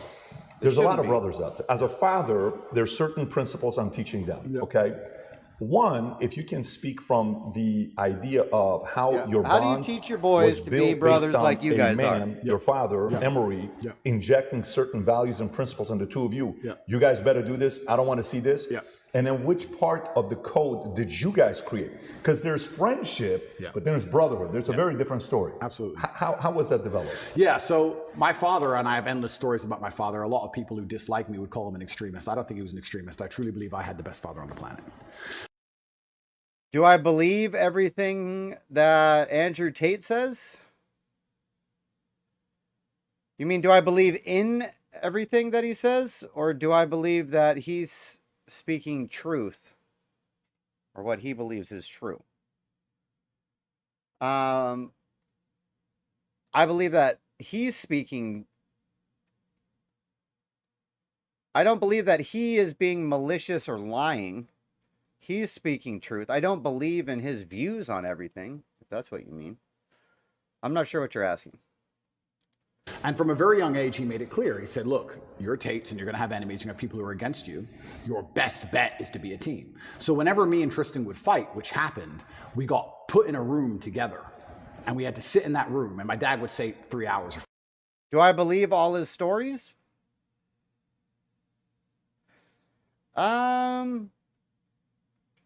I tend to believe people unless there would be a reason not to.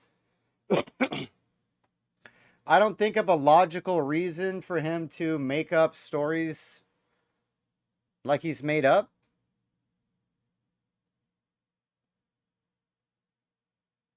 I don't know why you would make up the stories.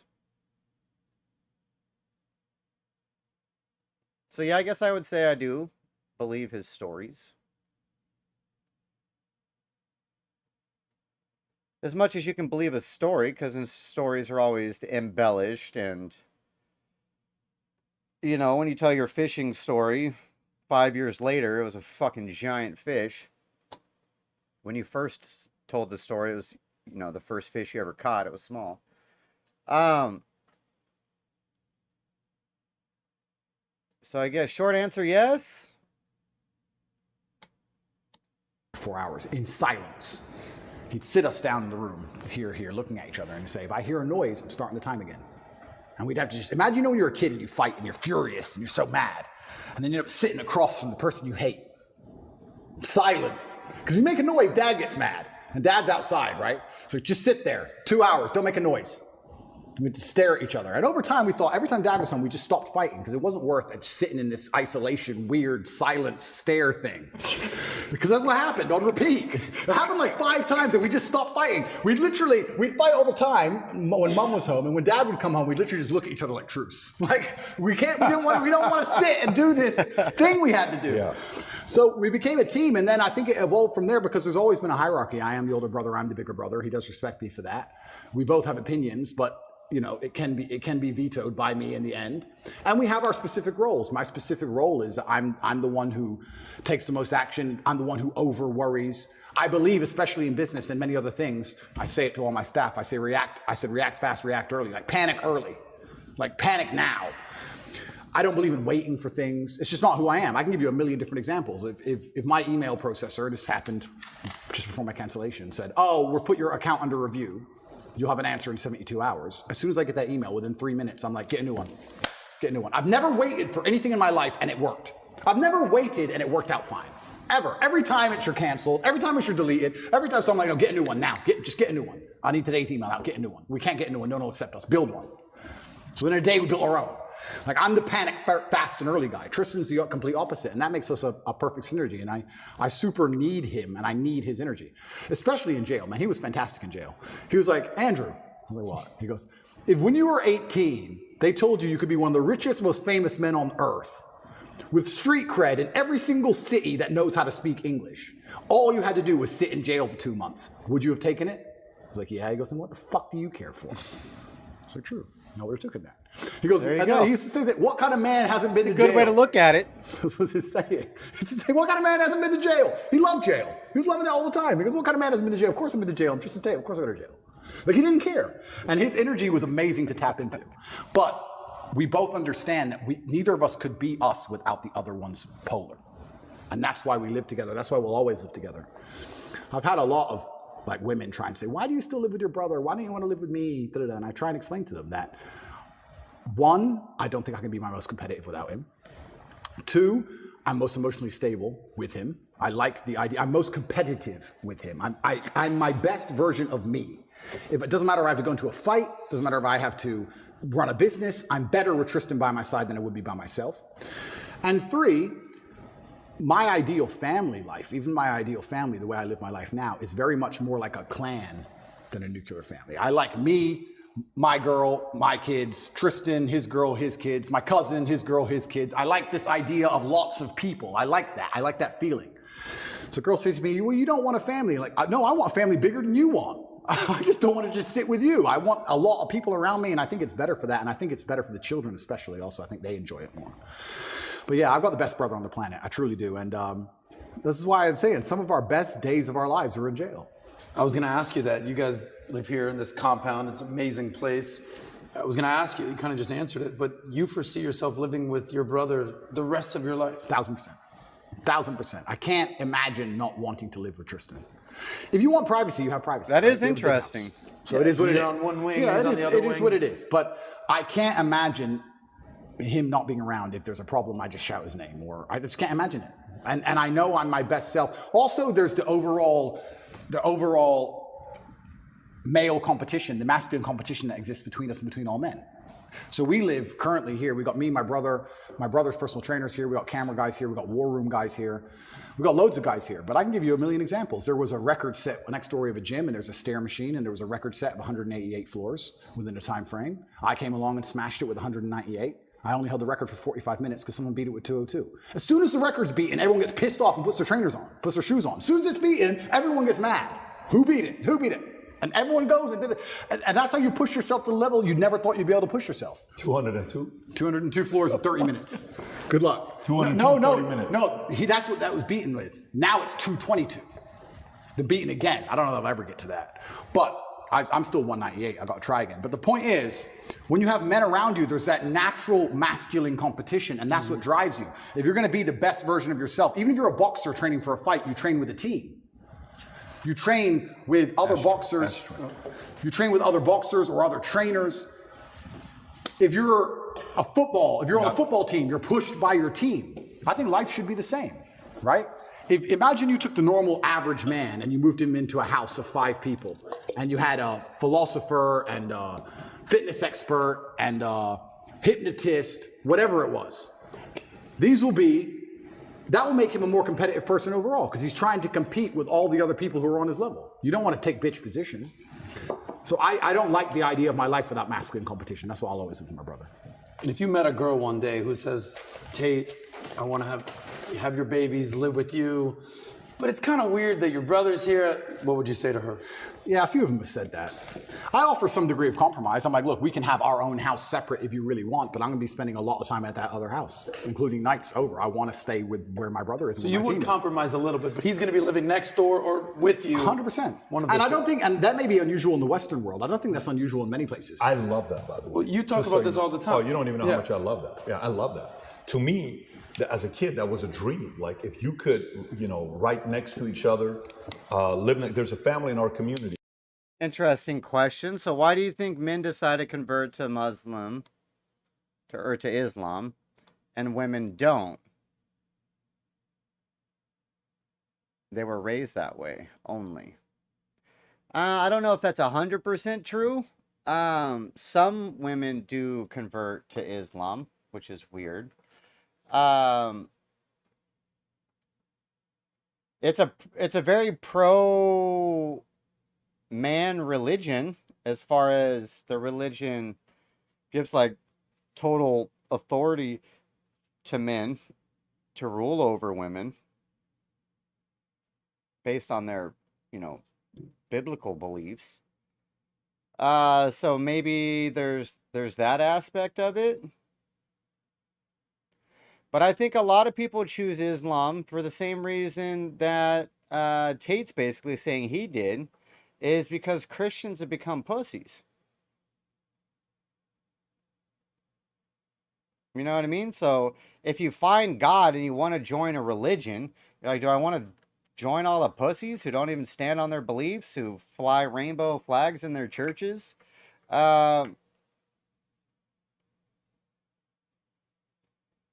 Yeah, women convert to get married when they meet A Muslim? Oh, based on the religion, a woman can't join it, is what you're saying. They only get in through marriage or family? I don't know that specifically about Islam. That may be the case.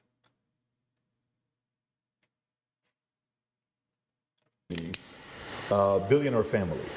They live right next to each other. The oldest son has the biggest house, 12,000 square feet. Then the youngest son has the second biggest house, 8,000 square feet. And the parents live in a 6,000 square foot house right next to each other. Absolutely. Okay. The two boys have 4 kids. The 8 kids are always together. Absolutely. What a great environment. Absolutely. It's a dream environment. Absolutely. I can't see how a person wouldn't buy into that, the benefits of it. And there's also benefits to the relationship, because I think you have a better relationship with your woman if she can go and talk with other women and be with women and I'm with guys, and then you're together sometimes and you can split it up. It's better for everybody. This whole idea of just man, woman, boom, child bang, I understand where it's come from. I'm not saying it's all typically bad, but I do think that in those scenarios, there's a lot of men who are particularly miserable, particularly men, especially. And the idea of a clan and having that team around you, I love that. I wouldn't live any other way. I love living that way. Well, being born and raised in Miami, there's a lot of Latin culture there. Yep. And, you know, the American friends, they just move out, move on their own. That's what they do. But in Latin culture, the abuela's living in the house, the family's living in there, the women are all kind of congregated together. We could also it's a different world. We can also discuss it financially, right? If you're a man and a woman and you have 3 boys and they're, let's say, traditional Western, whatever, they all go and pay 3 different rents and they all move in with their girlfriends and everyone's getting wrecked, right? If you all stay together and combine your income, you also do much better financially. This is how a lot of immigrants even survived, especially Muslim immigrants in England. I've heard you tell the story about that. Absolutely, yeah, they all stay together in one big house, they all pool their incomes. You have a bunch of people with average jobs and Ferraris on the drive. And then they buy the house they're in, then they buy another. You pool the incomes. If you all split and separate and just spread out, you're just paying all different rents, all different electricity bills, and you just go broke. You have to think of the last name and the generation and the clan as a whole. So yeah, I love the idea of living with my brother. I'll never live without him. And yeah, his woman can move in, of course. His kids can be around me, of course. I'm uncle. Why not? I have no problem with that. That's a dream. Let's transition to a couple other topics. So, I saw a video by the president of Microsoft, Brandon. I think it was the president of Microsoft who said, you're going to see one of the biggest threats in the future being deep fakes. Okay. And then you saw a similar thing being said by Google, Sergey Brin. You're going to see what's going to happen with deep fakes. And then the example of deep fakes was given by the actress from Wonder Woman. What's her name? Yeah, a Muslim scholar would definitely say that Andrew speaks a lot of blasphemy against Islam. Which is why I think it's weird that he wants to convert to Islam. But like I said, I think it's more of he thinks that the Islam religion as a whole fits his personality more. He doesn't want to join the team of the pussies, and he sees the Christian team as the team of pussies. Which you can't really fault him for. You can't really fault him for that view. Obviously, I don't think Islam's the right team, but I do understand his view. I do understand the view. Gal Gadot, right? There was a deep fake porn made of her. Then there was a deep fake video made of Trump. Then there's deep fake of Joe Rogan. There's one of Morgan Freeman. Hi, I am not Morgan Freeman. Kind of goes like this. Wow. So the direction we're going with deep fake, right? When it comes down to AI, where do you see the threat? Is that something you think about? Is that something you see as an opportunity, as a threat? And if yes, which part of it? Yeah, that's a really interesting question. Deep fakes are certainly going to change the world, because what we're going to have is we're going to have a post-truth society, and then the only way they're going to be able to tell you what's true or not is some committee which decides what's true and what's a deep fake. Whoever, like the videographer or producer or whatever for the set, they need to move all the ashtrays so they're not right in front of the camera. Like, obviously, smoke's going to go in front of the camera, but if the ashtray is right below it, then it's just constant, you know what I mean? And then they're going to be in charge of the world, and then they're going to lie to you, and then you're really in trouble. Move your ashtray, bro. So that's going to be very interesting. Once you get to the point where, what did I say earlier about not being able to trust your own eyes? They're going to take that away from us soon. Then what? Then you're really in trouble. In regards to AI, I think it has to be adopted. Inside of my school, Hustlers University, we teach AI with absolutely everything. A lot of the images we generate, even on my Twitter account, is all AI. And what's actually scary about the modern world is I don't consider myself old, I'm 36. But some of the children, I call them children, 17, 18-year-olds inside of my school, Huston University, they're AI wizards, and they can do magic with this stuff. Magic. Like, they can literally, genuinely, Andrew Tate on the moon, and the image is generated in seconds. Like, artists are going out of business. I thought AI would put truck drivers out of business. Artists are going out of business. Musicians are going out of business. It's kind of scary. I do like to think that with things like AI, there's always going to be some degree of natural separation between the men who are genuinely inventive and killers and the men who are more... Let me change the way I say that. I think if you're an exceptional person, a truly exceptional person, you don't have to be afraid of nearly anything. But you'll probably agree with this. In my experience, in nearly every business in the world, you have 10% killers, and then you have a bunch who want the paycheck. They do their job, but I wouldn't say they're killers. You understand? Mm-hmm. And we live in a society for a long time where I can even tell you now, sometimes when I hire, I'll say to my cousin or to my COO, I'll say, look, either get one killer or 3 normal people. Because that's the reality. That's the basic. You either need 3 people to half do the job, or you need 1 killer to do the job. And I think that those 3 people who half do their jobs, one way to look at enough to not get fired, they turn up most of it on time, but they're not really that motivated. Those are the ones who have to fear AI. I think businesses in the medium term are going to become killers and AI. I tell them now, I have some guys who work for me on one particular company and their sales staff. I was reading through the sales scripts. The killers doing really well. But the average guys have said, you're not doing much better than ChatGPT could do right now. I want to warn you that you're not doing much better than I could replace you with a machine today, let alone in 5 years from now, for free. You need to be careful. So I think it's just becoming more and more competitive. The idea that you can just be Joe Schmo, do your job, turn up, I don't try that hard, it's fine. I think that's all going to go out the window, because as the world becomes more competitive, as a company, you have to compete with your competitors. And the only way you're going to be able to do that is just, where do you cut the fat? Where do you cut the slack?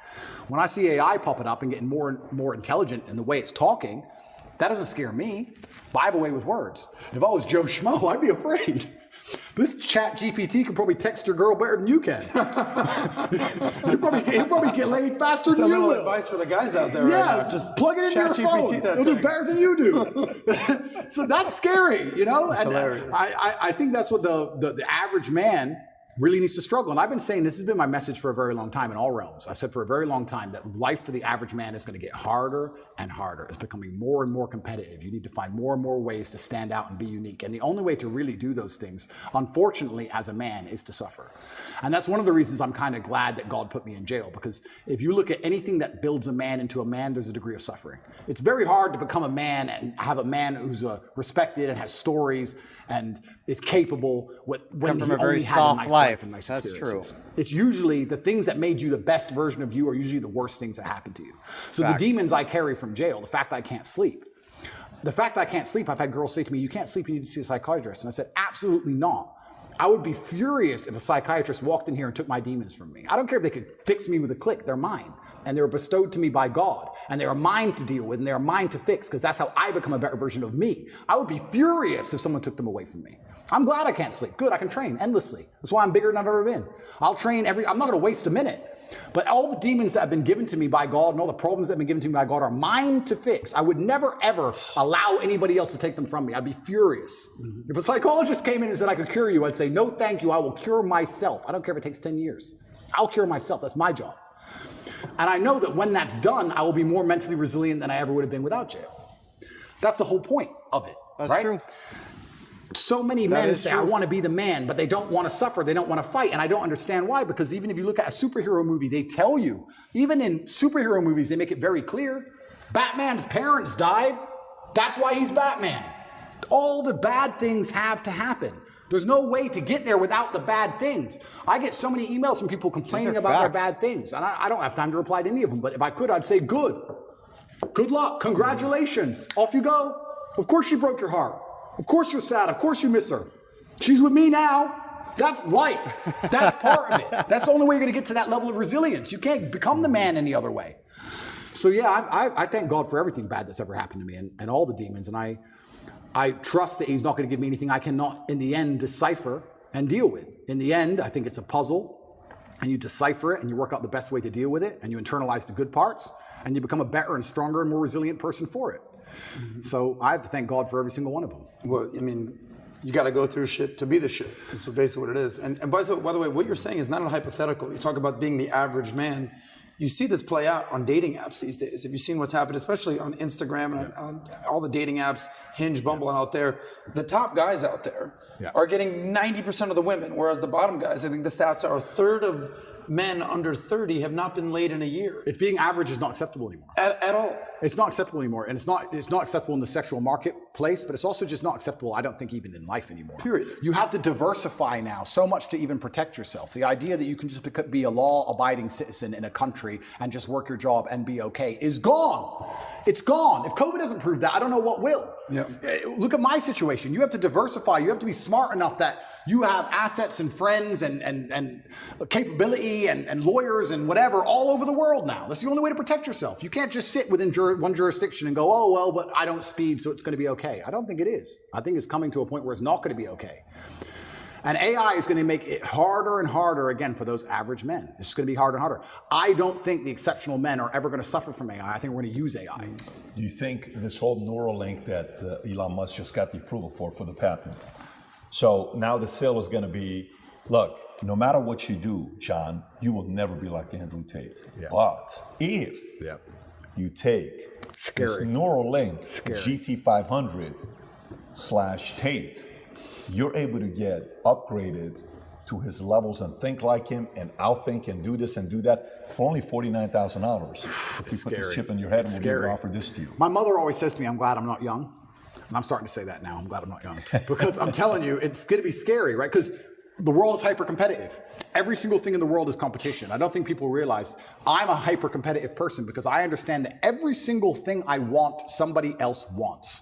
The girl I want, other people want. The car I want, other people want. The house I want, other people want. The lifestyle, the jet, every single thing you want, somebody else wants. It's a massive competition. Yep. As a man, you have two choices. You either accept that as a massive competition and try and play the game, or you just try and pretend it's not a competition and live in perpetual failure.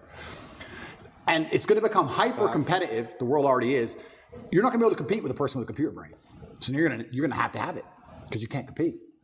And once you have it, then who knows? Can they turn it off? I don't know. Can they turn you off? I don't know. Can they inject the slave mind programming directly through the chip? I don't know.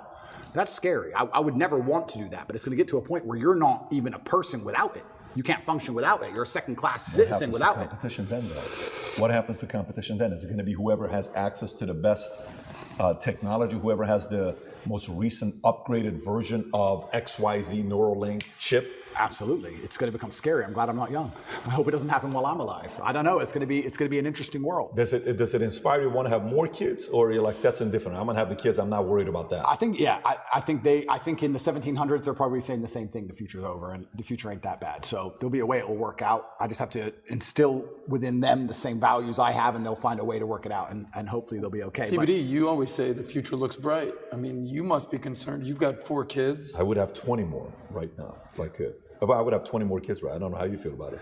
I'd have 20 more kids right now if I could. Absolutely, absolutely love children. There's nothing bad about having children. The only thing I wish I did is start earlier. It's the only thing. The only thing I wish I did was start well, listen, right now, I don't know if you know, if you need some inspiration, there's this guy named Al Pacino.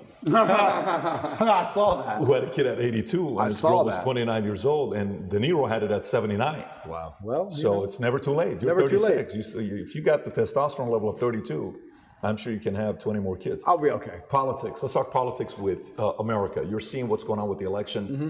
One of the vantage points you have is you're not there. It's kind of like it's your problem. You guys deal with it. Yeah. I'm over here on this side. From your perspective, YouTube comes out. Hey, all the election stuff you guys talked about, that we would ban it and take it down, you guys can talk about it now because we want a balanced argument from both sides. Okay, no problem. Okay. Who do you see? What are your thoughts on Trump today, 2024, DeSantis, Biden? How do you see this thing panning out? Politics is so interesting. It's so messy. I mean, obviously, I'm a Trump supporter. I believe in Trump. I like DeSantis and the things he did. I'm not going to choose between Trump or DeSantis. I think if one of them won, if any of them won, it would be fantastic for the world. I think YouTube taking a back step is actually extremely important symbolically. It'd be interesting to see if they keep that up post this election, seeing what happens with this election. That'll be very interesting. That's true. But I think it's certainly a massive symbolic step back.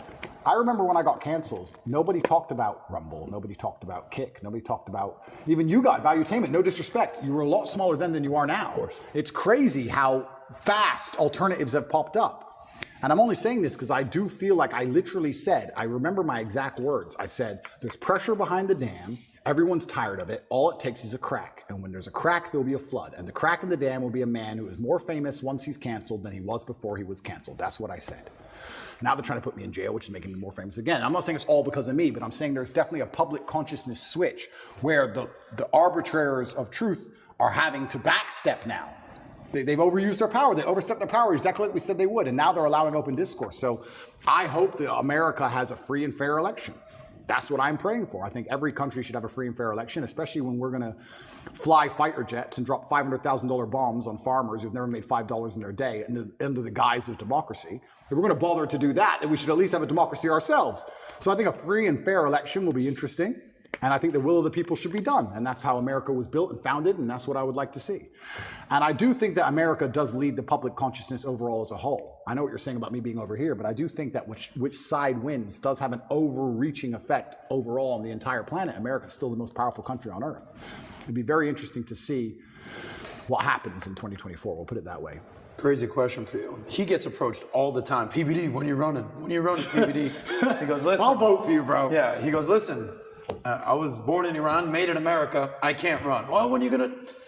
Well, you were born in America, Andrew Tate. I was, yeah. You know, you were raised in Luton, UK. You lived in Romania, but you are an American citizen. I have no idea. Dream with me for a second. I have no idea. If you were president of the United States, Andrew Tate, what would that look like? I have no idea what it'd be like to be president, but I have a feeling what Putin said about the presidents might be true. Did you ever see what Putin said? Yes. 8 years, they come and go. Yeah. I've seen 3 presidents. I've seen a lot of presidents come and go, and they all come with these grand ideas. But once they get in office, the people with the briefcases and the dark suits come in and sit them down because of the strong bureaucracy inside of the United States and explain to them how things are done. And they never seem to get their ideas done. They never seem to do the things they said they were going to do. Do you include Trump in that? I think Trump tried his very best to resist that, and that's why he's in the situation he's in. That's why they're taking him to court for no reason. That's why he was Matrix attacked. I mean, if Trump, okay, let's cut the guard. I'm going back to jail anyway, probably with this Matrix attack. They're going to try and kill me anyway. They probably are. If Trump's situation isn't a Matrix attack, what is? What did they just hit him with in New York? Some defamation for defending himself against a lie? If that's not a Matrix attack, tell me what is possibly else. Anyone who's sitting out here who actually truly believes that the Matrix doesn't exist has no idea how the world works. The media machine and the legal system work hand in hand to try and slander people's name and convince the populace enough that they're guilty so there's no revolt, so they can hit them with a guilty plea. They've already decided before all of it. It's all a plan. This many months of negative news, then we'll hit him with this, we'll get him guilty for this, and with this many months of negative news, the populace will probably swallow it. It's garbage. It's a Matrix attack from head to toe. How much do you see yourself in Trump? And to use your words, first they try to cancel you, he was canceled. Yeah. Then they try to throw you in jail, he's dealing with lawsuits. Yeah. Lastly, they try to put a bullet in your head. Well, Trump's lucky because he's a bit older. So Trump will try and outlast him. They'll wait. My problem is I'm a bit young, you know? And I also think the reason I feel particularly at risk, and I say these things on podcasts to protect myself, and I don't want anyone to think I'm paranoid or crazy, because I really don't believe I am. The reason I think I'm particularly at risk is for the thing you just said. It's the masculine youth who are my fans. It's the 11-year-olds, 12-year-olds, 15-year-olds, 16-year-olds. They are the future of the world. They're the people you want to go and die in a ditch. They're the soldiers you need. Those are the people you need psyoped. You need them psyoped. You can't have a bunch of men who aren't psyoped. Mm-hmm. That's when you lose control of everything, when the men don't listen anymore.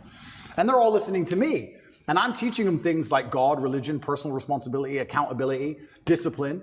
And everyone's saying, well, why are they attacking Andrew for just telling the truth and making me go to the gym? Because when you have these things, when you have accountability and discipline and personal responsibility, you have a barrier, you have a parameter, you have a no, you have a limit. They don't want you to have a limit. None of the men are allowed limits. We must accept whatever we are given from our relationship with our woman, from the government, from our job. We're just the slaves. We're the backbone of the tax bracket. We just have to shut up and pay our taxes. As soon as we have limits, they have a problem. That's why they dislike the things I teach. What do I really say? What do I really teach young kids that's genuine dangerous? What do I say? Go to the gym, stick up for yourself? Stick up for yourself, go to the gym, you're allowed an opinion. Educate yourself, be smart, work hard. Believe in things. Believe in yourself. Have friends. Have strong friends around you. Don't listen to dishonest men or dishonest women. It's not misogynistic to say dishonest people. Non-gendered should be anywhere near you. You should have standards for who's your friend. Standards for who you have relationships with romantically. Whether you're gay or straight, you should have standards. Telling men to have standards is now wrong think.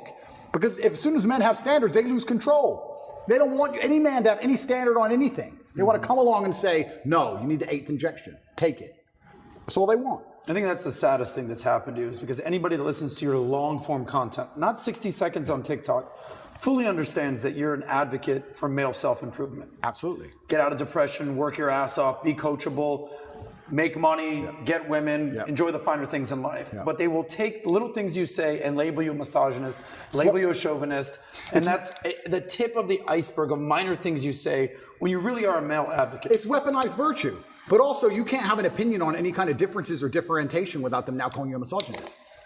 If I believe a woman is better at raising young children than a man, I would never drop my child off to a nursery run by men. I think that would be weird. I would never take my 2 or 3 year old girl and drop her off in a nursery which was male run. I would only bring her to a nursery which is female. Nor would you hire a babysitter that's a boy. Neither. Never. Do I hate men? No.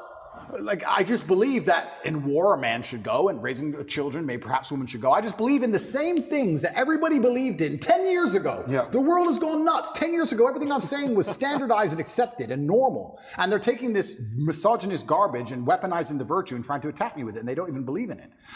It's truly upsetting, but I just can't be quiet because I don't know how. I couldn't live as anyone else other than me. I couldn't live as a man who wasn't trying to be his best self. Let's stay on this. So you said president, then you brought in Putin. Yeah. So then that discourages for somebody to think they can make real change. Okay. So 2 questions. One, if you are the president today, and I'm sure you've thought about it. Yeah. What policies would you attack? Right now in America, I watched RFK. I don't know if you listened to the recording yesterday. I've heard. Yeah. What he said about the angle he would take with pharma, he says, all these things we're talking about guns. He says, how is it that we have the same amount of guns as Switzerland does per capita, but Switzerland hasn't had a school shooting in 21 years. We had it 21 hours ago, and we just had one last night, by the way, big one. I don't know, in Virginia, I want to say, right?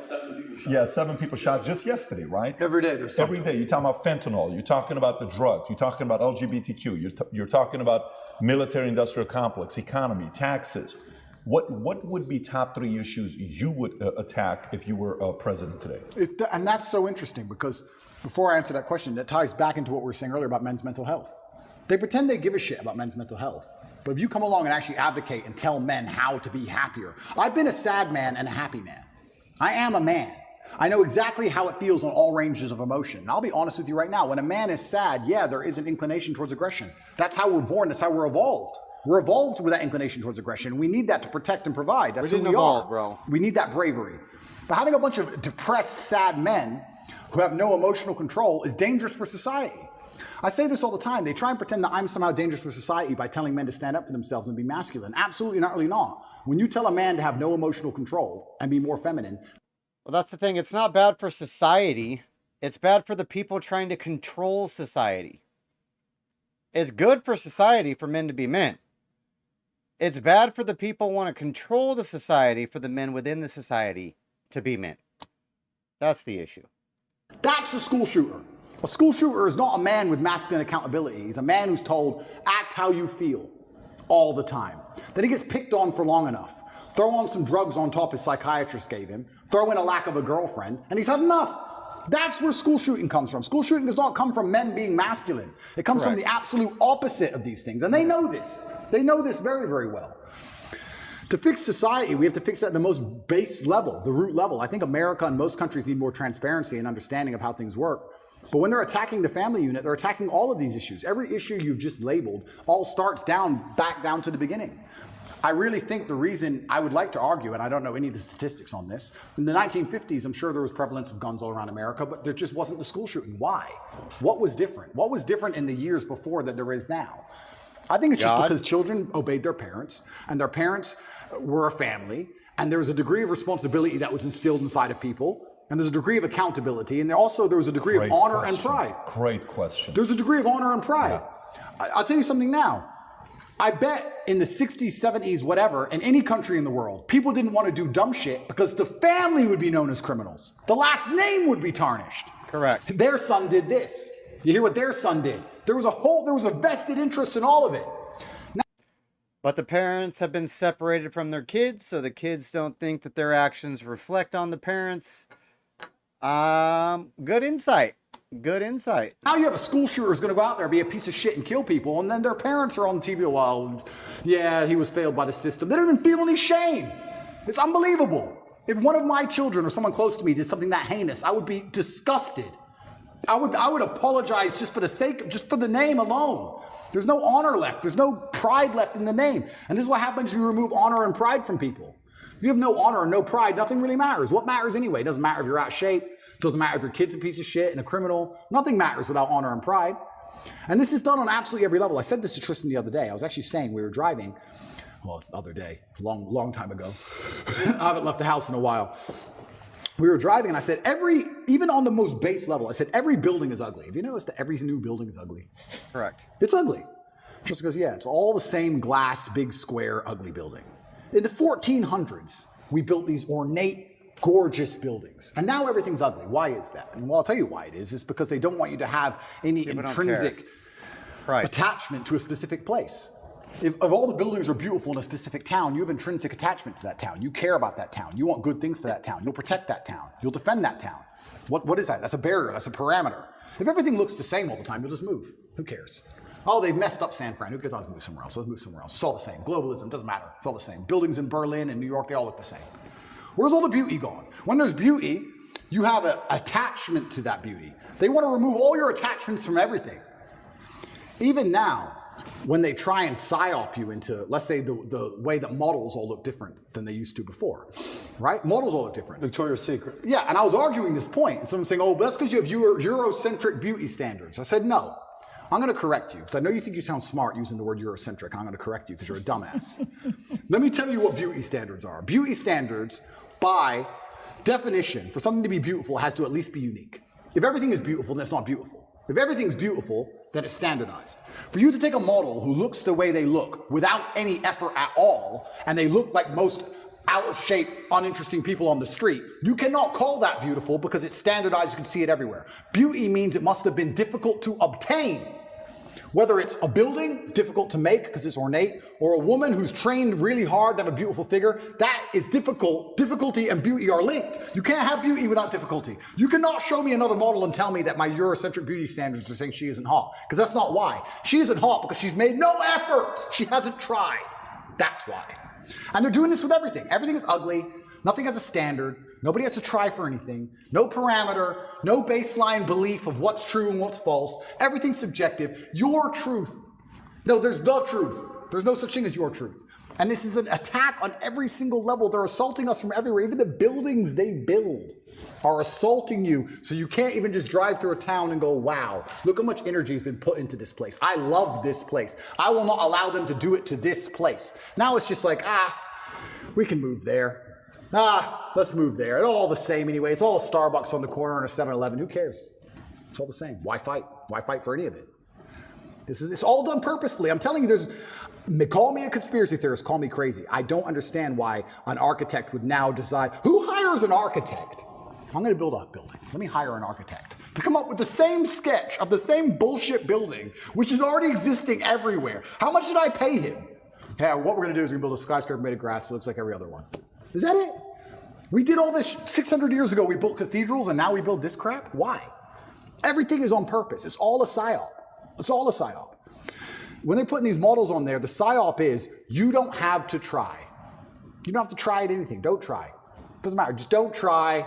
Wait for the government. We'll give you some food stamps. You'll be okay. It's participation trophies. It's slavery. It's slavery. When you need to do every single thing they say to eat, that's their end goal. That's what they want. It's slavery. They don't want you trying anything. Even going to the gym today is an act of rebellion. Even being in good physical condition is an act of rebellion. If I put up a photo of me and I'm in good physical shape, there are people who write underneath it, oh, you're dumb. You train so good. They insult you for it. Like, you're a bad person. Look at you wasting your time not being fat. Because you have standards for yourself. That's the level of bug man they want to get you to. Of course, these people will give up meat and eat the bugs and live in the pod. Of course they will. They have no standards. They have no self-respect, no standards. Of course they can live in an ugly building, a big, ugly matrix pod. That's all they want. Is it somebody has to sell you on that, or is it going back to conditioning, or what would it be? Is it someone selling you, or is it conditioning? And it goes back to my original point about the family. I do believe that the reason we didn't have so many problems before is because I believe the families had standards. And some cultures still do. I have friends who are Chinese. My dad, I cannot not get an A. That's just their culture. When my dad was still alive and he was teaching chess, my dad would charge $400 or $500 an hour for chess lessons. And towards the end of his life, he goes, all of my students are Chinese or Indian. Nobody else wants to spend money, $500 an hour to teach their kids chess. Only the Chinese and Indians will spend that money to make sure their kid is that good. So that's it. They're the ones who invest the most in their children. They still care on that level. But most families don't wake up and go, I want my children to act a certain way for the legacy, for the family name as a whole. I'm instilling standards upon them because of the last name. My entire life I've had standards instilled upon me. My entire life. Your last name's Tate, you can't do that. Your last name's Tate, you're not allowed to do that. Your last name's Tate, hit him back. I've been like that my whole life. And now we've removed all standards from everybody. This is why you get school shooters. I do tell that to my sons as well. I'm like, no, we're McClure's. McClure's don't do that. Or McClure's do this. Or, so I do that as well. I do that as well. These school shooters should be too embarrassed to even embarrass their fathers. They should wake up and go, I would never do this to my family. And I'll also, this is definitely gonna get me canceled, but I'm gonna say it because it's true. I'll say it by extension for suicide. I don't care what you do to me. I'm Andrew Tate. I cannot kill myself. I can't. I'm not allowed. It's against the creed of my last name. I didn't have ancestors who suffered how they suffered, who went through what they went through for me to be born to kill myself. That's not the end of my story. I refuse. I absolutely refuse. No matter how bad it gets or what bad situation I'm in, I refuse to do it because I have too much respect for my last name. I won't do it. And I think that a lot of things, a lot of men's mental health, a lot of crises can actually just come back to the old adages of honor. And you can fix a lot of it. Your girl left you, you miss her. I get it. We've all been heartbroken. She's with a new guy. You're upset. She doesn't care. You care. I get all of it. But there has to be a point where you get to a level of pride and you just go, that's not who I am. I lost her. That's life. You just got to get on with it. And the best way is to have, where do you find the strength when you're in these difficult situations? I always find the strength from my last name. I'm Andrew Tate. I'm Andrew Tate, so I just have to do it. I'm in a Romanian jail cell. I wake up, there's cockroaches in my bed. They're all over my face. What am I going to do, cry? Well, am I bitch out? Am I going to go and sign a piece of paper and say I'm guilty? I'm going to sell my brother out?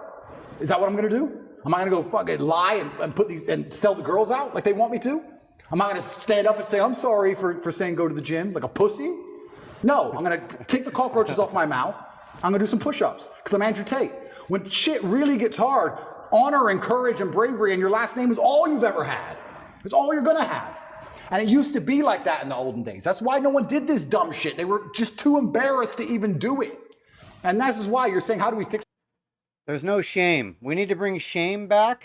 We definitely need to bring shame back. I think we should start with fat shaming. Hashtag bring fat shaming back. Everybody posted on their Twitter. We need to start with bringing shame back. He is correct. Nobody is ashamed anymore. And that's half the issue with the world. This is true. This is true.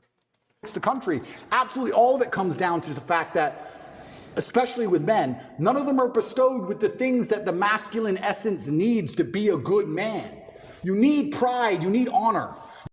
Centrist, you didn't hear his take earlier? He doesn't believe in depression. Remember what he said about prison? He's like, good thing depression doesn't exist because I would have been depressed in jail. You choose to be depressed, I think is what he has said in the past. You need a healthy level of ego. You need all of these things. We're taking it all from boys, and what are we giving them instead? Video games, porn, weed. And what do you expect of these people? What do you expect of these shit versions of men besides trash output? You're going to get garbage all across the spectrum. Either they're going to do nothing or they're going to do something bad. They're certainly not going to do anything good when they don't try for anything in their lives. How are they going to do something good?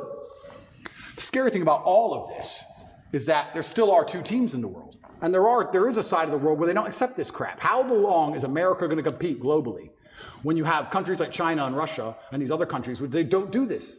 I don't know if you saw, and they did that survey to kids of what they want to be when they grow up. Did you ever see that? Yeah, it was crazy. Every American kid wanted to be a YouTuber. Yeah. Every Chinese kid wanted to be an engineer or an astronaut. Yeah. Who owns the future? Who owns the future? We're in so much trouble. We're in so much trouble as a society, and what are we arguing over? It's insane. And what do they show you on TikTok, though? Oh, absolutely, exactly. Yeah, in society, we're arguing over if men are women and if men menstruate and should we put tampons in men's bathrooms. And yeah, when you ask every Chinese kid what do they want to be, an engineer, an astronaut, or a scientist, and our kids want to be YouTubers. It doesn't look good for the future, folks. It doesn't look good for the future of the West. We definitely need to make some alterations. But let's stay on this. You asked a very important question. Let's go back to it. We had the same amount of guns, 1950 per capita.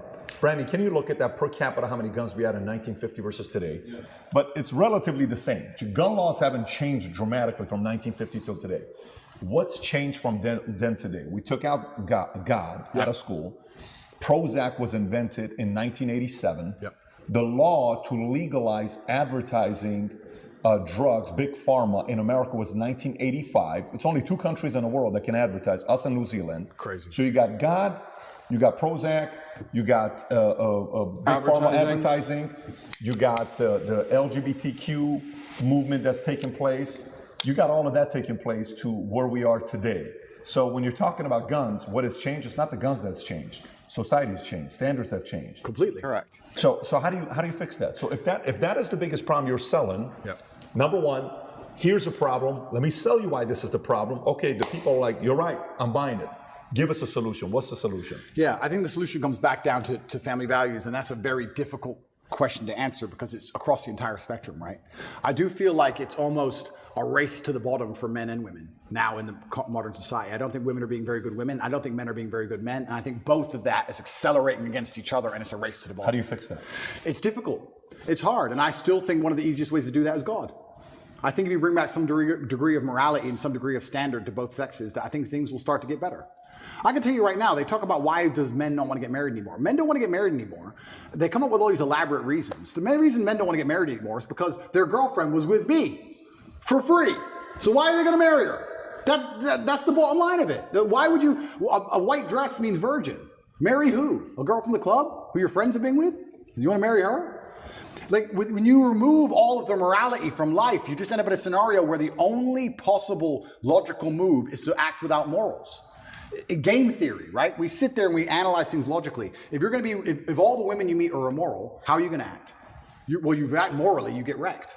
So how do you act? Immorally. It's a race to the bottom. We have to fix society as a whole.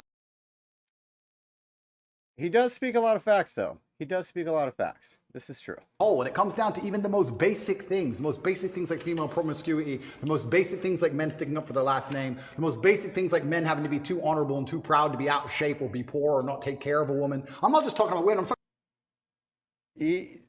I understand what you're saying, centrist, but discipline is internal, shame is external. So they can't be correlated together. Shame you feel from other people.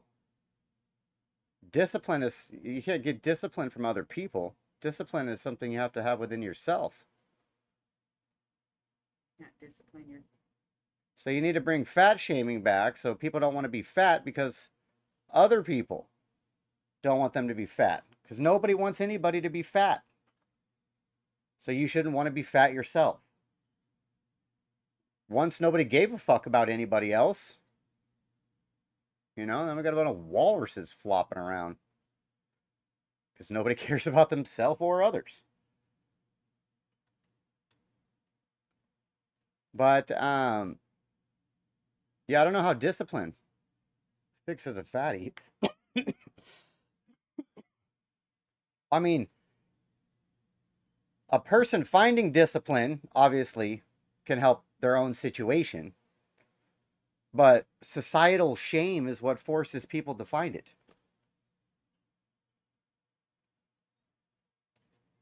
Yeah, we're going to go with that. Talk about men. Any woman who's with me, her life is fixed. That is my job. I'm Andrew Tate. I would be embarrassed to have a girl say, I'm Andrew Tate's girlfriend and have to work her job, unless she wanted to. She can do anything she wants. She's my chick. You can have anything. You run the world now. You're with the top G. Anything you want is mine. I'll take care of you in every single way, but you must take care of me. I take care of you financially and physically. You must protect me spiritually. You must do your job. It's a race to the bottom on both sides. And when you have two genders racing to the bottom and then a child is born, what do we expect from this child? Who's raising the child? The school, the TV, the internet? You trust these people? Look what they're injecting into them. So another thing that's very interesting. You talk about the 1950s, another thing that was different. In the 1950s, parents raised their kids. Who raises kids nowadays? School, internet, Twitch. How much time do you spend talking to your child compared to the programming they get from the Matrix? You're losing in terms of pure minutes. You're losing. You can't even control what your child sees in school anymore. You don't even know. And when you find out they do what they did in California, they're like, what? Most people don't even know this. You have children 15 years old, I've seen it on YouTube, arguing with their own parents, disagreeing with their own parents. The whole point of having children is to instill your values in them. I want my sons to be Emery Andrew Tate. They must think and act and be like me. And for someone, I've had people say to me, what if they're not? If they're not, they're not. That's fine.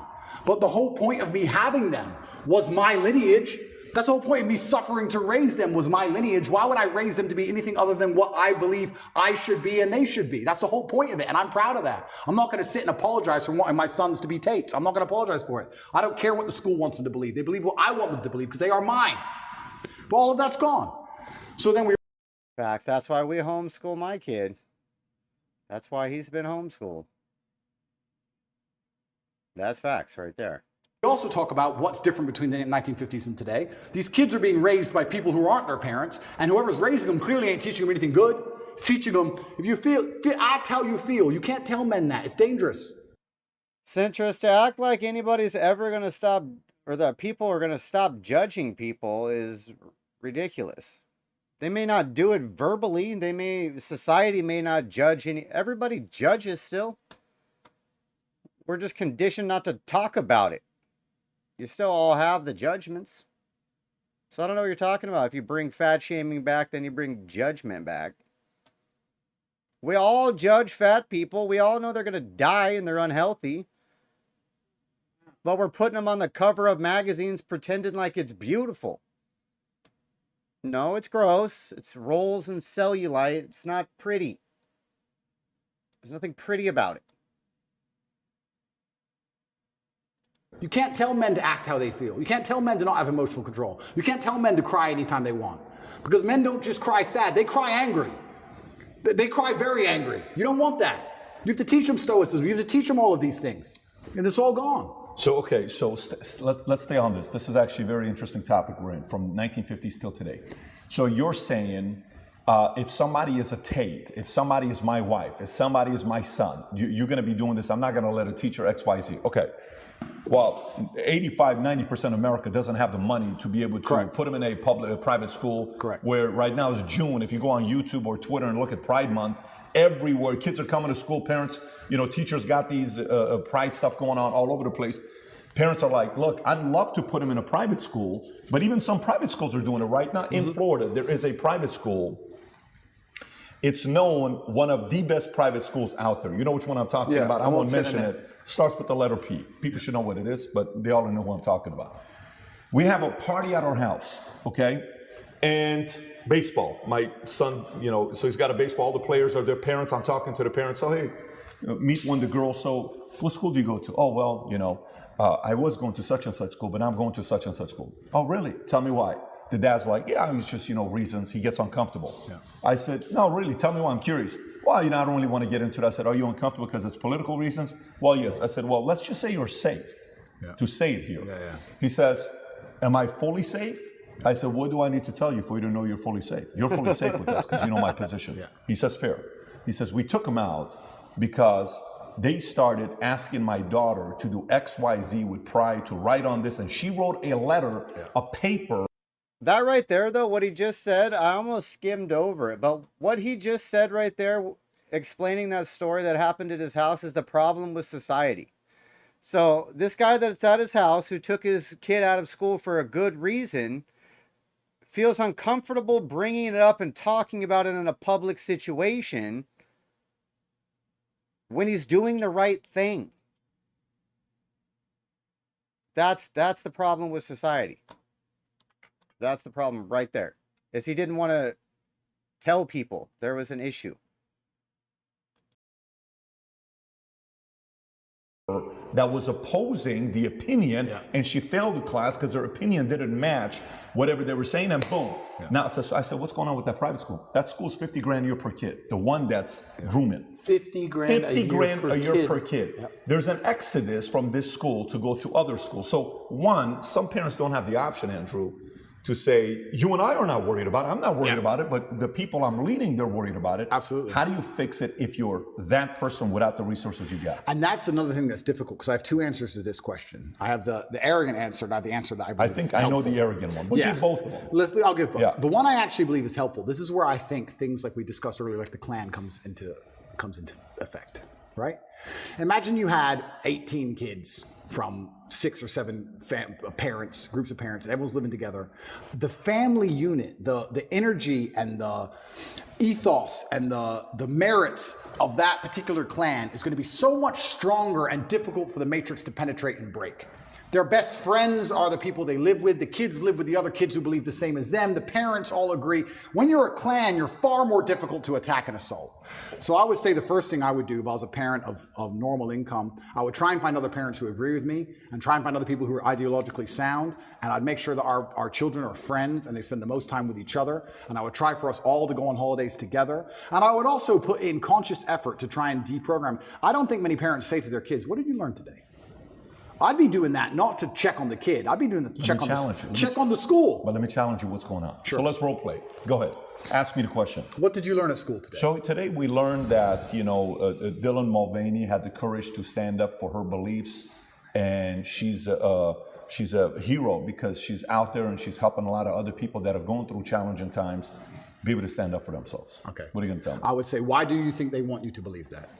What do you mean that? Why do you think they want you to believe that? They've told you something. Yeah. I don't believe that's true. What they've done is lie to you. Why do they want you to believe that? Perfect. So say you now convince me I'm your son. Yeah. Great. I go to school tomorrow. Yeah. Ready? Correct. Now I'm in school. Correct. Hey, Miss Jones says, hey, Patrick, so tell me, so what did you think about this as this, you have to write this paper? Well, let me tell you, last night I was having a conversation with my dad, and my dad told me, why do you want me to believe that? Then comes the phone call. And then now you're cornered as a parent, and now what do you say to the school? Say I'm the school, role play. Correct. And I can't role play it by myself. It's difficult. It's difficult. And this is the exact point why you need a clan, you need a network, you need other parents. If I was a parent and my child was going to public school, I'd be extremely interested in finding other parents whose kids were going to that public school. Yeah, you have the PTA meetings, etc., but there has to be a degree of strength in numbers. It's hard. You can say homeschooling, that's the cop-out. But the other answer, the more arrogant answer to this, is actually an answer I gave after the subway incident. You know, in New York with the subway where they choked the guy and he died. I get asked all the time, Andrew, what would you have done in that scenario? It's a very difficult scenario. I mean, we can argue whether he choked him too long, whether he was trying to protect people. There's a bunch of arguments. But it's very unfortunate. This goes back to what I was saying earlier. You can no longer just be the average man, the average citizen. I insulate myself from so many problems with money. I know this is a terrible thing to say and people aren't going to like hearing it, but it's true. I never have to worry about some garbage on the subway. I never have to worry about, do I stand up and defend this woman or allow her to get attacked because they're going to put me in jail? I never have to worry about some fight on a plane because the ticket was $40. I never have to worry about my kid going to learn something they don't want to learn. I don't have to worry about any of this because money protects me, right? So when I say this, like if I have a girl and she's saying, all you do is work, you need to be a dad too. I'm being a dad by being rich. That's me being a dad. That's how I protect you all. I'll work 18 hours a day every single day. That's me being a dad more than almost anything, because that's how I protect you and everybody else from all this insanity. It's the only way to do it, because you need to be flexible. We're fully on the same page. I'm on the same page as you. I also went and made the money, so I get to pick and choose. What I'm talking about is a message, because the reality is not everybody is going to go out there and make the 10 a month or whatever you make. It's just not going to happen. The market's not set up that way. Quite frankly, not everybody brings that kind of value to the market to garner that kind of pay. You know that, I know that. Okay, how can you and I help the audience that is sitting there, great citizens, net positive. They take their kids to church on Sundays. They work their butts out. They're doing their best to keep their marriage together as hard as it is. They're paying the bills for the kids. They're making 80 grand, 120 household income. They can't talk like you and I. You're right. What do they do? You're right. Let's give them the solution. You're right. So if I was them, here's what I would do. I would make sure that my family had core parameters and core beliefs that we believed in, and I would fact check everything my child was told against those core parameters and core beliefs. So let's say one of our core parameters and core beliefs was hard work. We believed in hard work and dedication. When they came home and told me something about body shaming or the fact that models can change, I'd say, does that agree with the beliefs and the merits that this family has decided we're going to operate under? Yes or no? I would have a framework, I would have a gate which ideas have to penetrate through. Every idea has to be fact checked against a gate, a parameters of set values that was stuck to my last name. Honor, courage, discipline, hard work, whatever those parameters are. And I'd say to my child every day, what did you learn in school? I'd listen to it and I'd say, does that align with our value on this? And also, I'd make this very clear, because this was done to me as a child. I'd make it very clear to my children that they're exceptional. I think every single person is exceptional for different reasons. We talk about normal children, normal families. That doesn't mean they're not an exceptional individual. They can still be an exceptional person. Totally. Who knows what they might become? Sure. I'd say you're an exceptional. You don't believe what everyone else in that school is told to believe just because it is said. You're an exceptional person, and we have a framework we operate under because your last name is X, and our framework is this. Does that align with hard work and dedication? No, it doesn't. Why are they trying to tell you that? Because they're trying to attack the framework which you need to be successful. My father said to me when I was young, my father had many quotes, and I use them all the time, but one of my favorites was, I allow manipulation to find out where my enemy wants me to go, and then I use my mind to break the trap and punish the perpetrators. That's the exact line I will tell my child. I'll say, they've attempted to manipulate you. We've allowed. That's pretty deep. That's pretty deep. Let's bring that back for the people in the back. Hold on. Your last name is X, and our framework is this. Does that align with hard work and dedication? No, it doesn't. Why are they trying to tell you that? Because they're trying to attack the framework which you need to be successful. My father said to me when I was young, my father had many quotes, and I use them all the time, but one of my favorites was, I allow manipulation to find out where my enemy wants me to go. I allow manipulation to find out where my enemy wants me to go. And then I use my mind to break the trap and punish the perpetrators. And then I use my mind to break the trap and punish the perpetrator. Okay, that's a bar. That's the exact line I will tell my child. I'll say, they've attempted to manipulate you. We've allowed it. I allowed you to go to school and listen to this. Why were they trying to manipulate you? Where do they want you to go? They want to take you away from discipline. Yeah. They want to take you away from hard work. Now we're going to use our minds to break the trap. We now know what they want. My father explained this saying to me, and he said why it was. Interesting idea. Centrist thinks, do you think that indoctrination of the kids is a way to control for the growth of the population? I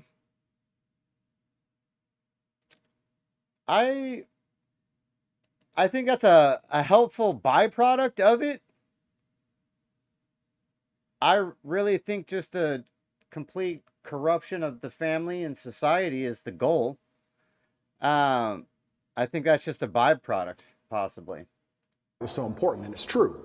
If you don't allow them to manipulate you at all, you don't know where they want you to end up. You might get tricked another way. You might take another road to the same destination. You allow the manipulation. Tell me what you want me to believe. Tell me what you want me to understand. Allow it to manipulate me all the way to the end. I see the end goal. Yep. This is what you want. No. And this is what I would teach my children. Explain. Your time in school is going to teach you some very important things that you need to know. And they're also attempting to psyop you and trick you and poison your mind. And we are going to discuss daily, built within our family framework, within the code of our last name, to see which are true and which are lies. It takes work, like everything else on earth.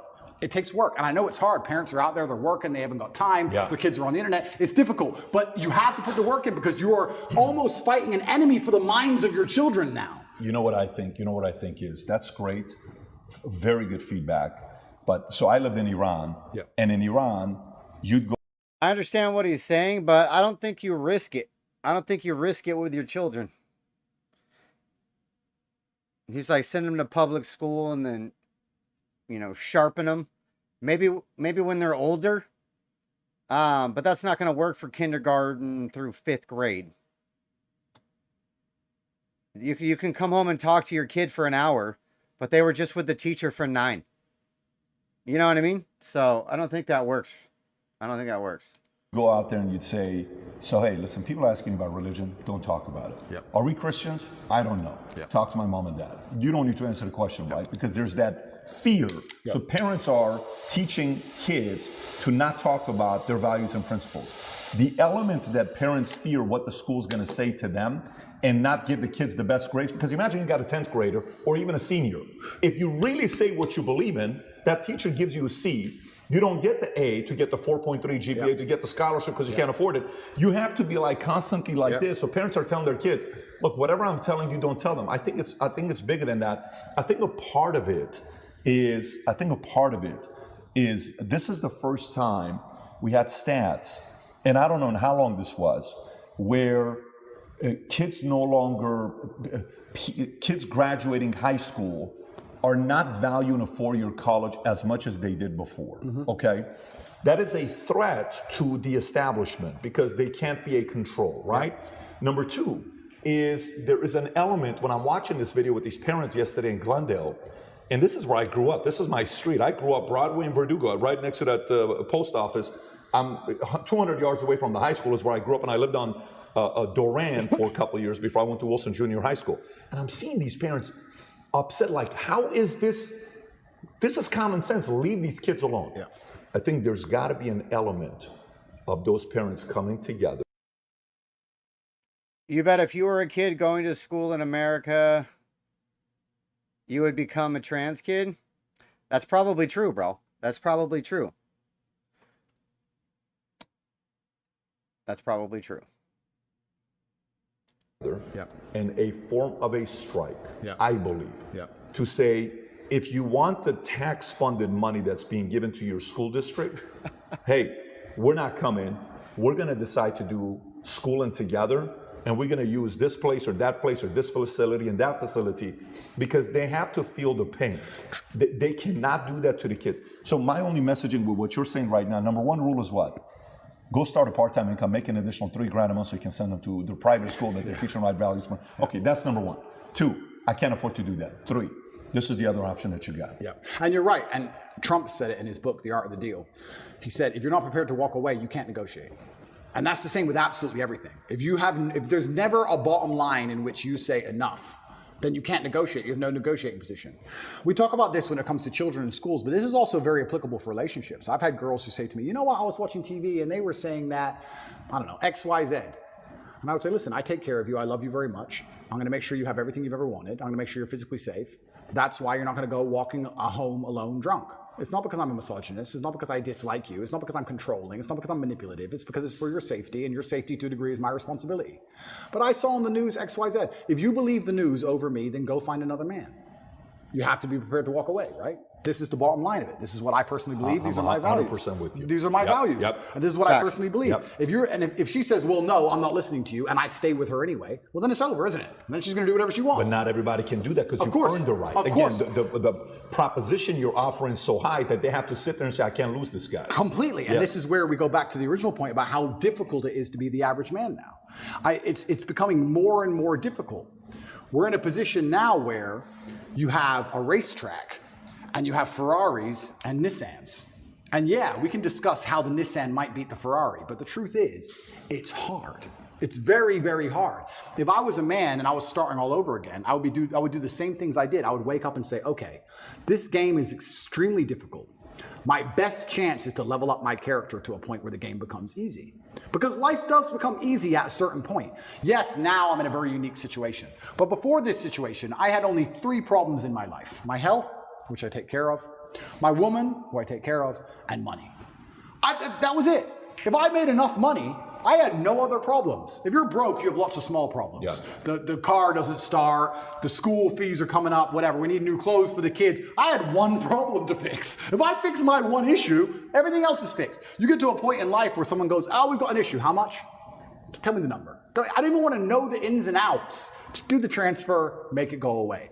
So, yeah, as a man, I think you have that imperative to understand that the video game of life as a man is exceptionally difficult, and especially as you get older, as you progress with the levels, it gets harder. It's getting harder. I like the video game analogy. I'm going to use that in a conversation with my son, I think. I like that analogy. Life is difficult, The goal is to level up your character traits, you know, your character perks as much as possible to where the game actually becomes easy. I like that. I like that. Gender identity is homophobic. That's why a lot of us are rebelling to the LGBTQIA+. Homophobia doesn't exist. It's never existed. No one's been afraid of gay people, dude. No one has any rational fear of gay people. This has never been a thing. It's dumb.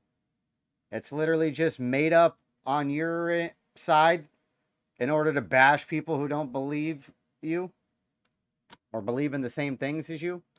It was created as a hit word against people that don't believe in it. It's not a thing. No one's scared of gay people. Harder and harder. You need to level up your character. This is what amazes me when men go, I struggle with motivation. How can you struggle with motivation in the modern world? Are you asking to just lose? Are you asking to just be erased from humanity? Yep. Are you asking to be invisible? How can you be an 18-year-old man and say, I don't have the motivation to train as hard as possible and get as rich as possible? You are born to lose if you don't have motivation at 18. In the modern world, as competitive as it is, all those girls, those 18-year-old girls you go to school with, are talking to some 28-year-old man with a yacht somehow. And you're sitting there lonely, and you don't have motivation? You must be out of your mind. The only way to win this game is to become as powerful as possible. It's difficult, and it's getting harder and harder, and this is why I teach the things I teach to men. You can't just be Joe Schmo and win anymore. Those days are over. You have to be something else. The challenge those young men have, though, it's sometimes not even their fault. Why? Single mother, raised by a single mother. It is just a name, but that's the problem with the left, is they manipulate language. Language manipulation is their MO. And I don't know if anybody hates homosexuals either. Christians, biblical people hate the sin. Not the sinner is the whole saying. Hate the sin, not the sinner. So nobody hates gay people. They hate gay lifestyle, I guess. They hate the fact that you're not going to be in heaven. You know, based on their ideology. I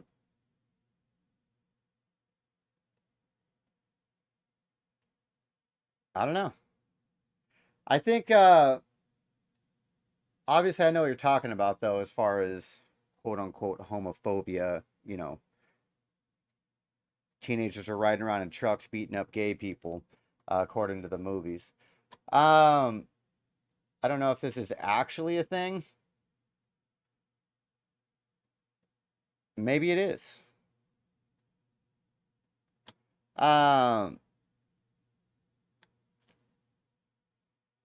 Yeah, I don't know if there's... Yeah, I don't know. That's interesting. I haven't thought about it that way.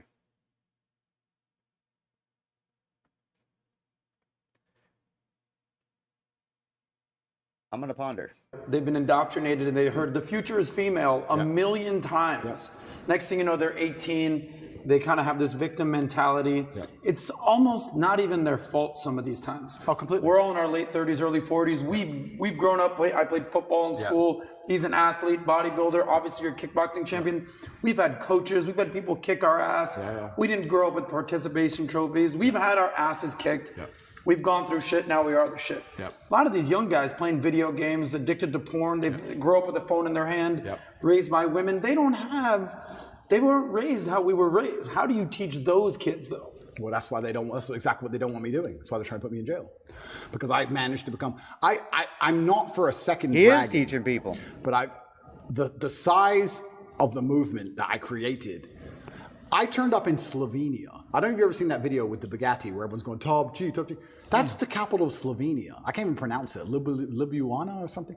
I've never been there before. Slovenia, where even is it? Like, I can barely find it on a map. I know roughly where it is. If you want a guaranteed way to get in touch with me, maybe you have a business idea, maybe you want some fashion tips, maybe you just want to connect, you could find me on Minect. This is what I was saying earlier on about how complicated masculinity is, but I broke it down to those 3 basic tenets because even a teenage boy can understand if you get enough money and enough power and enough powerful friends and enough sexual access that you're going to be able to build yourself to a man of, I can cry now. I've qualified to cry. When you're an 18-year-old boy, you shouldn't be crying. You should be focused and you should be an animal and you should be training, you should be working hard, and you should be listening, you should be going to coaching. I'm now at a level where I'm allowed to cry. I understand all the different elements of being a man. I understand the tapestry of masculinity fully. I can cry if I decide to. I've qualified for that. But before you get to that point, you have to go through all the hard shit. And the hard shit I've broken down to the 3 basics. And I think that's why they're coming to attack me so heavily. Genuinely because of what you just said. I'm telling kids things, and especially people often ask me, especially Matrix Media, they say, why did you get so big? Because I'm telling the truth. I'm telling the truth, which every man knows is intrinsically true in his heart, because God has instilled him with a basic degree of morality of right and wrong. I'm saying things to a 17-year-old boy, and he's going, he makes sense. I get it. Everything I was told so far just didn't quite click, but this does. And that's what they're so scared of. And I agree with you. You're completely right. And this goes back to, once again, we were saying about last names, family values. The number of times I was told I couldn't do something because of my last name, I think that was my whole childhood. My whole childhood is, well, you're a Tate. Dad, I got an A. Of course, you're a Tate. It was just like, duh. Of course you got an A. But what else are you going to get, a B? What, are you a dummy? That's who I was my whole life. I had standards exacted on me. And I've even heard like psychologists, I have a big problem with psychologists. I don't like them as a whole. I'll tell you some of my scenarios. I've had conversations with psychologists. There's a couple good ones, but there's a lot of them who I don't like. And their ideas, you raise children. Yeah, see, but are they being picked on because they're gay or just because they're feminine? Because straight dudes that act like bitches are also picked on. You know what I mean? So I don't know if you can chalk that up necessarily to them being gay or just the fact that they're not manly. You know what I mean?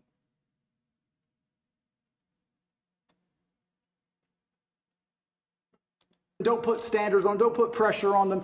How are they going to perform without pressure? Do you have pressure to perform in your business? Because I certainly do. I certainly do. Pressure makes diamonds. You think I didn't have pressure? Oh, I forgot. People on the stream can't see the chat. He said, I've never been gay bashed. I don't think they could, even if they tried. But I'm not feminine either. Feminine gay men are the ones who get harassed in the past sometimes. Yeah, I forgot some people are streaming other platforms and can't see your chat. Pressure to perform when I sat down with the BBC, they tried to set me up. You think I didn't realize instantly? Okay, war. She's ready. But you think there's no pressure? You think there's no pressure when they try and stab you to death? There's no pressure in life. You're going to raise a child and say, don't give him no pressure, give him no standards, so he can just be a kid. And what's he going to mold into? Absolutely and utterly not. Life is pressure, especially as a man. You need to have these exacting standards. That's how it is. My whole life was a pressure to perform to my last name. That's all it's ever been. I don't know how anyone's raised any other way. So yeah, it's crazy. It's a very difficult problem to fix. I agree with you. It's a very difficult problem to fix. But I think it starts with baseline things. And this is also why I feel like I have such a duty to act. I'll give you an example. If I could lie right now for $10 million and nobody would find out, nobody, I still couldn't do it because God would know and he'd punish me sooner or later. I really, truly believe that I would pay the price for that lie. I truly believe it. I think if you're a man and you're growing up and you're saying, how do I act? What do I do in this scenario? What would God want you to do? Tell the truth. You'd be amazed how far just telling the truth will get you. In any situation, I can give you benign situations that don't even matter. Your girlfriend caught you. Oh, and no, and I barely know her. Just say, yes, sorry, I love you, I'd love to stay together. Well, you did this, sorry. I'm leaving, okay, goodbye. Next day she's back. You just tell the truth. It could have gone on for weeks. She could have kept spying. She could have called the girl, all this drama. Just sometimes in life, you just man up and tell the truth. That's why in my current scenario, and I was saying earlier, I think that's the only way you're free, by the way. Completely. I don't think sometimes you man up and tell. I think always. I don't agree with the sometimes. Just always tell the truth. Life is easier. Life is way simpler. This is true. Set you free. It shall set you free. When I was saying earlier, the incompetence of my enemies is scaring me and I don't know exactly what to do. All I can do is just tell the truth all the time. I'm going to tell the truth all the time. I'm going to say what I mean and mean what I say, and I'm going to tell the truth, and that's who I'm going to be. There you go. That's what I think is the best thing for me to do in the current scenario. But we're not even why we have instilling that respect in for you, children anymore. Andrew. We're not even telling children how important it is to not lie. Well, but that's also part of what you're talking about. I want to show you the stat because the guy sent it to me, and then we'll put this for the audience to see as well. Percentage of gun ownership from 1972 till today. Same thing. Exactly the same. If you look at the numbers, pretty much the same thing. So what's been the biggest difference is a lot of these things that we just talked about. By the way, that question you asked from 1950 till today, the candidate that's talking about this, again, I went back to politics, RFK is talking about this. Yep. And I think it's a very important thing to talk about because it's making people go research and see for themselves and to ask the question, what really did change? Completely. We've had this all the time. Completely. What became legal? Why are we adding all these pharmaceuticals to, kiss the Tate? Yep. What else would it be outside of that? So that was the foundation, which I agree with you. Household values, principles, kids, men, raising them better. Yeah. What else would you see as a challenge from an outside? And then I got part two of the question for you.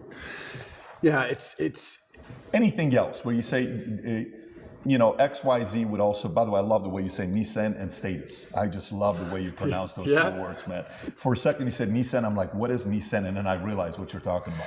Well, I remember when I was young, other people's parents would tell me off. Do you remember that?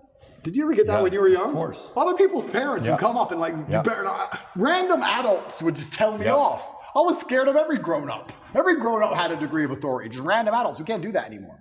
There was just a degree of community that's certainly not really lost.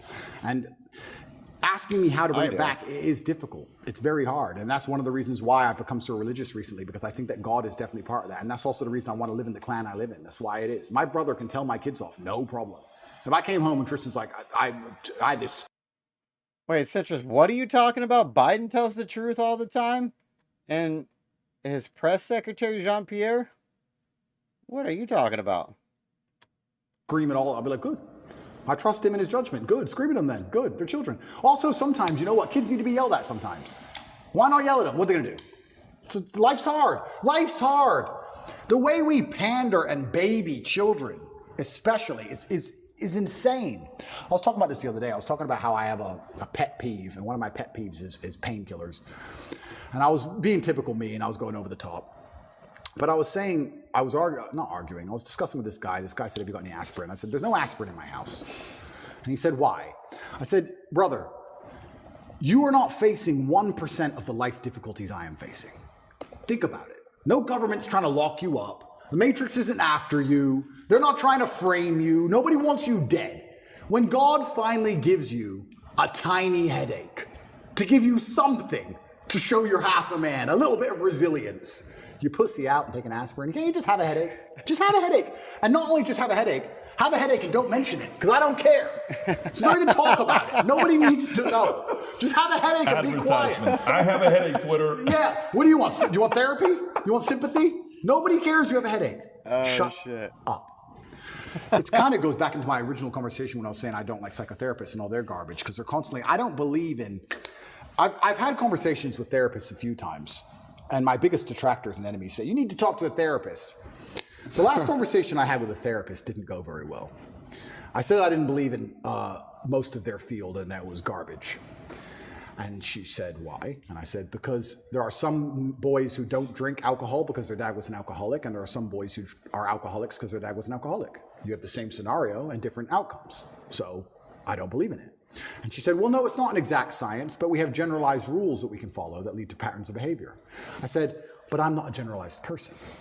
I'm an exceptional person. So everything you've learned and everyone you've ever spoken to and everything in your books does not apply to me, because I am exceptional and I'm smarter than you and I've done things you could never do, and I'm a world champion athlete and I'm richer than you'll ever be. So nothing you know can possibly apply to my mindset. So why are we sitting here talking? What was the reaction? She just wrote things down on a piece of paper. Probably called me an arrogant piece of shit. Probably said don't like this guy. Complete narcissist, egomaniac, who knows what's going on. But I'm right. Yeah. There's nothing you've learned in your book that applies to people. It doesn't apply to me. It doesn't apply to me. So I don't want to hear it. Don't care. Don't care. And this whole idea, this goes back to the thing about painkillers. That's something I didn't just make up. That's from my dad. I remember being at my friend's house, and I remember him saying I need an aspirin, and he had an aspirin. I remember just being a child and coming home and saying I want an aspirin. I remember my dad going, for what? You're a kid. Shut up. No, you're not popping pills. And I remember my mother going, it's only an aspirin. No. Well, nothing wrong with you. Your body is going to go through the same damage it's suffering, if any at all, whether you feel the pain or not. Man up, get over it. It comes down to the details. It's like if you're a professional fighter and you get to a certain level, your coach, once you've been training for 10 years, your coach is honing you on the details. It's the tiniest details that make you a predator. The tiny things. Mayweather does 1% better than the guy he beats. It's the tiny details. So simple things like denying a child a painkiller when you know there's nothing wrong with them. I'm not saying if he had surgery, he can't have painkillers. I'm saying if he walks in, there's nothing actually wrong with the kid. Say no. It's all the tiny little things you need to do to instill pain. You need to instill that resilience inside of them. I was in jail, and I could just hear crying and sobbing from every cell but mine. Everyone's in there having a mental breakdown, but me. And the scariest thing about my position, and I think it's the position for most people who end up in jail in Romania, because of how the legal system works and the extensions and that, you don't know how long you're in there for. You don't know. It could be a year, could be 5, could be 3 days. That's what messes with your brain. You're like, do I prepare for 6 months of this? Do I prepare for 5 years of this? What's going on? Nobody knows. Everyone's in there having mental breakdowns but me. Why did I not have a mental breakdown? Because I've had too much crap happen to me too many times and never took the painkiller, never took the easy way out, never asked for the therapist, never been a bitch about it. This is how life works. There's no way to the top besides the difficulty and the pain and the trauma. I'm really flabbergasted that there's men out here who still believe they're going to somehow become something of importance without it. Of course she broke your heart. Good. I'm tired of people complaining and crying about it. That's the game. That's the life. So yeah, it comes down to tiny things, even down to painkillers, smallest things. Another thing my dad used to make me do, he used to just make me drink water. I remember being a kid and it would upset me. I'd be sitting there playing chess or whatever. He'd say, go drink 2 liters of water. And I'd go and I'd get some water and I'd start drinking it and say, I'm not thirsty, I don't want to drink the rest. And he'd stand there and make me drink all 2 liters. Now I understand it was just compliance. 2 liters of water is not going to hurt me. Not going to hurt me. Do I really need it? Who knows? I drank a liter. Why do I have to drink all 2? Because he said so. That was the household. If I tried to rebel, I really don't want it, I'm not thirsty, you're going to drink that water. That's it. And it's all these tiny things that instill discipline in you. Over a long enough time frame, drink water. Yes, sir. Bring that to compliance today, though. Bring that to compliance today. Say your dad is around today, and you're 12 years old, and you're living in Ohio, okay? And your dad is teaching you compliance. And your dad says, okay, so now teacher in school tells you what to do. He's right, he's this, he's that. What is the angle you're taking at that time? Yeah, and that's another thing that's difficult, because back then it was much easier to say you shouldn't get in trouble at school. Right. Much easier. Today it's kind of like a badge of honor almost. Almost. If you stand up. Almost. And it is hard. But my loyalty was always to my last name above anything else. This just depends where your loyalty lies.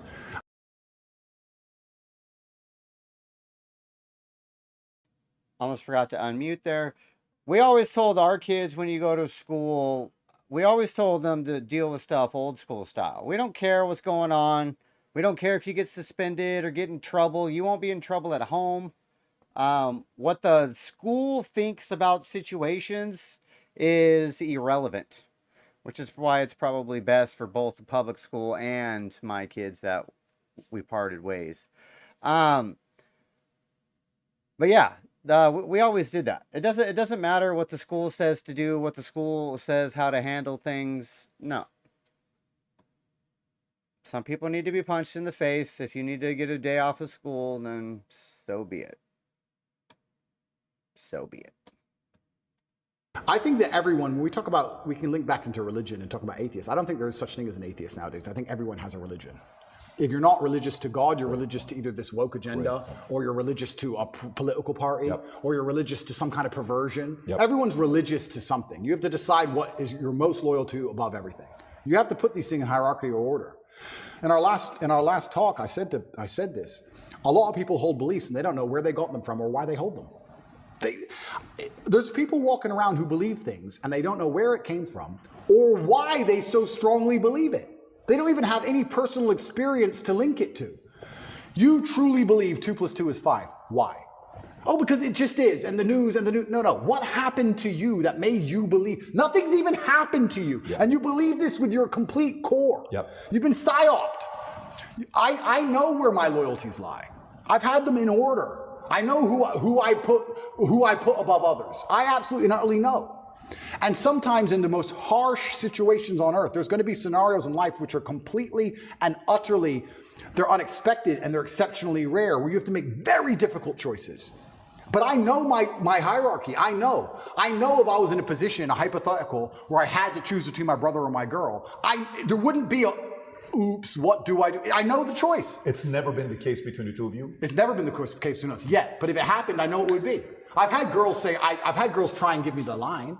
I've had girls do it. I've had girls say, if you're gonna live with your brother, then it's gonna be weird. No, it's not what I'm asking. What I'm asking is, has a girl ever come in between you guys since you were kids? Never. Never. It's impossible. That's because of the value taught down. Completely. It's absolutely impossible. So the hierarchy of compliance and respect at that time, last name was first. Yep. Where would it be today? If you're raising kids today, yep. What is number one? Is it God? It is God. Is it me second? Then who? No, it is God. It's God first, and then it's the last name and the legacy in my teachings. I think it has to be God first. I think it has to be God first because God is the only thing that can resist this insanity. Yep. What is happening is truly evil. This is not some different worldview. No, it is evil because it is dishonest. Anything that is dishonest must be evil. It is a lie. All of it is a lie. It is constructed deliberately to be a lie. It's deliberately constructed to alter the minds of people. That is definitely an issue with American schools. He's saying in his days that he's 46, teachers were 35 to 70 years old, and he sees teachers in America who are in their 20s. How's that possible? Because if you're teaching anything under high school, you don't actually have to be a credentialed teacher. You can be studying to be a teacher. Like, you just need your first 2 years of school, which 20-year-olds have, 21-year-olds have. And then you can technically teach. And then the more education you have, the higher salary that you garner and the higher grade you can teach at. But yeah, you can become a, 6th grade science teacher at fucking 23 years old or some shit. Which is, retarded. People to believe in lies, it is evil. So it has to be God first because God is truth. And I believe if I have children who put God first and then put respect for the last name and the things I've taught them second, it's very hard to corrupt them.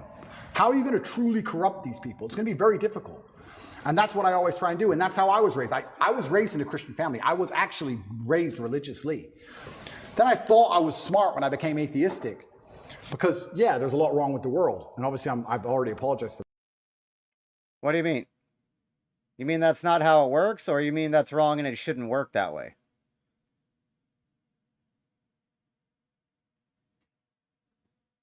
I think you're saying it shouldn't work that way, not that it doesn't work that way.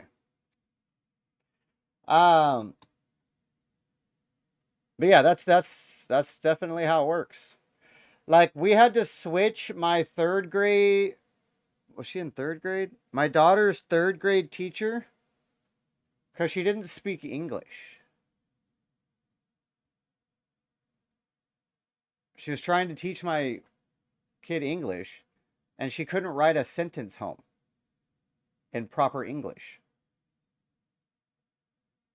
She was like a 24-year-old, barely spoke English, right out of college. Yeah, it's ridiculous, bro.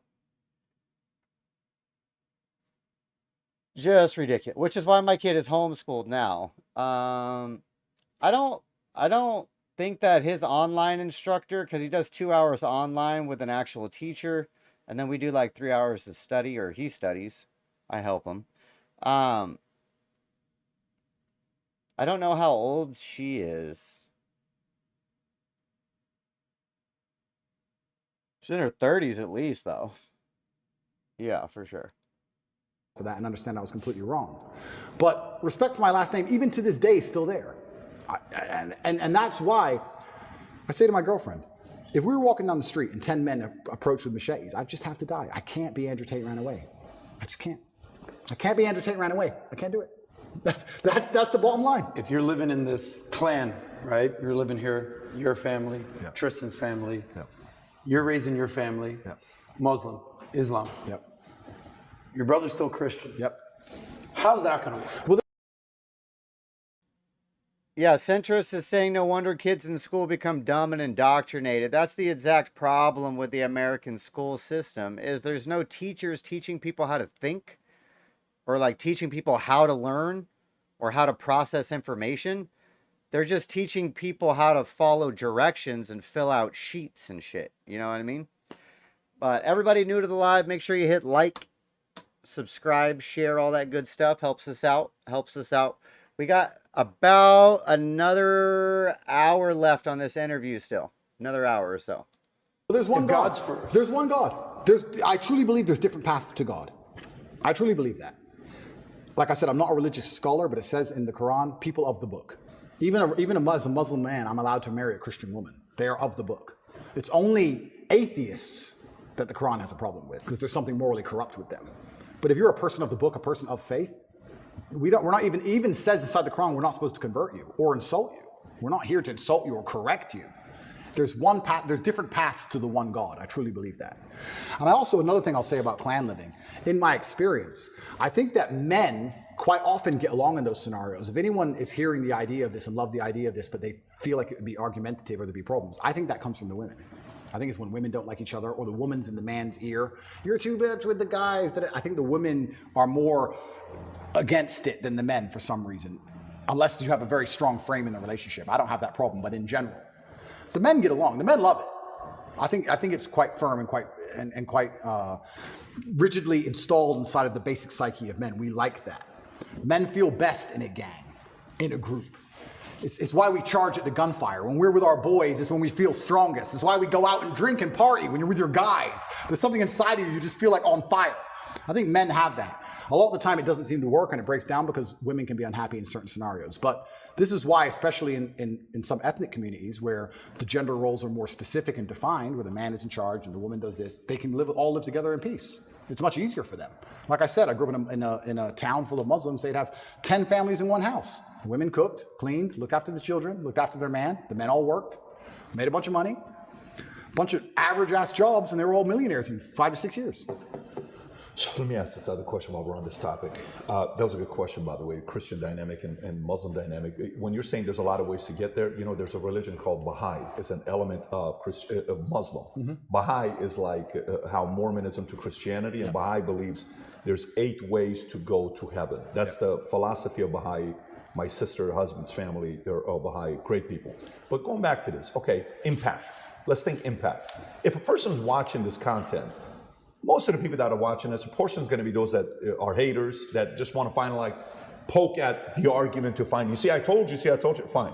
But a lot of people that are also watching this, they're probably wanting to make impact. They want their life to have meaning behind it. That's who's watching this show today, right? Okay, so I can't be a president, but I want to make impact. I being anybody that's watching this. Because Putin says 8 years, another guy comes, or the guy with the briefcase shows up, okay, cool. Well, if you were in the States and you're saying president wouldn't be how to make an impact, but let's say there is a kid who's 20 years old, 18 years old, 25 years old, has so much drive, it's unbelievable. Yeah. Ambition at the highest level. Who do you think has the biggest influence to make positive change, like real change? Is it the person with the money? Is it the person with the biggest mic? Is it the person that goes into politics? What is the best way to have the biggest impact? Yeah, so I think the world has always only ever been a battle for influence. Even if you look at the current battlefield, Ukraine is next door, it's 5 hours drive away. The battle in Ukraine is not just about tanks and trenches and grenades. It's a battle for influence. Who influences the people within this territory? Who is in charge of the thinking, the language, the mindset of people within this geographical area? Every single battle, every single pitched battle, every single argument, every single debate has always been a battle for influence. If you have influence, you're an extremely powerful person. All of us here are some of the most powerful people in the world. How many millions of people listen to us? We have massive influence. And I think you can have influence at the ground level. You don't have to be a famous podcaster or famously well-known to have influence. I would argue that those Romanian grandmas who gave me my food will remember me for the rest of their lives. I would like to believe I gave a positive influence and a positive impact on their lives for the rest of their life. I believe if you go through life and you're genuinely a good person, you try your best to be good to people, and you're honest, and you shake hands, and you don't lie, and you're on time, and you work hard, and you're good to everyone who's good to you, I think you'll have a massive influence. And I also believe, I truly believe that God is extremely giving. There's the saying, goes around, comes around. Completely true. But I would say it comes from God. God is keeping an eye on you, and he's paying attention to you, and he knows the kind of person you are and the kind of things you do. And I don't believe if you're actually genuinely a good person all of the time, that you're not going to get some goodwill back to you. Look at my scenario. If I was being a piece of shit for years with all these chicks, I'd be in jail. I'd be in jail. I could have never seen this coming. But the fact that I was nice, paid their taxi home, bought them food, looked after them. Are you okay? I know we broke up. I'm sorry. I know it hurts. I just did it. I was nice about all of it. Here I am. I'm fine. So I could have never seen this Matrix attack coming. It's amazing how what goes around comes around. It's truly amazing. If you're good to people, if you're generous to people, if you're helpful to people, you'd be amazed how much influence you can build up. I say this to people all the time. I don't think if you're a hardworking person who is honest, who shakes hands, who tries to learn, who does what they're supposed to do, who has a good heart, that you're truly, really not going to be able to get what you want. I think the universe is absolutely and utterly giving. When I see somebody who says they want something and they don't have it, I don't even think they truly even want it. You can have anything you want in the world. When a guy goes, I want a six-pack, then why ain't you got one? Yeah. If you wanted it, you'd have it. You'd like it. There's a bunch of things I'd like that I don't have. But I don't want them. Everything I've ever wanted, I've got. I've never wanted something and not had it. We all know what we're talking about here. There's things we'd like. I'd like to be able to figure skate.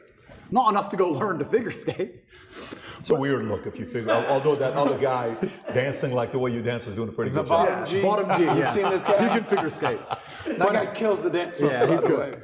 But Your doppelganger. But if you truly want something, you're going to absolutely not have it. So when it comes down to influence, I think you start at the base level, at the grassroots level. What if this guy's got, like, you know, for example, like, you know how when you were 20, were you this driven?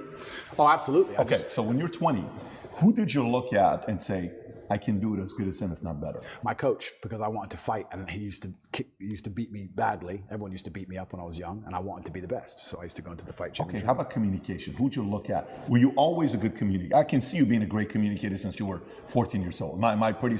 I was pretty good, yeah. Okay, who did you look at and say, that guy's good, but I think I can, you know, do it better? That's a good question.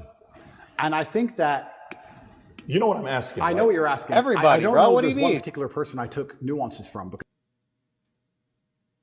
What do you mean? Who do you think you're better? When I was 14,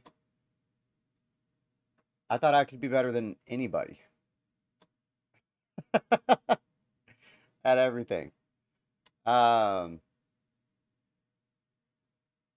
I think that's the way you need to look at it. For sure. Because when you're a great communicator, you know how to be serious, and you know how to make people sad and angry, and you also know how to make people laugh. There's different people who can do lots of different things. So who was that? Was it somebody that was multifaceted like that? I think it was a lot of different people. And I also think that... Did you pull from comedy as well, or no? Certainly did, but I was also extremely self-critical.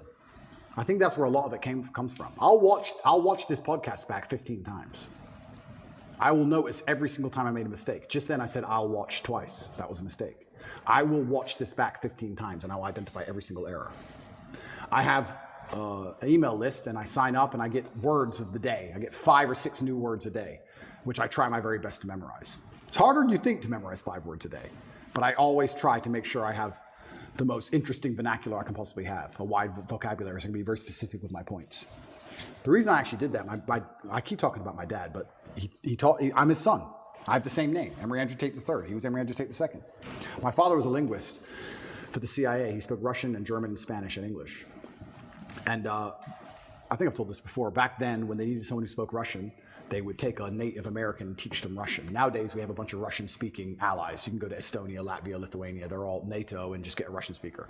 Back then, they taught my dad Russian, and he held the Air Force record for the fastest assimilation of a foreign language. When he died, a guy sent me a message saying, you don't know who I am, but I worked with your father in the Air Force, and he had the fastest assimilation. He learned Russian in 2 weeks. Crazy. And I remember saying to my dad, will you teach me Russian? He said, boy, you don't even know English. I was like, what do you mean? He goes, you don't even know English. And once he sat me down with a dictionary, I was like, you're right. I don't even know English. That's why I've lived in Romania 7 years. People say, why don't you speak Romanian? Because I don't know English yet. I need to finish the first job before I learn the second. I don't know English. There's a bunch of words I don't know. I can't speak how he spoke. So I don't have time for a second language. Yeah. Also, another thing I found really interesting, Putin speaks English. Have you ever heard him speak English? No. Because if you want to speak to Putin, you speak to him in his language. You speak to me in Russian, and I reply to you in Russian to you. I cannot be misunderstood or misconstrued. I don't make a fool of myself. You can't get me on some vernacular trick. I speak my language, and I also prefer that also. I speak English, that's what I speak. If you want to speak to me, you speak to me in my language, so I will win the debate always. Who'd you look up to outside of your dad? I look up to lots of people. I'm talking specifically younger age, not today. I'm talking 16, 20, 25, that age. Not today. It's a good question.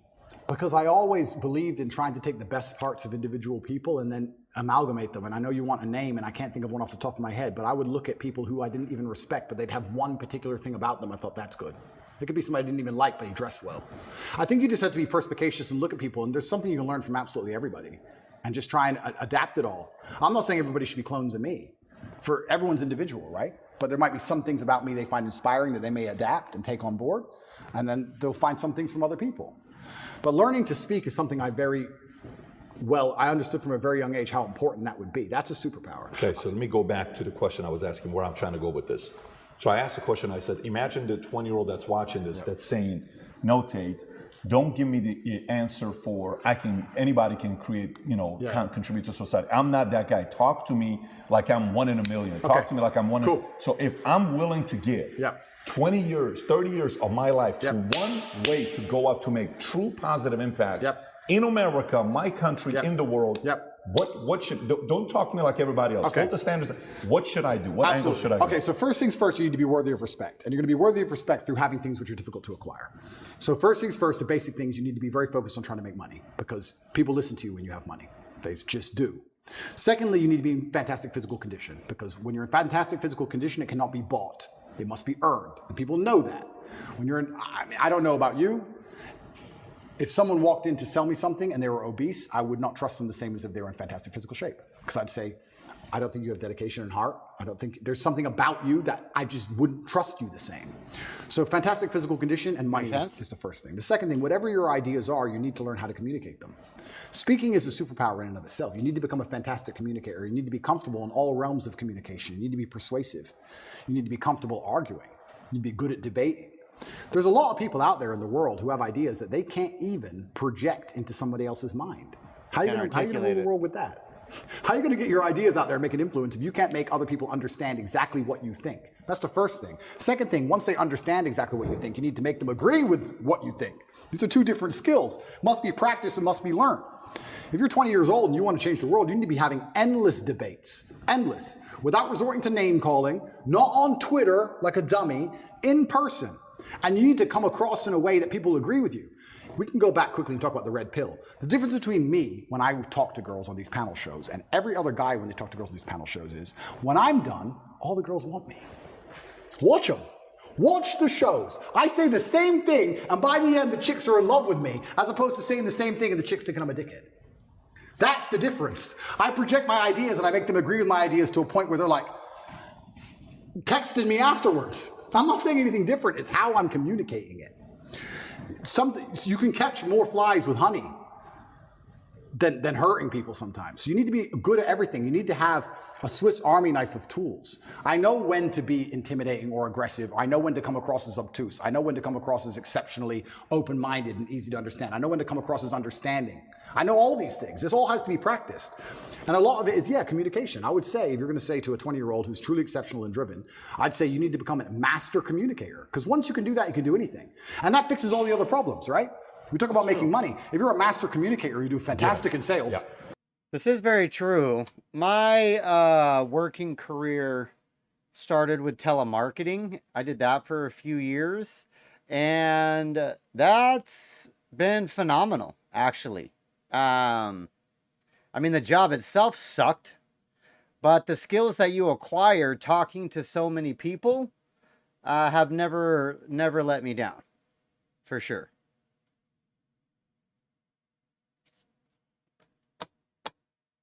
She's dropping insight tonight. He's dropping some insight.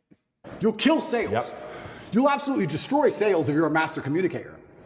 Not many people know this, but I used to sell windows. You know the old school knock on the door? Window sales. I did window sales for 2 or 3 years, and I'd say this is one of the hardest jobs you could possibly do. And I would always recommend a young man, if he has some time to waste, to go sell windows. And the reason, it's fantastic, because I'll tell you why. It's the hardest one to sell because, one, nobody wants them. Two, they don't know who you are. And three, even if you convince them that they need windows, after them not knowing who you are, then they go to all your competitors and then it becomes a price war. It's a nightmare. It's the hardest sales job. If you're selling a Lambo, at least they want the Lambo, right? Nobody wants glass and plastic. They already have windows. So you got to find a way to sell them these windows. How do you do that? And that's where all this master communication comes in. And it's so many subtle little things. Being a good salesman is not necessarily being a liar. It's not being a trickster. It's just understanding what's going to make the person believe and understand what you say.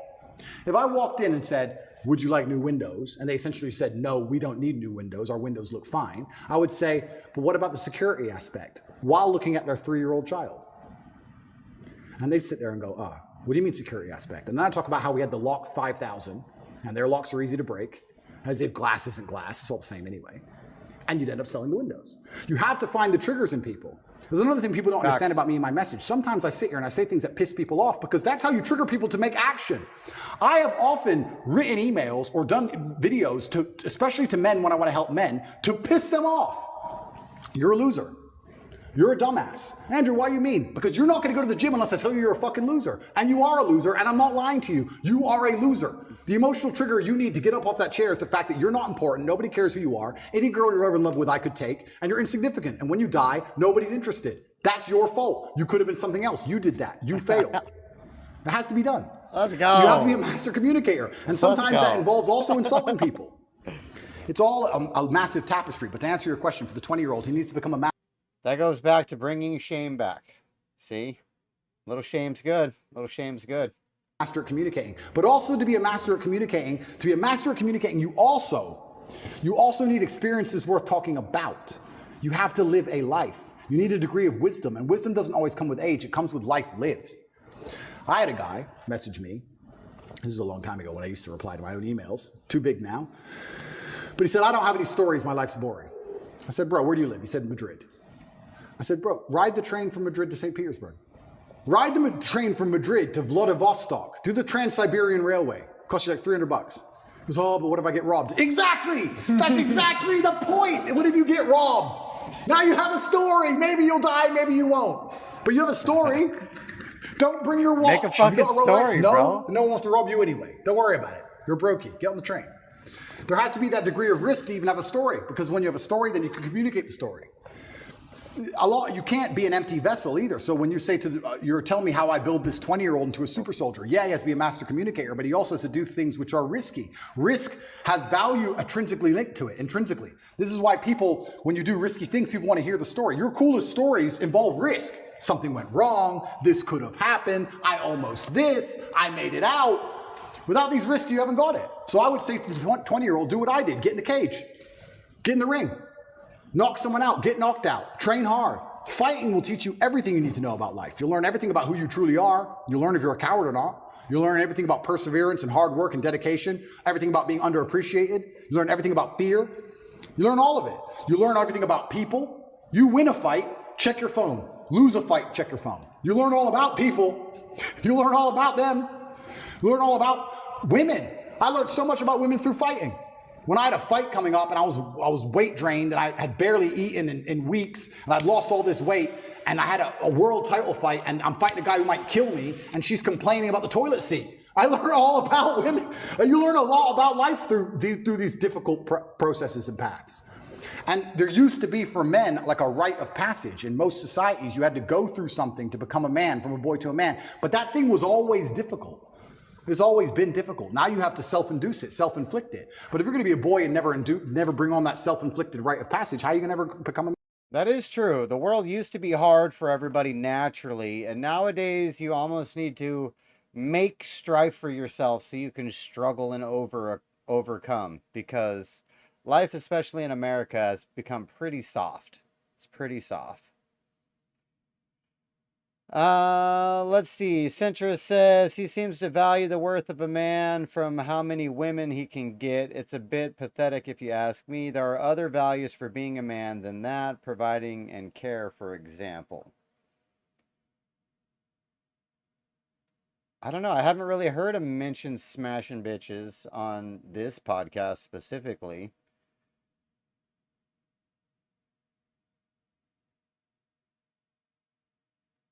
Hasn't really been a focus of anything that I've seen.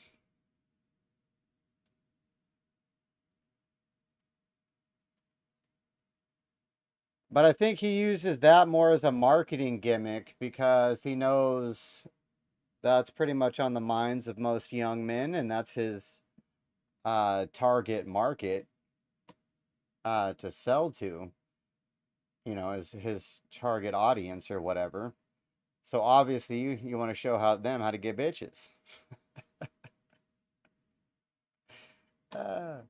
Which is one of the things I don't agree with Andrew on, is that he's teaching dudes just to smash hoes. And his philosophy is they're already hoes. You can't treat a hoe like a virgin. She's a hoe. Which I get. Does make sense. It does make sense. Man, It's great feedback. Let me ask a question about this. I love what you said, especially, number one, you're a wordsmith, you're a linguist, no doubt. I mean, I don't know English yet, bro. yeah, I'm practicing. you're still working on I'm your practicing. English. You know, you've got the kickboxing belts all up over here. I would argue, I've never seen you fight, but I would argue that your linguistic skills are better than your fighting skills. I'll let you judge I'll that. take that. I totally agree with you. The way that you speak to a man is way different than the way you talk to a woman. Yeah. You can tell a guy, you're a loser, get your fat ass in the gym, and a guy would be receptive to that. So I can't tell you how many men come up to Pat, dude, what was Andrew Tate like? What was Tate like? Tell me about Tate. Tell me a Tate story. Dude, that guy's so cool. He's such a badass. Connect is an application which allows you to take a minute to connect with influencers from all around the world. My name is Andrew Tate, and I'm available to speak directly to you on Connect. I'm no longer interested in just random chicks. I want a woman who I know would wait for me if I did 10 years. That's what I want. That's what I find interesting. That's what I'm in love with now. I can't be in love with a random chick. Also, once you get to a certain level of fame and influence, you're no longer winning the exchange. I feel like a lot of men like going out there and pulling girls because they feel like they won. Haha, look at this hot girl I got. Whereas if I go to the club and get a hot girl, oh, okay. Me, the famous millionaire, the most Googled man on earth, got a hot chick. Who really won here? Who pulled it off? She did. She'll brag, or rat, or kiss and tell, or ask for handbag. Like what did I win? Sex?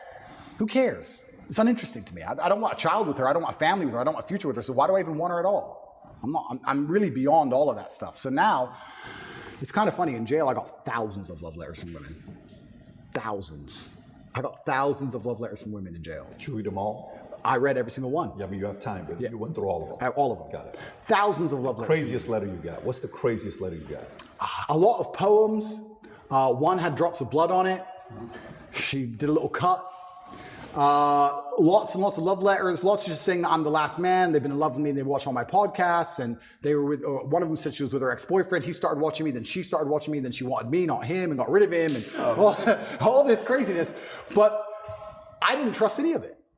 Is it real? Is it an agent? Is it a psyop? Who's she? Is she crazy? What if I sleep with her and she says I did something to her? What if 13 years later she contacts the BBC? I don't know. Centra says, I think that he tries to act like an alpha so much that he ends up looking fake and beta. You can't act like an alpha, though.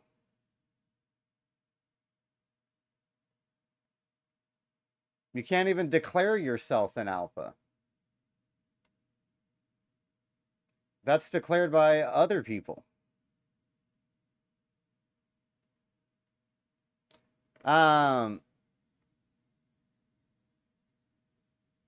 But he is kind of a badass. I mean, he's kickboxing fucking world champion, self-made fucking millionaire.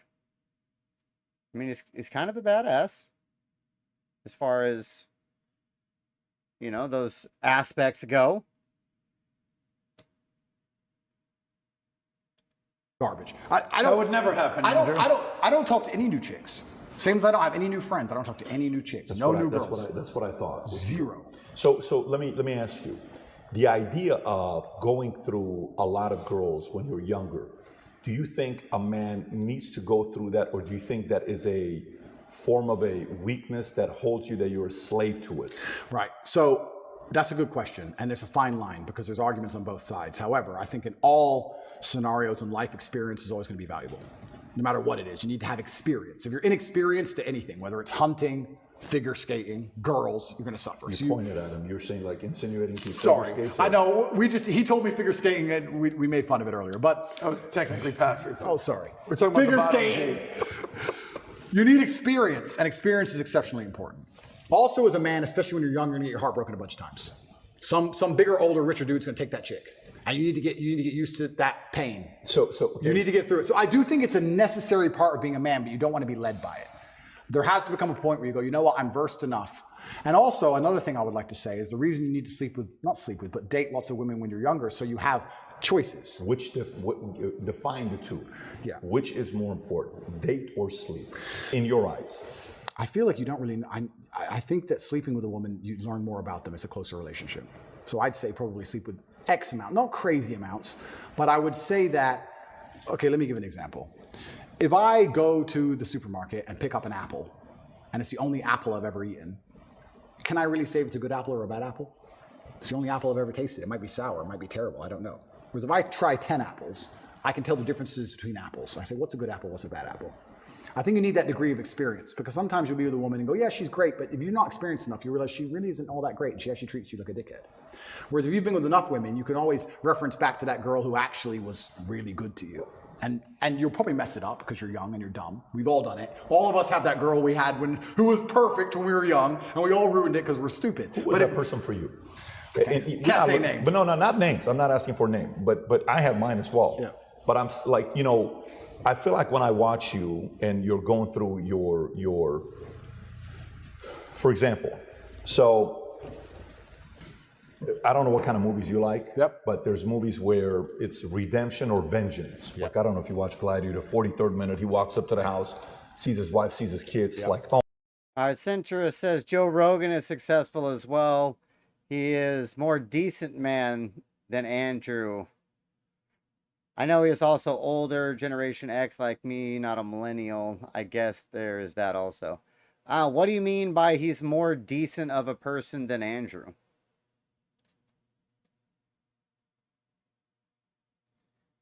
I think Joe Rogan has offended just as many people as Andrew Tate has. Joe Rogan also teaches things that are not good for society. He's pro-abortion. He's pro-drug use, which is probably not a good thing to be teaching people. So I don't know how you compare the decency of a man. I don't know what makes Joe Rogan more decent. Pretty sure he cheated on his wife. So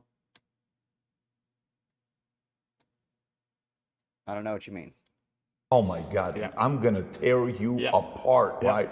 And you watch that over and over again, or Taken, or Man on Fire, or some of these movies that are just putting that energy in you, right?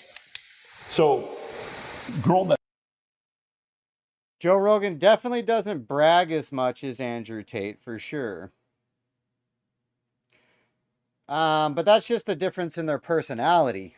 Andrew Tate's like a showboating kind of A-type personality, and Joe Rogan is more of a humble, quieter, more reserved person. So I think that's just the two personality traits. You know what I mean? that breaks your heart, and to produce the energy to say, watch who I'm going to be in life. For the rest of your life, you're going to brag about the fact that you could have had me, right? Yep. And then comes to a point where you're like, okay, there's not much more I can do. She's already knows what she missed out on. Yeah. Now what? But for me, go back to you. I'm curious. How bad of a breakup was it? How bad did she break your heart? Yeah, I know you're I think lots of men have gone through heartbreak. A lot of men have, and I wouldn't say that I've gone through any heartbreak which is particularly worse than any other guy. What I will say is that I think heartbreak is one of the most fantastic motivator on the planet. When a lot of men message me and say they're heartbroken, I think that is the most fantastic mindset to be in to achieve things. Because there is that degree of revenge, and there is that degree of vengeance, and that can only be achieved through being so successful, so monumentally important that she can't forgive you. And also, you cannot even sleep. You can't even concentrate. Like your whole mind's a mess. That's the perfect time to train. I know what you're saying. I don't think I've been through a particularly bad heartbreak, but I'm saying that. Who did she leave you for? Did she leave you for somebody where? No, I don't think I've had a particularly bad heartbreak. I was just thinking about that after I said it. I do tentatively recall reading some story about this a while ago.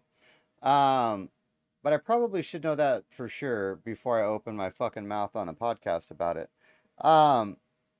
You are correct about that. So let's not confirm that.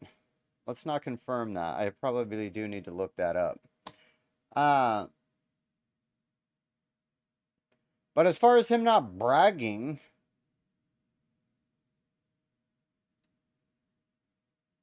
I don't know.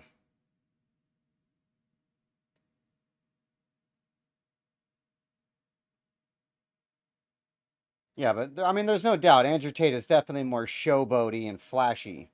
But even in the way he dresses, you know, you wouldn't see Joe Rogan in a suit like this. Or maybe you have, but I haven't. You know what I mean? Maybe at an award show or something. But Joe Rogan wouldn't dress like this to go on a podcast.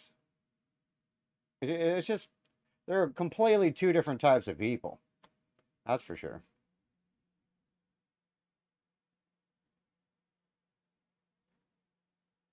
I only mention heartbreak all the time because I know it's a path every single young Now I do want to look it I up, also though. think you're not the type of guy that would ever give credit to that person, if there was one. So I don't see you saying that because it is a form of a victory over Top G, which that's not going to happen. Well, that's part of it. But then let's analyze now, right? There's no girl who I've ever been with in my life who can now turn on the internet without seeing my face. Sure.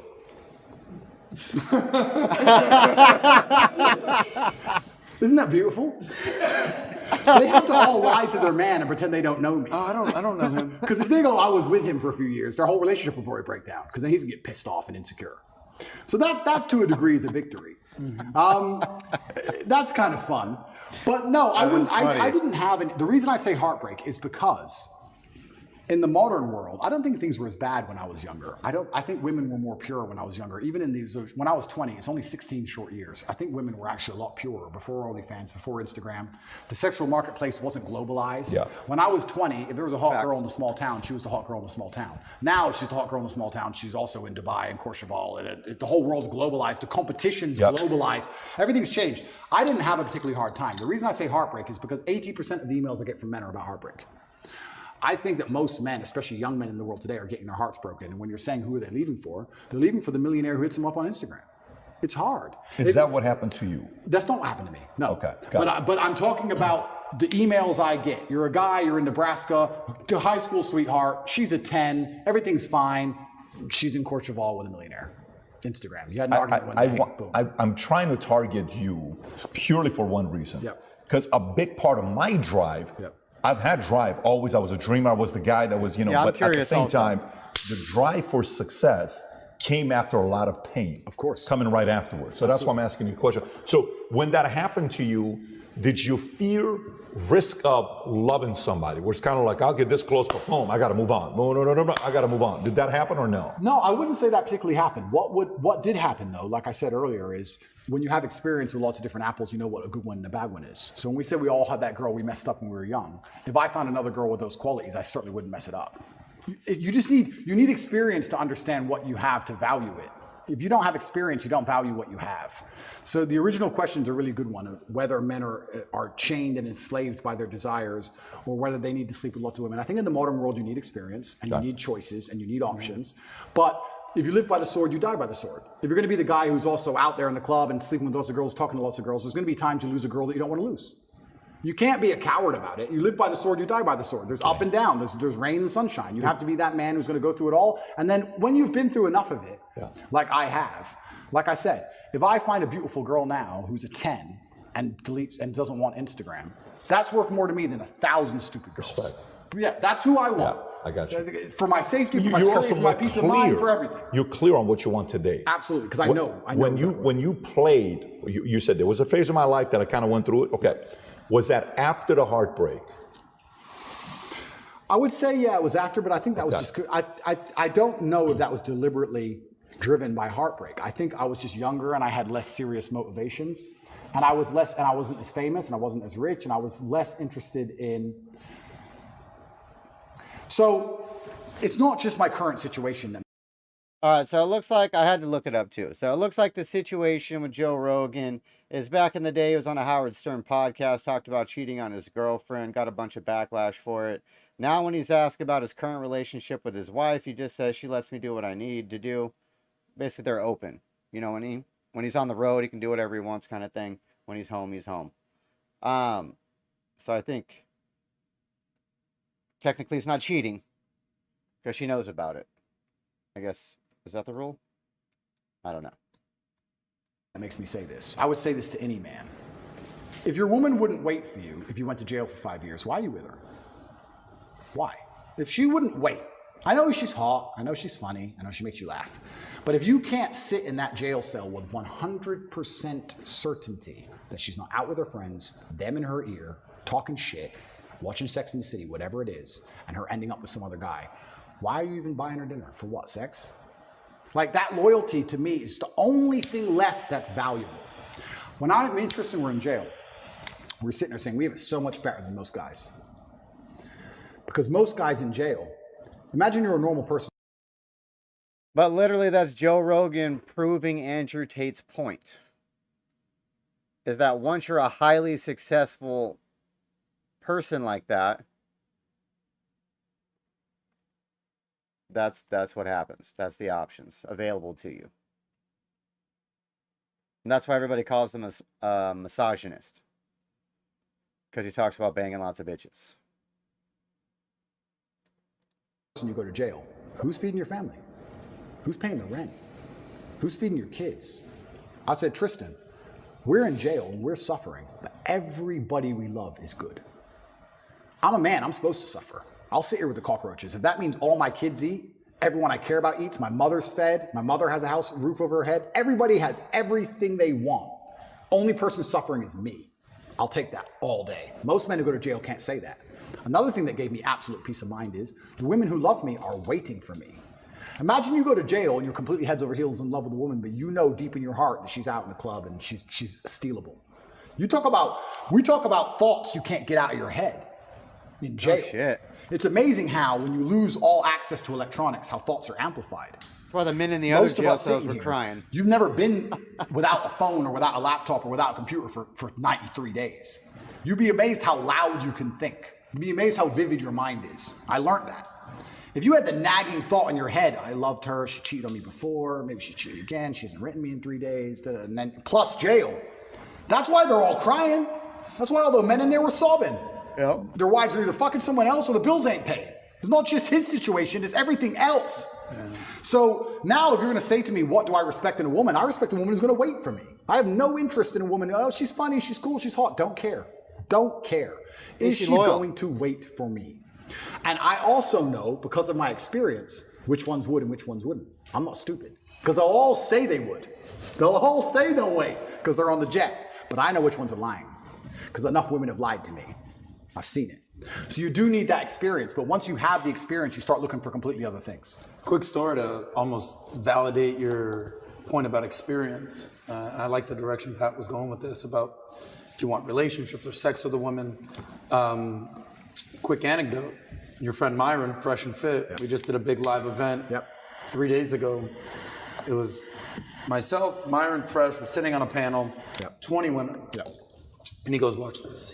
Masterclass, Andrew, masterclass. He asked all the women on the panel, average 25-year-old woman, you tell me the amount of sexual partners she's had. What? The body count. And these women give a wide range of, the 3, 10, 15, 20. One girl said 100.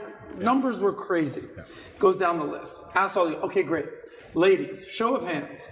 How many of you want a man with more sexual experience than yourself? Every single girl put their hand up. And they said, yeah, I want a man with more experience than myself.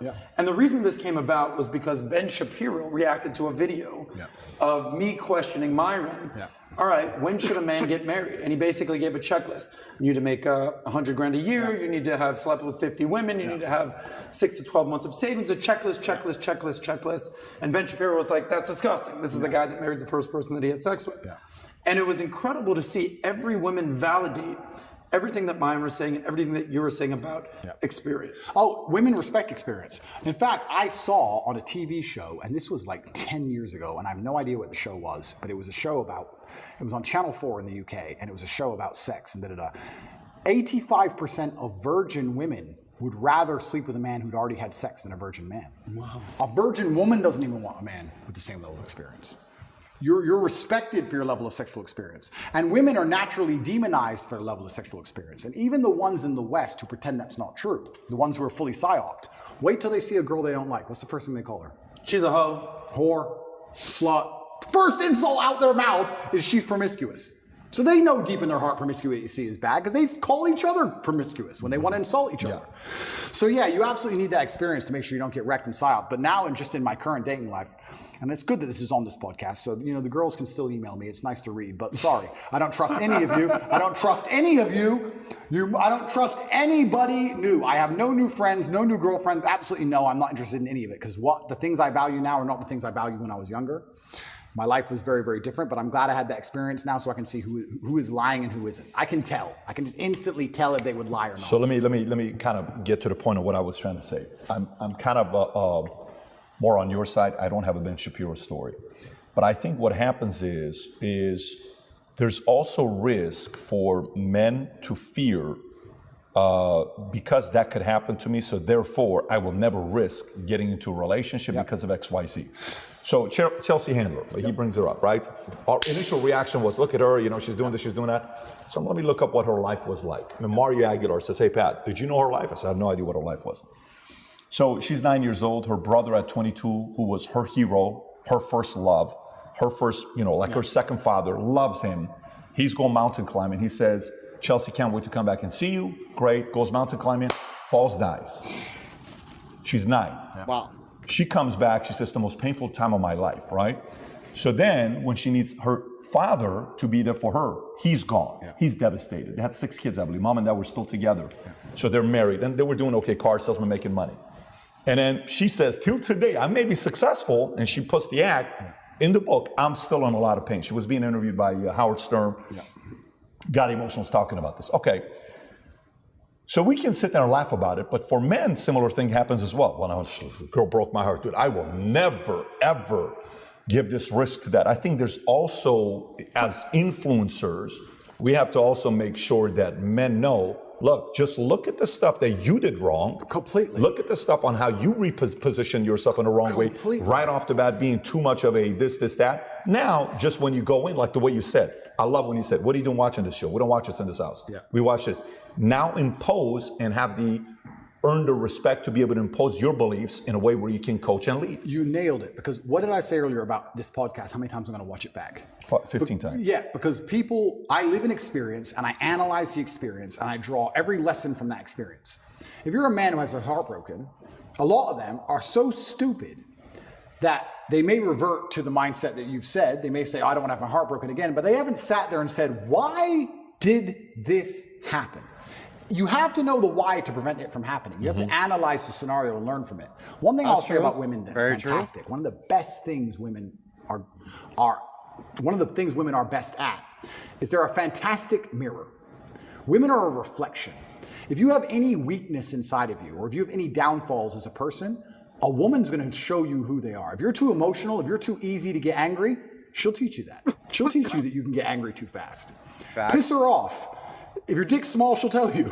She'll tell you exactly what is wrong with you when she is mad. She'll sit there and say, you got a short leg and your haircut shit. Get a new haircut. I hate your ugly ass. They'll tell you exactly what is wrong with you. When you look at your bad or your previous relationships with women that went wrong, you can sit there and go, okay, this all went wrong. What has she taught me? She taught me that I'm emotionally affectable. She taught me that if she ignores me, she gets more attention than if she's nice to me. She taught me, you have to sit there and analyze all the lessons and you have to implement them. It's the same with absolutely everything. But women are a fantastic mirror. A lot of these guys who resort to that are men who don't have the self-reflection to sit and say, okay, why did this happen? As a man, you have to be accountable for absolutely everything. Every single thing that happens is your fault. I didn't go to jail because of Romania. When I was in jail, it was my fault. Even though I don't believe it was just, even though I do not believe it was fair, even though I know I am innocent, it is my fault. Because I didn't have to become so influential. I did it. But it's also my fault when I'm on the jet and living my perfect life. I did that. I did the good, I did the bad. You made her leave you. You did. Whether you like it or not, you are the reason she became so cold. You are the reason she doesn't listen anymore. You are the reason she's so arrogant all of a sudden. 100%. You are. You may not have identified why yet, but if you identify why, then you get into your next relationship healed and understanding what you did wrong and learn from it. That's what you have to do. But most of these men don't want the self-accountability. I love that. And they want to blame the women. Yep. You have to blame yourself. I know exactly now how to keep a woman happy. So I ain't got nothing to worry about. I've learned my lessons. I know exactly how to keep a woman happy. I know when to set a boundary, when to be nice. I know exactly what to do because I've self-analyzed. A lot of these red pill guys, they want to do exactly like you said, just run around and just bang chicks because they've never looked in the mirror and go, why do these chicks not want to just love me? Why am I a fuck up? You're not perfect. God is perfect. Nobody is perfect. You have to analyze yourself. If you fix those problems, I'll give you an example. Even when I first started getting rich, I never worried about gold diggers because I can't be gold dug. But I was always a bit like weird about if a woman wants something expensive, that I was always a bit like, not because I'm tight, but just like, oh, we haven't been together that long. Why does she want such an expensive bag? Da, da, da. And over time I learned they don't want the expensive bag because it's an expensive bag. It's because my life is now so expensive and so grand. When I'm doing hyper expensive things, if I buy a $5 million car, I look like a dummy if I won't buy a $500 bag. I look frugal, and frugality is a form of fear, and it looks fearful. I could say no to a $500 bag when I had no money to the exact same girl, but when you have a certain amount of money, it's not that they're gold digging you, it's just that to you it's nothing, and there's a degree of gesture to it. And I also learned over time that, you know, the best way to get new beautiful women is for them to see your ex and how well she was treated. They love that shit. They love it. When they see all your ex, because women will do that. Women stalk me. When I had Instagram, they'd stalk me. And they'd see the lifestyle my girl lived. And as soon as I was single, they were like, hey, woo, they want to turn. So I was like, you know, I actually get a larger ROI just being Mr. Nice. Cool. It's also helped me in my current situation. I've never been mean to anybody. Please call him. No, he was nice to me. Bye. There's a lot you learn, but you have to self-reflect and learn and pay attention to the mirror. These men who are afraid of commitment are not blaming themselves like they should. Because I actually truly believe, and this is never going to make the misogynistic supercut of the BBC, I actually truly believe that women in their hearts, unless they're completely corrupted by society, women just want to love and be loved and feel safe. That's what they want. They want a man that they can look at and they truly know he makes the decisions and I trust him to make the decisions and I love him for that and I respect him for that. That's what they truly want. When a woman starts turning on you, it's usually because she doesn't trust you for some reason. She doesn't trust your judgment. And that's not always cheating. It can be other things. Doesn't trust your judgment as a whole, right? If she starts to doubt your judgment, how can she truly love you? You're the protector. You're the provider. So if a woman's gone cold on you, you have to sit there and go, okay, she doesn't trust my judgment. Feedback. She doesn't trust my judgment. Yep. What have I done that made her doubt me? Did I get my 6th booster injection like a dummy? No wonder she doesn't want dick. Because I keep injecting myself with poison because I'm an idiot. It's not her fault. It's your fault. Every single time a woman leaves you as a man, it is your fault. Always. Even if a richer, more successful, more alpha man stole her from you, it's still your fault because you need to be like him. It's always 100% your fault. These men don't take accountability. It's 100% their fault. I got one last topic, unless if you got a follow-up. No, keep going. Okay, so last topic here. Phenomenal way to finish that up, because I think sometimes the messaging from that community is, it's just everybody's this versus no, you got to take some accountability. Sorry, before you go on, but that's a fantastic point, because people say to me, can you turn a hoe into a housewife? And I say, listen, I wouldn't want to, but I bet I fucking could. There ain't a woman alive who's going to cheat on me. With who? With who? With who? Who's she gonna cheat on me with? Fucking a guy in Starbucks? Mr. KFC? No. She's with the top G. She's got all the clout. She's with the boss.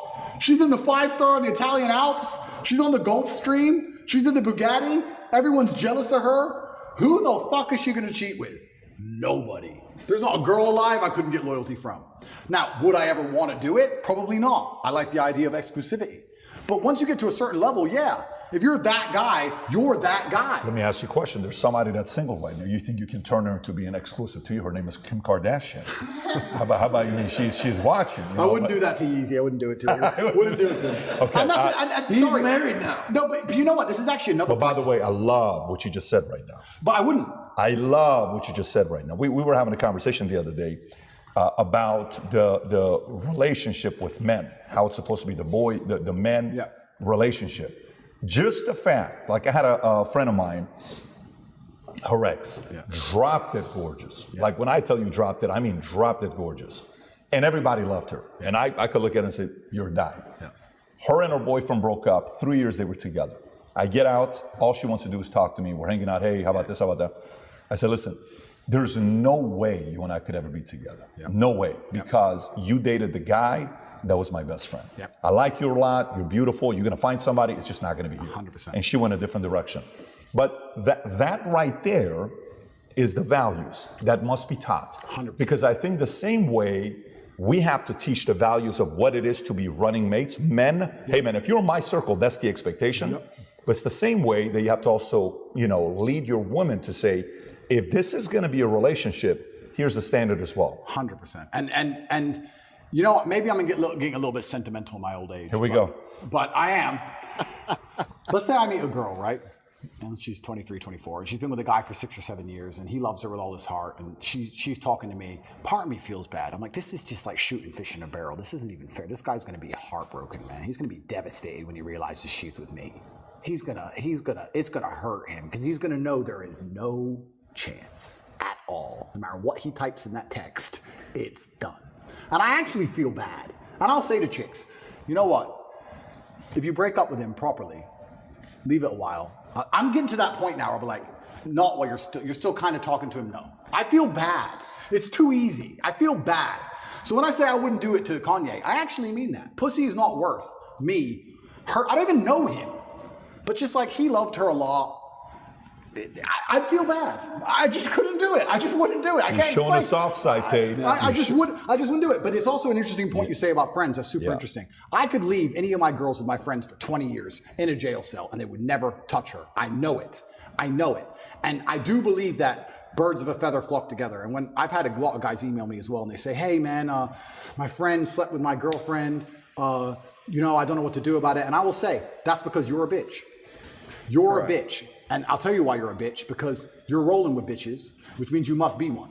Because I'll tell you what, none of my friends, nobody on my team would ever do that to me, ever. If me and my girl split up, she is gone, she is done. They would never touch her in a million years, because that's the quality of man I roll with, because that's the quality of man I am. You become a better man, you'll get better friends, and this shit won't happen to you. If your own friends are snaking you for pussy, you're probably the kind of guy who snakes your own friends for pussy. So I blame you. It's your fault. I saw a clip the other day. You know who Shannon Sharp is? Shannon Sharp. Self-accountability. Self-accountability is a big thing that he preaches. And they don't want to talk about that. But that's the main message of Andrew Tate is self-accountability. Get your shit together. Do it yourself. You're not a pussy. Go to the fucking gym. Make some money. Stop being a bitch. It's not a bad message. Overall, it's not a bad message. I understand why they're trying to vilify him, because, like I said earlier, you can't have, 75 strong men working out, thinking for themselves, you know what I mean? And expect to rule over them, have them get their 6th booster and put their mask on. So I get why they're going after him, but his message is a good one for society, I believe. Shannon Sharp the other day, he said, he found the love of his life. She was married. He paid for her to get a divorce from him because he knew that was his. That's such a weird angle. I don't know if you heard what I just said. Yep. So you're married. Oh, you're mine. I'm going to pay you to go divorce your guy to be with me. What do you think is going to happen later on to you when another opportunity arises? But again, social media is so open with influence that a boy or a man at the wrong time can see a message like that, thinking that's what it is to be a man. And as a person that's got a lot of influence, some of these things need to be unpacked. Let's go to the last message here. Sure. So Mel Gibson just recently announced that he's doing a 4-part documentary on the $32 billion pedophilia business. I don't know if you saw this or not. I did, yeah. This just came out yesterday. And we talked about BBC earlier, you know, and BBC and Philip Schofield and ITV and all these guys. Yeah. And they had another guy back in the days, Jimmy Savile, yeah. you know, who... I was going to actually talk about that. I heard something about it. I was going to look it up before we started this today, the whole Mel Gibson thing.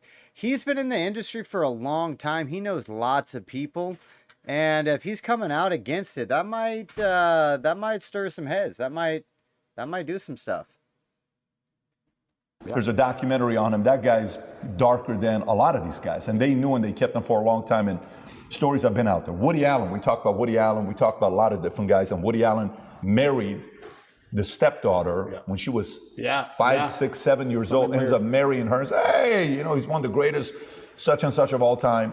And that whole industry of what it's doing. Some will say, well, you know, it's not really as real as people think it is. Some will say it is. Some will say, well, this whole movement is because of that, you know, LGBTQ, that's taking place with kids, and it's a next step of what we're going to next. What are your thoughts with the topic of pedophilia? Yeah, okay. Firstly, I would never kill myself. That's the first thing. Jesus. Right. I'm giving you easy questions. No. It's a soft topic. It's not like a heavy topic. No, but it's true. But that's the final line of morality they're trying to pierce. Like I said, I have no problem with gay people. And then we talked about LGBTQ and how they're trying to mix it all together and take people who are on the extreme end of the spectrum with people who live fairly normal lives. You can be a gay person. This is another thing I want to make clear. You can be a gay person and live a very normal life. You can also be a gay person and be a degenerate. Deciding to get naked in front of children has nothing to do with your sexual orientation. That's just the fact that you're a degenerate person. It doesn't matter if you sleep with a man or a woman. The fact that you want to go and walk around naked in front of kids is degenerate behavior, regardless of sexual orientation. It has nothing to do with it. It's only accepted if you're homosexual. If you're a heterosexual, it's a crime. For some reason, if it's a homosexual, it's not a crime, but it's the same act, and it's degenerate. It's the final line. The final line is children. It's the final line of sexual morality that they're trying to attack. They've attacked every other line. It's the final line they're trying to pierce. And I think a lot of this pedophilia comes down to, control. So, yeah, what Mel Gibson is doing is super interesting. It's super interesting that he's attacking the most liberal establishment on the planet. Super interesting that he's attacking Hollywood, which is obviously the heart of the liberal propaganda machine. And he's saying they're the worst people on earth. And I sort of say, well, if you take these people outside of Hollywood, would they matter? This is a really interesting point. You can actually apply this to nearly any job. If you took you away from your sales job, or took me away from my role, or you away from, let's say you had a sales job at a specific company, you would still be a good communicator, you'd still know how to speak, you'd still have charisma, you'd still be a man of status, you'd still know how to walk, you still have a presence, you still know how to behave, right? There are certain people in certain establishments where if you strip them of their title, they're nothing. If you took Harvey Weinstein away, or Weinstein, whatever his name is, away from Hollywood, he's just a fat, old, ugly dork. That's all he is. He's only something because of Hollywood. Outside of that, he's nothing. These are the people who end up using their influence in whatever sphere they're in to do negative things, because outside of it, they ain't shit. If you're a real G, if you're a real man, if I was in Hollywood, I was a real man, I wouldn't have to use Hollywood to get girls. I'm fine. I think a lot of this stuff is run. I think a lot of these people who are doing these things are just not very good or very impressive people. Oh yeah, you may be a big shot in Hollywood. Delete that from your resume. Who are you? Oh, you ain't shit. Sit down and talk to these people. What have you even done with your life? You ain't shit. You made it to the top of Hollywood by what? Who even knows how you got there? Wink, wink. You got there through whatever. So I think that's what a lot of this stuff is. And going back to everything we've been saying so far, Andrew, how do you solve pedophilia? I think if a man has a healthy sexual relationship with women and has options and feels respected by women and enjoys the company of women and women like him and admire him and look up to him, he will have no desire to go down the route of sexual perversion and chase children. I don't think he ever would. Why would he? Right? What my cousin said was only a joke. But sometimes there's a degree of truth in the humor. I think also the rise in, or what seems to be a rise, maybe it's not even a rise, in the going after of children is the porn industry. The porn industry is definitely negative for society. And it does something to your brain, is what they've determined, I guess, through the research. You know, that's why you watch one kind of porn, then it stops doing it for you. So you go to more extreme porn and more extreme porn and more extreme porn. And then you're on the dark web, you know, looking at kids. It seems to be, this is the snowball effect that happens when you degenerate your mind to such a point where it just has to go to sick fucking places in order to, you know, get any dopamine hit. So porn is definitely a big issue for this. He's a young, good-looking black guy on the football team. He gets girls. Why would he do this dumb shit? When you see some fat, overweight video game loser, they're the ones on the TV doing it.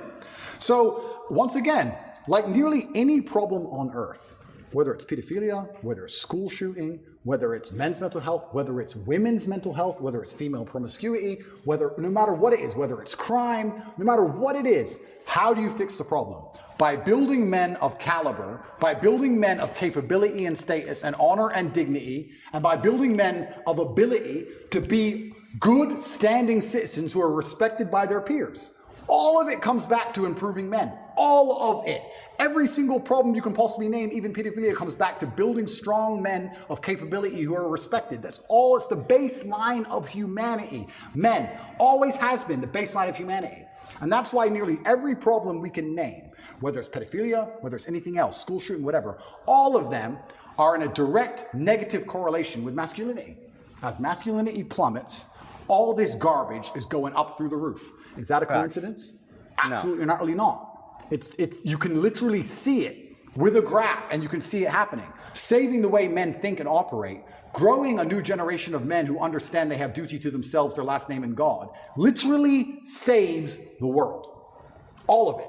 And I'm telling you, the reason this Hollywood garbage happens is because outside of Hollywood, none of them people are mildly impressive in any regard. And that's why they have to do the disgusting, heinous things they do.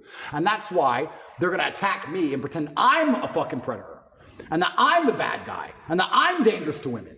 When truly, people like Philip Schofield are the ones who are doing it, but they're part of the club. And that's what actually upsets me, truthfully. I'm a difficult man to affect. And I understand that I'm in the middle of a war here, and I understand that one way or another, with God on my side, I will win. But it is extremely frustrating to have people who commit X crime with impunity accuse you of X crime. That's a very uniquely annoying scenario. When somebody who does something themselves accuses you of it when you're innocent. Not allegedly. They've been caught. And they accuse you of it. Big difference. And then they sit there and go, it's a terrible thing to do. You do it. All of these liberals and elites attacking me do it. And I don't. And I'm the one who's sitting in a fucking dungeon for it? That is crazy, bro. What should be the punishment for that? Backwards clown world. I think attacking innocence is the most heinous thing you can possibly do. Did you hear what DeSantis announced? No. Death penalty for that. Well, I think absolutely. They're innocent. Attacking innocence is the biggest act of cowardice. It's cowardice. Attacking innocence is the biggest. I'm going to reiterate my idea for when I become president in 2028. We're running then. We are going to institute Pedo Island. We're going to confiscate Epstein Island. We are going to send all pedos to Epstein Island. They can frolic amongst each other. We're going to outfit the entire island with CCTV footage so we can all watch. And everybody can pay on pay-per-view to watch the destruction of pedos. And what we're going to do is we're going to let victims and victim family members in all kinds of interesting ways. You know, snipe them from out on boats. All kinds of interesting ways. And we can all watch all the pedos die in interesting ways on pay-per-view. We'll give the money to the families. We'll get rid of the pedos. We'll get some good quality pay-per-view out of it. And we'll get some restitution for the victims. It's a win-win-win, folks. Pedo Island. The good kind, where they all die. That'll be the slogan. Possible act of cowardice.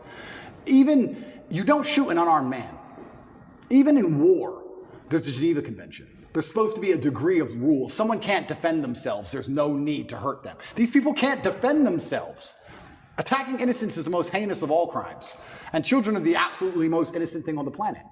And I'd like to think that I'm rational enough that not much would drive me to murder, but I know it would happen if someone hurt my children. Should they be castrated? I think they should face an extremely heinous punishment. Now, the death penalty is fantastic. I also think, from what I've just been through, and it was only 3 short months, I think a nice long life of solitary confinement will do just fine. I really, truly believe it. And I truly believe that we need to make that clear to the world. But the problem is, the world we're living in, the people who are in charge of the world have no obligation or no intention of stopping what's happening. They want to accelerate what's happening. That's what's scary. Because they could put punishments in place that would genuinely stop this shit. And I don't think they are. In fact, they're promoting this shit and trying to say that you're born that way. Because when you're born that way, once again, you have no control. It's not your fault. It's not your fault you touched that kid, you were born that way. Not your fault you're fat, you were born that way. Not your fault you're a school shooter, you were born that way. What do you mean make the island just men? I don't get it. This is why I have a problem with psychologists. Every single time you ask them anything, it's not your fault. It's something else's fault or someone else's fault, and I don't accept that. They're pedos. It's going to be, what, 90% men anyway. Personal accountability. Absolutely everything is my fault. Every action I undertake is completely my fault. If I do something wrong, it is my fault, and I should be punished for it, me. And that should be implied on every single other man on the planet. And the second we start doing that, dumb shit might stop. It's a powerful message. We're at the end of it, so if you got anything. Well, this is going to be more of a lighthearted question to end on a lighter note. But Are you going to ask about who's a better actor, Al Pacino or Robert De Niro? Actually, a real question. That's your question. So I got a question. Do you like both actors, Pacino or De Niro? De Niro hates Trump, right? Yeah. They both do. They both do. They both do. Oh, they both do? Yeah. Oh, fucking hell. So now you got to go on their merit. Uh-oh. I don't know then. They're both on the wrong team. Scarface or Goodfellas? Yeah. So this is actually a funny question, lighthearted question, but it is about your legacy. Sure. I don't know if there's anybody in the world, when I say a country, oh, I'm going to this country, they say, well, you must be going to see Tate. Yeah. If I told my mom, we're not supposed to talk about this, hey, Mom, I'm going to Romania. Are you going to see Andrew Tate? Yeah. If I told that, hey, anybody, I'm going to Romania, they're going to say, oh, you're going to go see Tate. Yeah. That's how synonymous you are with Romania. Yeah. The irony is that Romania is the country that's locked you up. There's one other person that's associated with the country. If I say the country, you'll know the name. They're not even a real person. And that person is from the country of Kazakhstan. Yeah, Borat. Borat. Yeah. I say Kazakhstan, you think of Borat. Yeah. Ironically, in a twist of fate, in 2006, when the movie Borat came out, they actually banned the movie. Yeah. They didn't want the people of Kazakhstan to see the movie. Yeah. Because it was insulting. A great insult for the people of Kazakhstan. Yeah. Ironically, in 2020, after COVID, it became a global brand, Kazakhstan. Yeah. The tourism board basically created ads and embraced the moniker Kazakhstan, very nice, as a way to drive tourism to Kazakhstan. So in a twist of fate, they banned the movie. Yeah. 15 years later, they're embracing Borat. Yeah. So my question to you is, when you're innocent and you're scot-free, Yeah. what will Romania do to make amends for what's happened to you? Will it be Romania? What color is your Bugatti? What are they going to say? That's a really good question because I love this country. I chose to live here. I think that they have done themselves a massive disservice, but I don't think it's Romanians as a whole. 99.9% of Romanians I interact with apologize to me. Every Romanian I see says sorry. Even the police officers who come and check my house arrest apologize to me. There's a select few Romanians who have done irreparable damage to this country, and they're going to have to deal with the consequences of that if they have a conscience at all. Most Romanians understand exactly what's happening and have apologized to me and are good people. I think I did a lot for this country in terms of tourism. I don't think it was mentioned much before me. Yes. And truthfully, it is a safe place and it is a beautiful place and you can carve a good life here. But I think they've certainly scared away a lot of high net worth individuals from ever moving here because they will seize all of their things and throw you in a jail cell. So we'll have to see how they try and recover from the mess they've made. Yeah, nobody and rich the is few people moving to who have done Romania, this, and that's some for small sure. group are ever going to be held responsible. And if the country of Romania is mature enough, they will understand that it's a very small group of people who have made a very big mess. Last question. What source of power do you get from this? This is actually a mudra from power, a mudra for power. I think I'm not sure which yoga or Hindu or something it's from. It is a mudra from power, but my father used to sit and play chess like this. This is how he played chess. So I stole it. I stole it when I would be losing chess games in chess tournaments. When I was a kid, I was like, shit, I'm losing. I need power. Shit, let me do like dad. Sometimes it would work, sometimes it wouldn't. But I just adopted it because it was his hand symbol, so I just copied it. And there's a lot of theories online that, it's occultist this and occultist that. I let the conspiracy theories run, but it's far more simple than that. There's lots of pictures of my dad doing it, and I copied it. It also helps keep him steady and So stable. again, 5 hours felt like 5 minutes, just like last time. I can't can't tell you how many people last time said, Glad you came, bro. people wanted to watch every second of it. This was great. And we got a couple gifts we want to give you. The audience that's watching this, there's a couple things we want to do for you. We want the world to see this interview. And a lot of you guys will be part of history. 5 of these hats, Future Looks Bright, will be signed by Tate. And on Twitter, we will pick anybody that posts the interview there with hashtag Tate PBD for the interview when we release this. 5 of you are going to get these hats sent over to you for you to pick them up. And aside from that, I got a gift for you as well. Amazing. Let's start off with the first one. The first one is a Bible, okay? Okay. Now, whatever you choose to do with this, whether you give it to Tristan or you keep it, this is a special Bible because it's from 1870. Wow. Okay, this is not a newer Bible. It's 1870. We wanted to give you a gift that would have a lot of meaning behind it. We had to go look for this. Brandon worked very hard to find this. We finally found it. So this is a gift from us to you. Brother, I absolutely love things like this. Thank you very much. And one of our vice presidents in our company, Haz Bozi, who is a Muslim himself, but we love this guy, respectable leader. Yeah. His family, we were calling around to get a high quality Quran with a lot of meaning behind it. Yeah. The Quran that his mom passed down to them is the one he gave to us for us to give to you. Can we look for this all over the place? Brother, thank you so this is a gift to you as well. We know this is important to you. If you open it up with the presentation in it, I hope you appreciate that. How do I hear it? I think it's right there. So this is something that's been passed from family to family to family. Wow, it's incredible. We hope you appreciate that too. And then the last one is a book I read years ago by a guy that's an interesting guy, C.S. Lewis. It's one of the best books I've read, Mere Christianity. If you've never read it, he's an interesting guy, Oxford professor who went from being an atheist to all of a sudden believing in God, and his transition to it, it's wild. If you've never read it, highly recommend you reading that. I think you will enjoy it. This is incredible. I'm truly humbled, and if they send me back, I have plenty to read. I'll take them with me. Thank you very much. Plenty of reading to do. Once again, brother, really enjoy this. Thank you. Thank you. Thank you, Andrew. Thank you. Connect is an application which allows you to take a minute to connect with influencers from all around the world. My name is Andrew Tate, and I'm available to speak directly to you on Connect. All right, well, my name is Randall McClure. I am not on Connect, but maybe I should be. Maybe I should be.